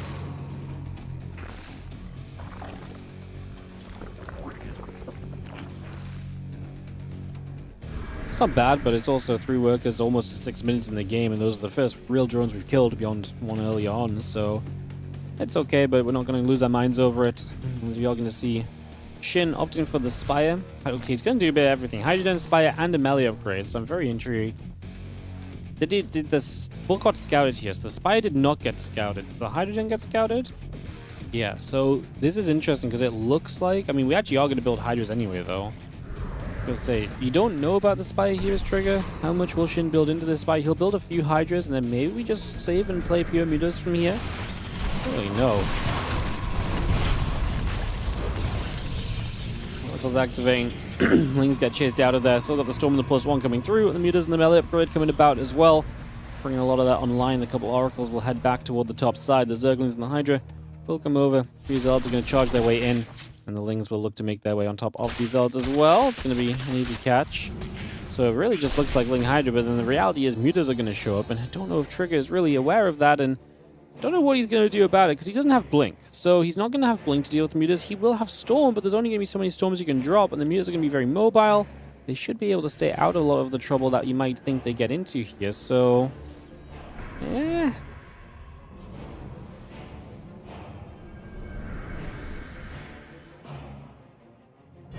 I see you guys talking about Dark in the chat. He literally made a post like 2 days ago on Twitter or something that said, like, it's only 8 months until I'm going to be back playing.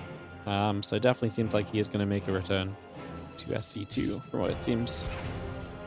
Meteor showed up, and they get 5-6 probes to begin with, and well, just going to find an Archon on its own here. There's a battery and a cannon, though. That is enough for defense. Shin, this seems like a terrible idea. Energy recharge, that seemed like a terrible idea, no? That just seemed like it was never going to be smart. Alright, well, we kill 8 probes at the moment. Somehow we still got an overload over here. That's how little anti-air we've actually had available in this game.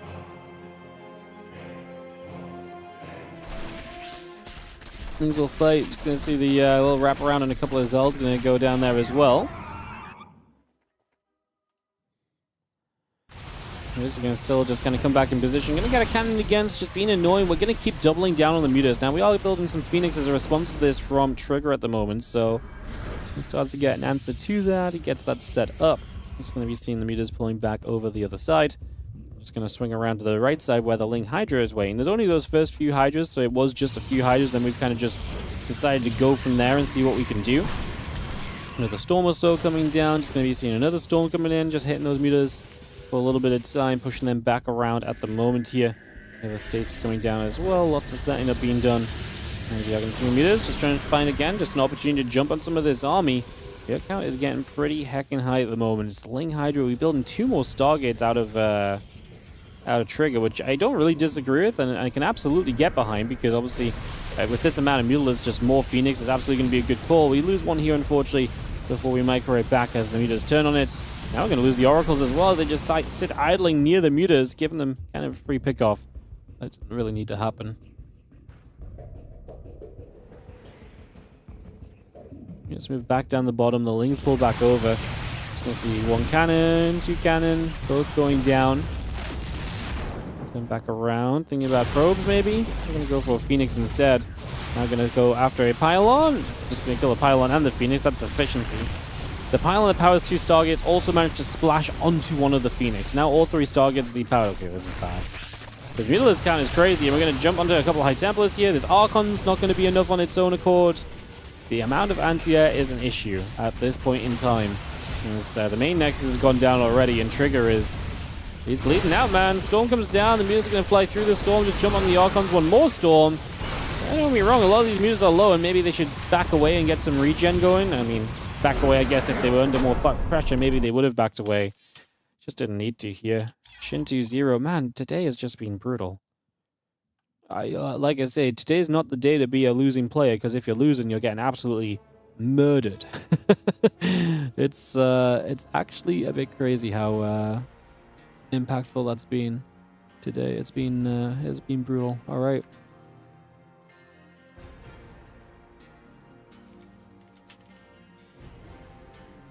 All right, guys. We'll jump into this momentarily for our next match. Just give me 1 second.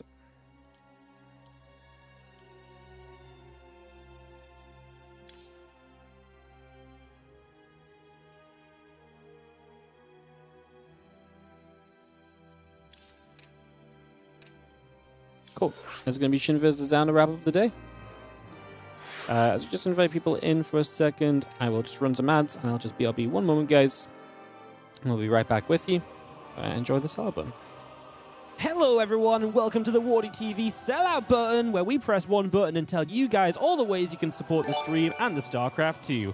First of all, don't forget to like and subscribe on the YouTube channel if you're watching over there. And secondly, if you're watching on Twitch, you can hit the follow to see when we go live. On Twitch, don't forget you use your Prime subs. They are free and they are awesome. If you do not use your Prime, we will say you're committing a crime. Of course, you can sub regularly, you can gift the subs, there's a membership system on the YouTube as well, and one of the most important things is to also check out the Patreon, patreon.com/WardiTV, where 100% of everything goes directly into StarCraft 2 tournament prize money. Is there a better deal than that? Yeah, gifting subs, because then you just spread the joy of WardiTV and StarCraft to others. What isn't there to love?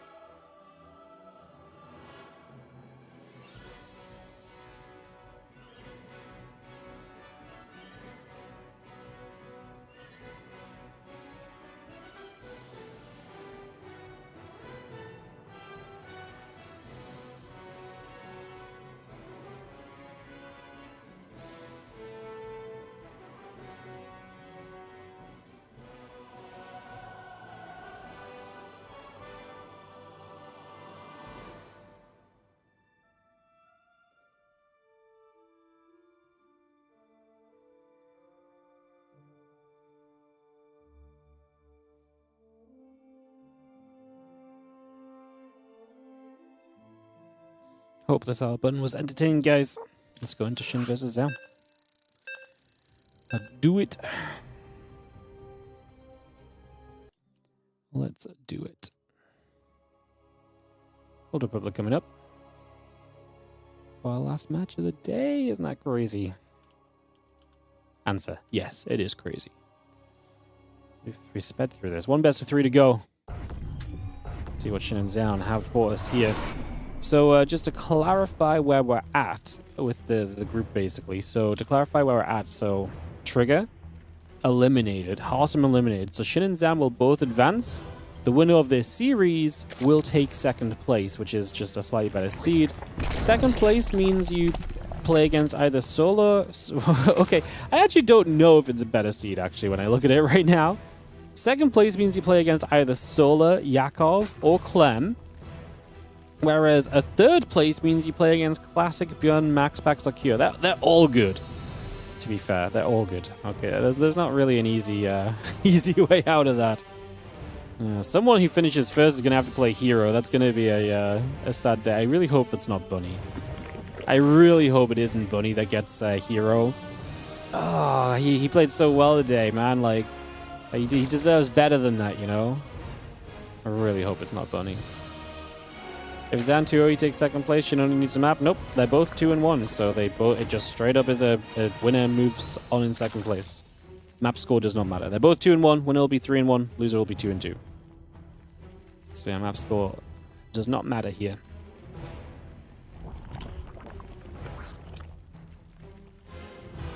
That pool coming up over on this side, so it's going to get that pool coming through. No gas just yet from Shin, playing Old Republic here. Out of Old Republic against Trigger and into Old Republic here against Zoun to start us off.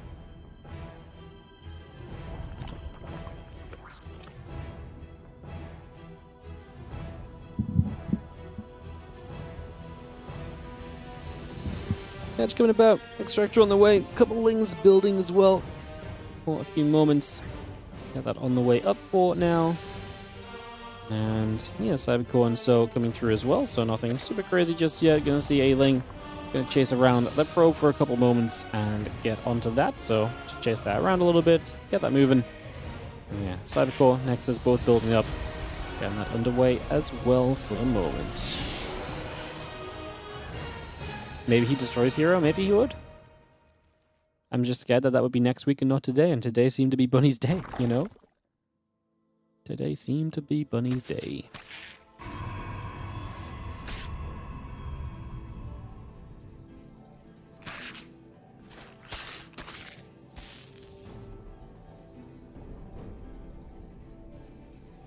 Alright, just gonna see our Stargate coming through. His Ling is actually gonna get aggro.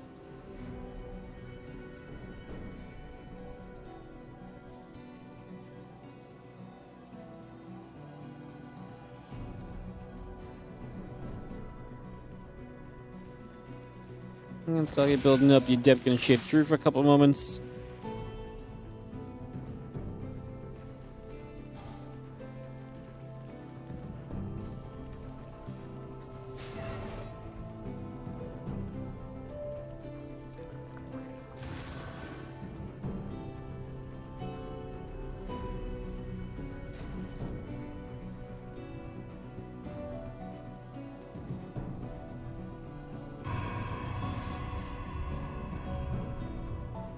So, drones, Ling speed coming about. Just gonna see the couple queens coming through. Overlord's gonna gather in. Oracle and the Warp Gate coming around here.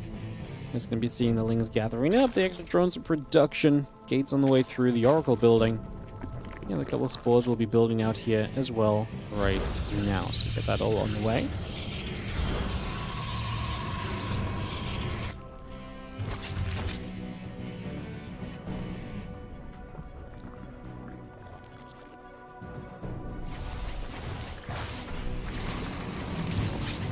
Just gonna shoot Crypt Demon going down. Well, Queen's still gathering through for a couple of moments. Again, the drone's building about, and the Oracle will move around to the top side. So I'm looking for an opening there, see if there's any opportunity. Nothing really going on just yet.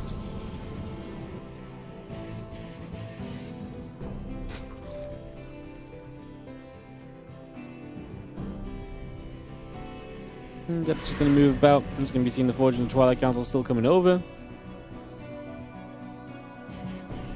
Again, Twilight and the Forge building up. Nexus, Probes, and the Stalker coming through as well. Continuing to get that on the go.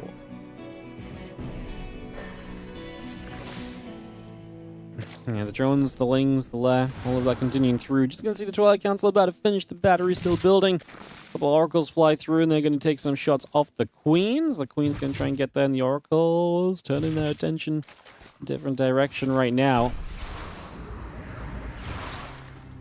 Just gonna join up with these few adepts, and it's +1 on blink behind this from Zoun at the moment. And Shin heads into the lair, heads into the drones, heads into some extractors. Some creep spread kind of pushing out onto the map a little bit as well. He is looking very reasonable across the board right now as the adepts are going to fire through, get another creep tumor just for the moment. Queen's still going to hang around just there. Yeah, a few more drones coming up. Roach drone on the way. Spire hatchery building through for now.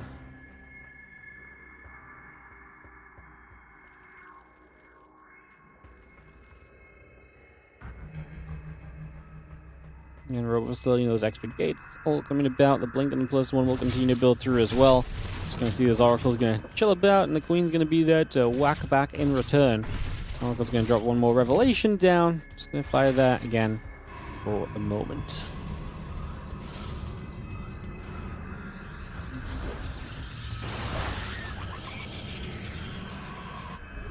Little bay, couple gates, all coming through. Just going to see the +1, the blink coming about. The Ling's going to try and hit the front. The Adept is going to hold the wall off there. It's just going to hold that out for the moment.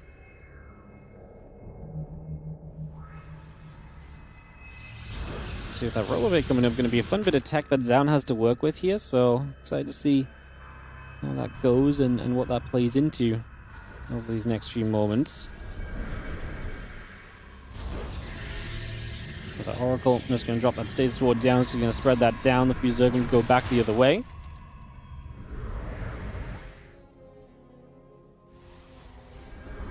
Looking +1, finally going to be done for Zoun. The mutas are popping through, so let's see how Shin does with the mutas here on Old Republic in this game. Flyer attacker storm behind it. Obviously, just saw him do well with the mutas on this map previously. This time, did not mess around with the Hydra Den or anything. And second Stargate already building, so Zoun prepping the defense against the Mutalists. And I like the second Stargate going to commit real heavy into the Phoenix. I think that puts you in a good position here right off the bat as Zoun. Because I think we know that Shin likes the idea of kind of committing heavy on the mutas, although that's a perfect shutdown on the first. He does indeed start 8 more though.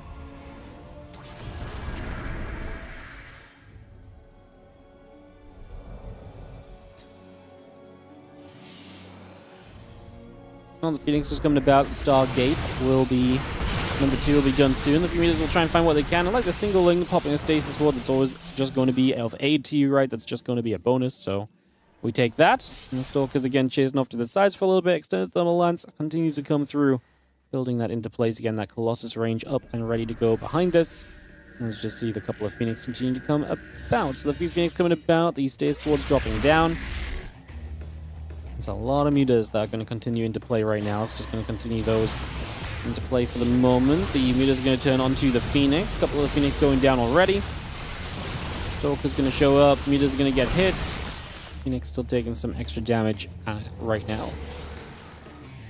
The Beacon is going to finish in straight into Annual Pulse Crystals, so the Phoenix range, making sure that these Phoenix are going to be as effective as possible at clearing up the Mutalists and chasing them down and just handling that in general. Just making sure we're as well set as we possibly can be there. The mutas continue about. Depth Stalker gathering. The Phoenix going to fly through again. The mutas, once again, very narrowly able to get after the Phoenix for a moment or two. Stalker's going to shoot. Going to try and dive in. The Ling's going to get caught in a stasis. Going to continue to try and fight a couple more of these Stalkers going down. The Phoenix getting picked away at. Do see one more muta having been dropped right there. As we do see Corruptors and mutas still building by. Melee upgrade is a part of this as well. In we go. One Stalker gets picked off. The other Corruptors nearby. The muta's gathering. Just going to see the melee upgrade and the +2 flyer attack upgrade continue to produce. We are going to have an assimilator. That'll take some damage as well. Muta Corruptor still lingering around the sides. Where are we going to go, guys? Thinking about moving through here. Ling's going to dive. The Muta Corruptor is going to send it for a little bit. Just going to be seeing the Phoenix coming through. Just going to have the +1 air weapons coming in at the front. The Mutas and Corruptors still wanting to go in after the Phoenix at the moment. I like the Corruptors because obviously they tank the Phoenix, and if they get into a good position, then the Phoenix is still forced to fight the Corruptors, because otherwise, you know, they're meant to be on the mutas. What I don't know if I love is maybe the Phoenix could have flown through the Corruptors onto the mutas. I guess then the mutas just fly away. Shin's actually just making this muta Corruptor kind of work. What's awkward is that the Colossus are going to be completely dead weight here, because you've got Corruptors against them already as well. So the Colossus are not exactly going to be all that great, especially as more mutas are just being built. Again, you can see the Phoenix are going to try and get around toward the Mutalists, and they are kiting the Corruptors, and again, like you say, some pretty good value in terms of not taking shots and dealing shots. Now that they're kiting, at least. Beforehand, they were just sat there and just trading. Shin's already done a lot. Uh-oh. Colossus middle of the map. Mutalisks. So Shin didn't actually realize it. He's just accidentally found those Colossus. They're actually going to get away, at least from the mutas. The Corruptors will try and make a dive onto them, and they will get there. One Colossus definitely going down. I don't think there's anything to save the second Colossus, to be honest, so... Like I say, I mean, Colossus is not super useful. I mean, they're still nice to have because they're going to clean up some lings if you've already got them, but they're not going to be super useful in the long, you know, in the grand scheme of things here, because there's a plethora of counters against them, so you're not going to keep building them. But of course, against some lings that are going to look to run through, just having a couple if you already had them would not have been a bad thing. But I think Zoun's just in a bit of a moment of desperation right now, trying to figure out what he would like to do, trying to bring this back, but not really there just yet. As the Corruptors, mutas continue to come about, a bunch of these probes will begin to go down. Templar Archives and the Zealots coming about. The cannon is still building through as well. Muta, Corruptor pulling back over, a couple of Zealots moving around. The few Phoenix are going to come dive in as well. The Corruptor's going to pop out here and chase the Phoenix back the other way. Again, +2 flare attack coming over. All those Corruptors coming by. Hive is still producing. Just going to see Templar Archives, the probes, and the Phoenix continue to add in as well. I'm just going to be seeing the Zealots going to get back through and go after the rest of those drones. So a bit more damage being dealt for the moment. The Mutalisks just coming through. Zoun is going to type GG. And that is going to be Shin to take an opening game in this battle for second place in Group D of the WardiTV Winter Championship. Map 2 will be on Tourmaline. So let's get that started up.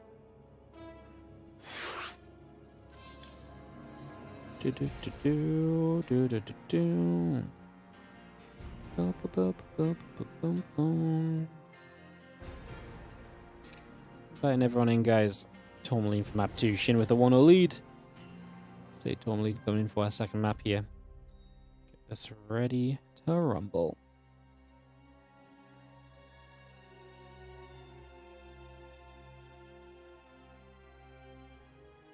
Ooh.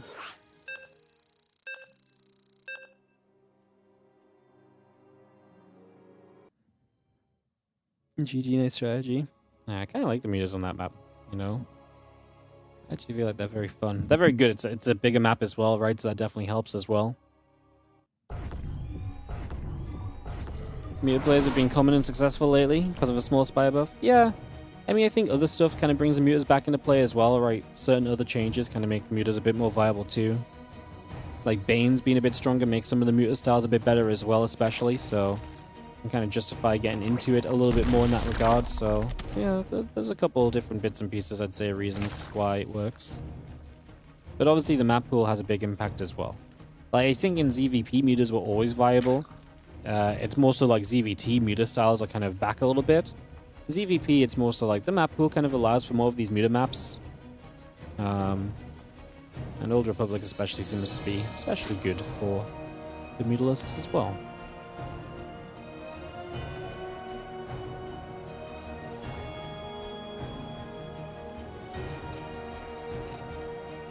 Shin has a drone across the map. He likes a lot of his proxy hatches, and this may be one of those opportunities he tries to set up for right now.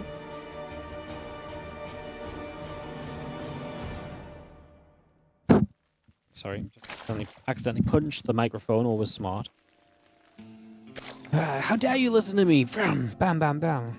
It's the equivalent of what I just did. Why are you in front of my face? Hatch coming down. He's going to see the gate and his cyber core coming in along with this for the moment. Just going to set that up. A couple hatches coming through. Obviously, one of them being back at home for the expansion, the other being on the proxy.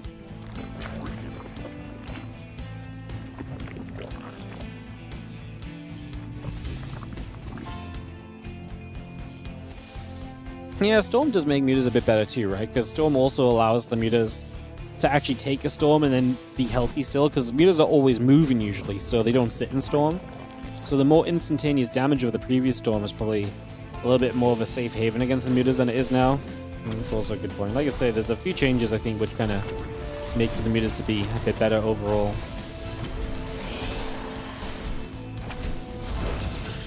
But yeah, maps are definitely a big part of it as well. Well, double gateway forced. Again, Shin knows exactly what he's forcing here. This is the most common response to this hatchery block. Just 2 gateways, 2 zealots, and 2 adepts. The adepts go straight across the map, though. They actually not build a second zealot either. Okay, so 1 zealot, 2 adepts. The adepts go straight across the map. Hatchery will cancel, and the drone runs up into the main base, as the adepts will be onto the other side shortly to try and see what is going to go on.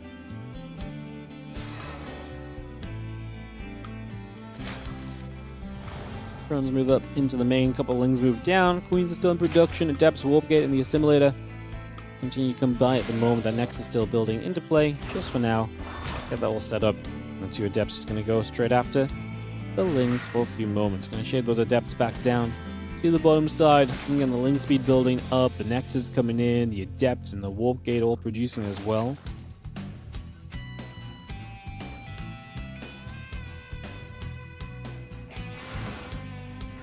Adepts will just keep shading about. A couple queens gathering in right there. The Nexus and the Adepts will continue through. Warp Gate is going to be done in a couple of moments. That Zergling speed coming over. Queen Lings drones producing also right now. So we keep those numbers going. Coming up into better and better position here. Just going to see the Adepts are going to go for the shade up in toward the main base. The Adepts are going to try and shade into the main right now. Try to see a little bit of what's going on. And yeah, Ling speed coming through. The few drones and a couple of Lings continue to come about as well. Just for the moment. And the Adepts will continue to chase for the drones momentarily there.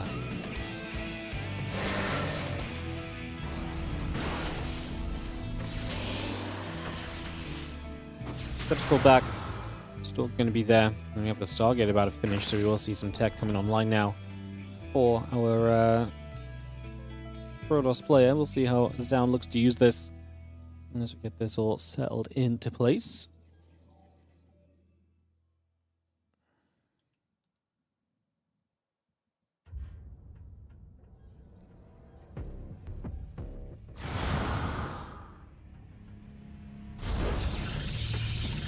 Adepts will move about. It's going to be seeing the shade across the sides coming through.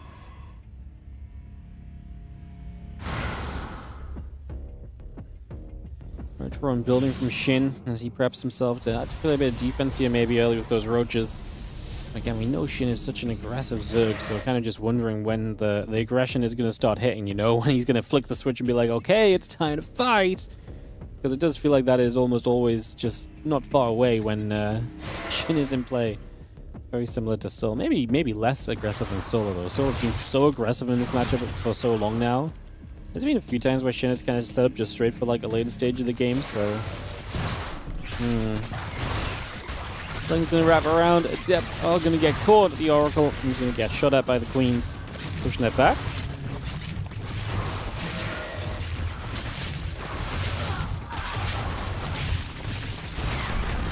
Adepts just gonna come around. Just gonna be seeing the Forge, and the next is coming up as well. Link still building through. And yeah, the Oracle's still building up. Pulling up to the top side. The Link's gonna get there. Adept gets grabbed. Oracle is going to throw a Stasis Ward down into place. Just going to catch a single Zergling there initially.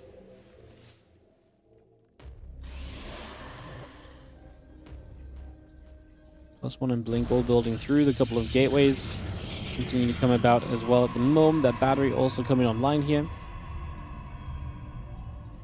Hydrogen producing a few Zerglings. Going to get a run in after a couple of those Adepts at the moment as well. And the Oracle's still active, still going after those few Zerglings. So a few Lings going down. Again, Hydrogen halfway done. Zerglings producing. Overlords on the way. There is the Templar Archives building now on the side of Zoun. So we get that going. The couple of gates coming through. +1 and Blink. All building into play. The Stalker's still adding on as well. So yeah, Gateways and Templar Archives continue to come about right now. Just going to be seeing the Groove Spines coming up. Ling Hydra's still coming over. Stalkers will chase in for a few Zerglings there as well and just try and get a little bit more damage dealt already. And yeah, those couple of gates just going to finish up over on the natural. Stalkers will make a move and just come across. Oracle's going to throw down some more stasis action. Ling's thinking about making a run forward. That first stasis is going to get caught. The other Stalkers here going to get in after the Overlord as well. And the other Stalkers going to continue to hit this hatchery, and this hatchery taking some damage. Lings are going to run through. Stalkers will be taking some damage. Hydra's there to try and help with that as well. So just continue to come bring this back over. Stalkers will step in one more time here. Just going to have ourselves the, charging storm still building up. Plus one attack upgrade coming by. Gates, batteries, cannons all building through.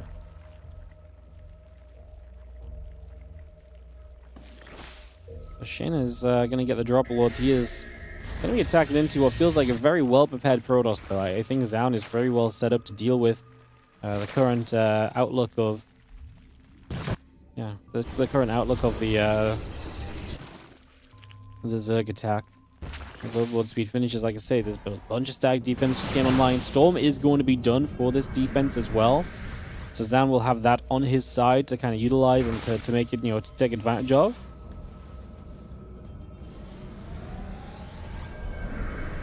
A couple of Oracles will move back through again, charge the +2 in the Robo facility, all continuing up.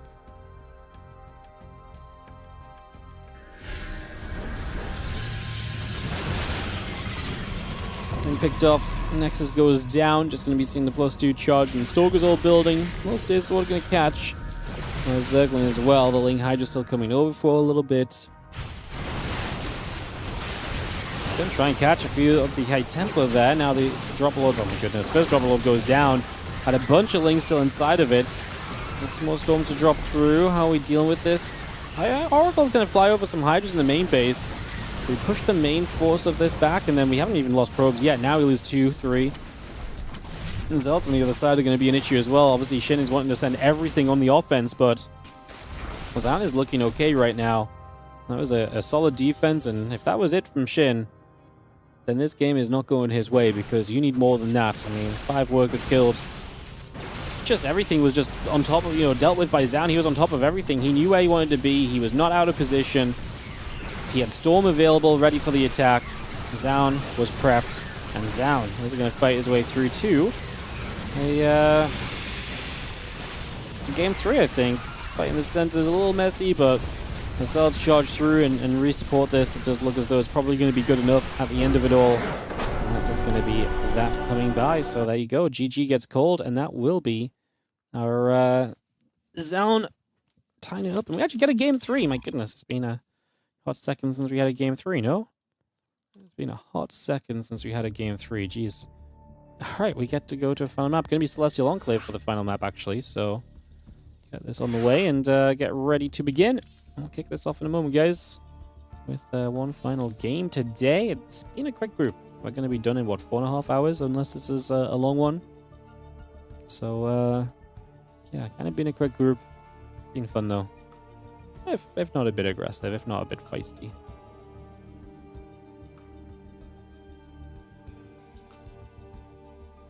Alright,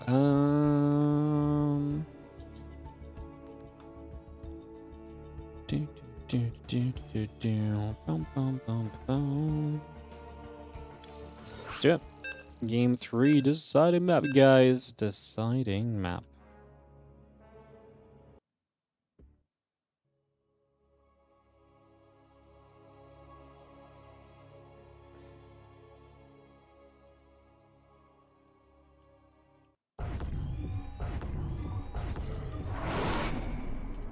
In the bottom left, our red Zerg is going to be Shin. In the top right, our blue Pros is going to be Zoun. Let's get this on the way. See what happens. Final game of the day. In the Winter Championship playoffs will be next week, guys. Thursday, Friday, Saturday, Sunday. We are going to be also, I'm away the next 2 days, but I should be back Saturday with some replays of that Liu Cup, the semifinals and finals that we said we would cover. And then Sunday, there's some Uthermal TVT. I've got some sponsors to do over the weekend as well. So basically, away 2 days and then back for 3 days. And into the Winter Championship playoffs. So that's what's going on. Celestial Enclave. I always get scared when I see this map because I always think it's like, uh-oh. 40-minute game time! Like, to me, this is what this map kind of sets out to do almost, and yeah, like I said, I get a little bit afraid when I see it at times. Long games are bad, it's just, you know, sometimes the long games, they, not that long games are bad, just that sometimes PvZ long games can drag on a bit, you know? And I feel like this kind of map is more likely going to create a situation where it's like, oh god, this game's not ending. Then it's going to create a situation where it's like, damn, that was a sick long, you know, sick epic game, you know? That's just kind of the vibe I get with this map. It's very macro focused, right? It gives you a lot of bases easily. Maybe not see a lot of games actually go that long, so maybe my initial fears of this map are not actually true. Maybe this is a bit of an outdated fear. So yeah, maybe there's a little bit of a thought there. As we get set up, ready to roll.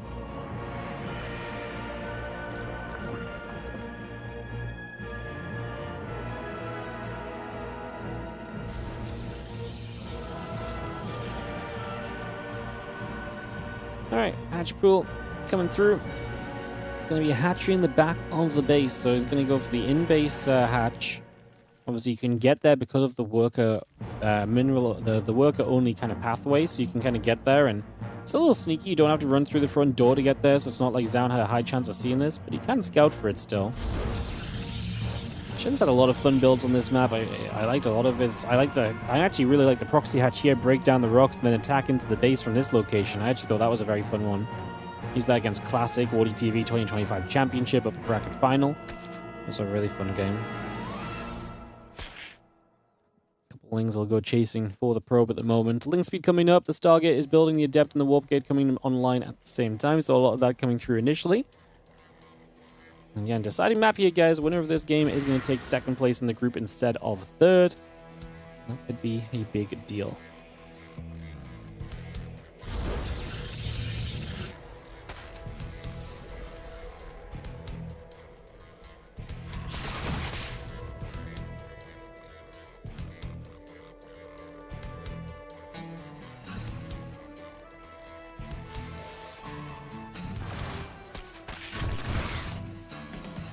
Voidra and the Warp Gate continue to come through. Just going to continue to set this up. Link Speed Queen continue to come around here just for a couple of moments.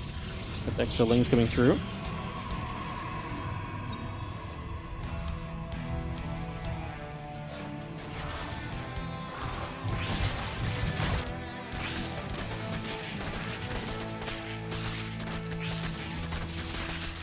can see the link's going to come through, just trying to push about for a couple of moments here, trying to see what's going on.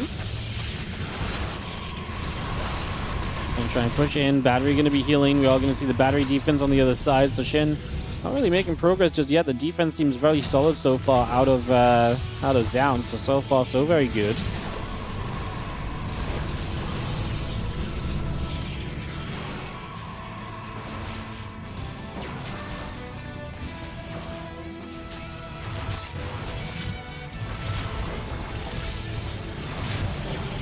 Stalkers and the Adept just going to shoot. Spore taking some damage. Queen's going to gather about. Oracle will look to activate onto the Lings.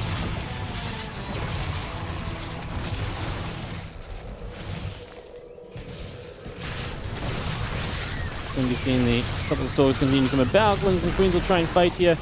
Just going to be seeing the Voidra going to be providing defense as well. Do you not think this is really going as well as Shin wanted it to? Because I feel like this was meant to be very momentum based, but there ain't a lot of momentum behind it right now for sure. So looking a little bit rough and around the edges here. Stalker's going to get a few more shots off on a few Lings. Spores and the drone still building up. The Overlord taking damage. Going to fire a few more shots back onto the Queen now. Queen will go down. Overlord taking a few more hits. Stalker's able to get that KO. Overlord falls. Spore Crawler going to be next as the Voidray makes its way towards that Overlord. So just going to step straight through there.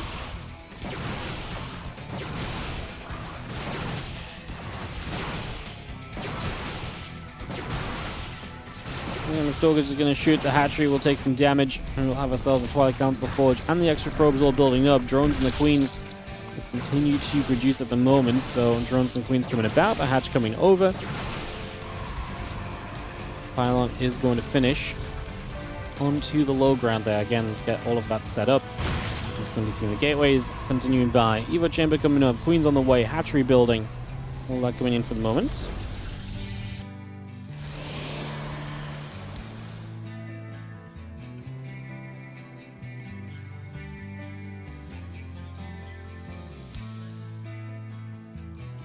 Again, charging +1, still just building by. Get that going for a couple of seconds here. Get that set up.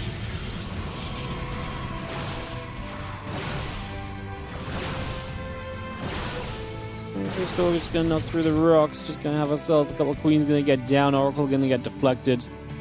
Charging the +1 building through. Robo Facility, Temple Archives coming on into play. I see those few lings gonna get rid of the rocks right there. It's just gonna open up that little bit of space.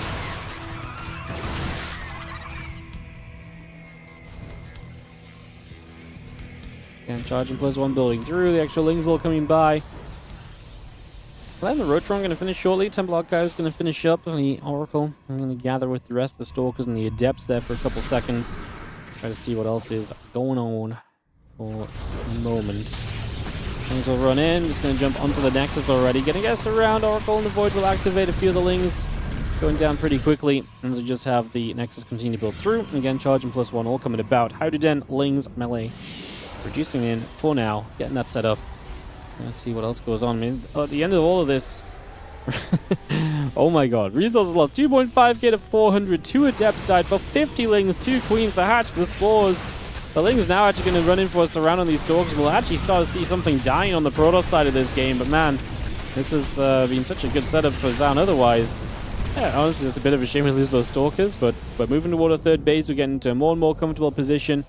We're getting better and better set right here as the melee upgrade and roach speed continue to come through. Roaches and lings still producing. The void ray activates onto a few zerglings as well. Just going to see the few lings going to end up running away, backing away, trying to hide off into the corner.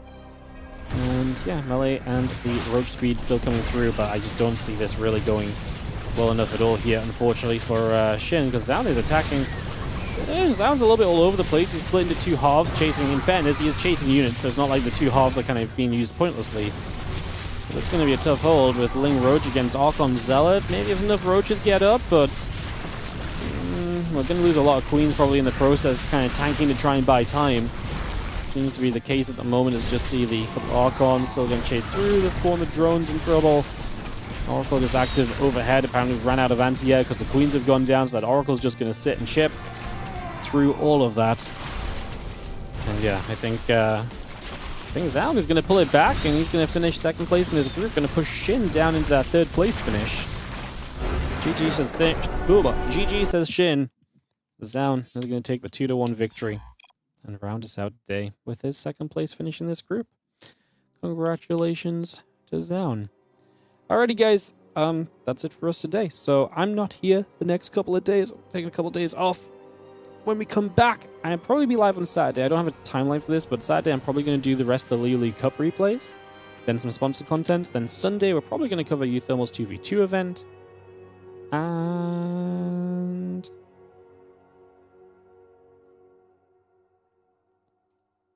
yeah, I think that's about all I have to say. So yeah. Appreciate you guys. I hope you have a great rest of your day.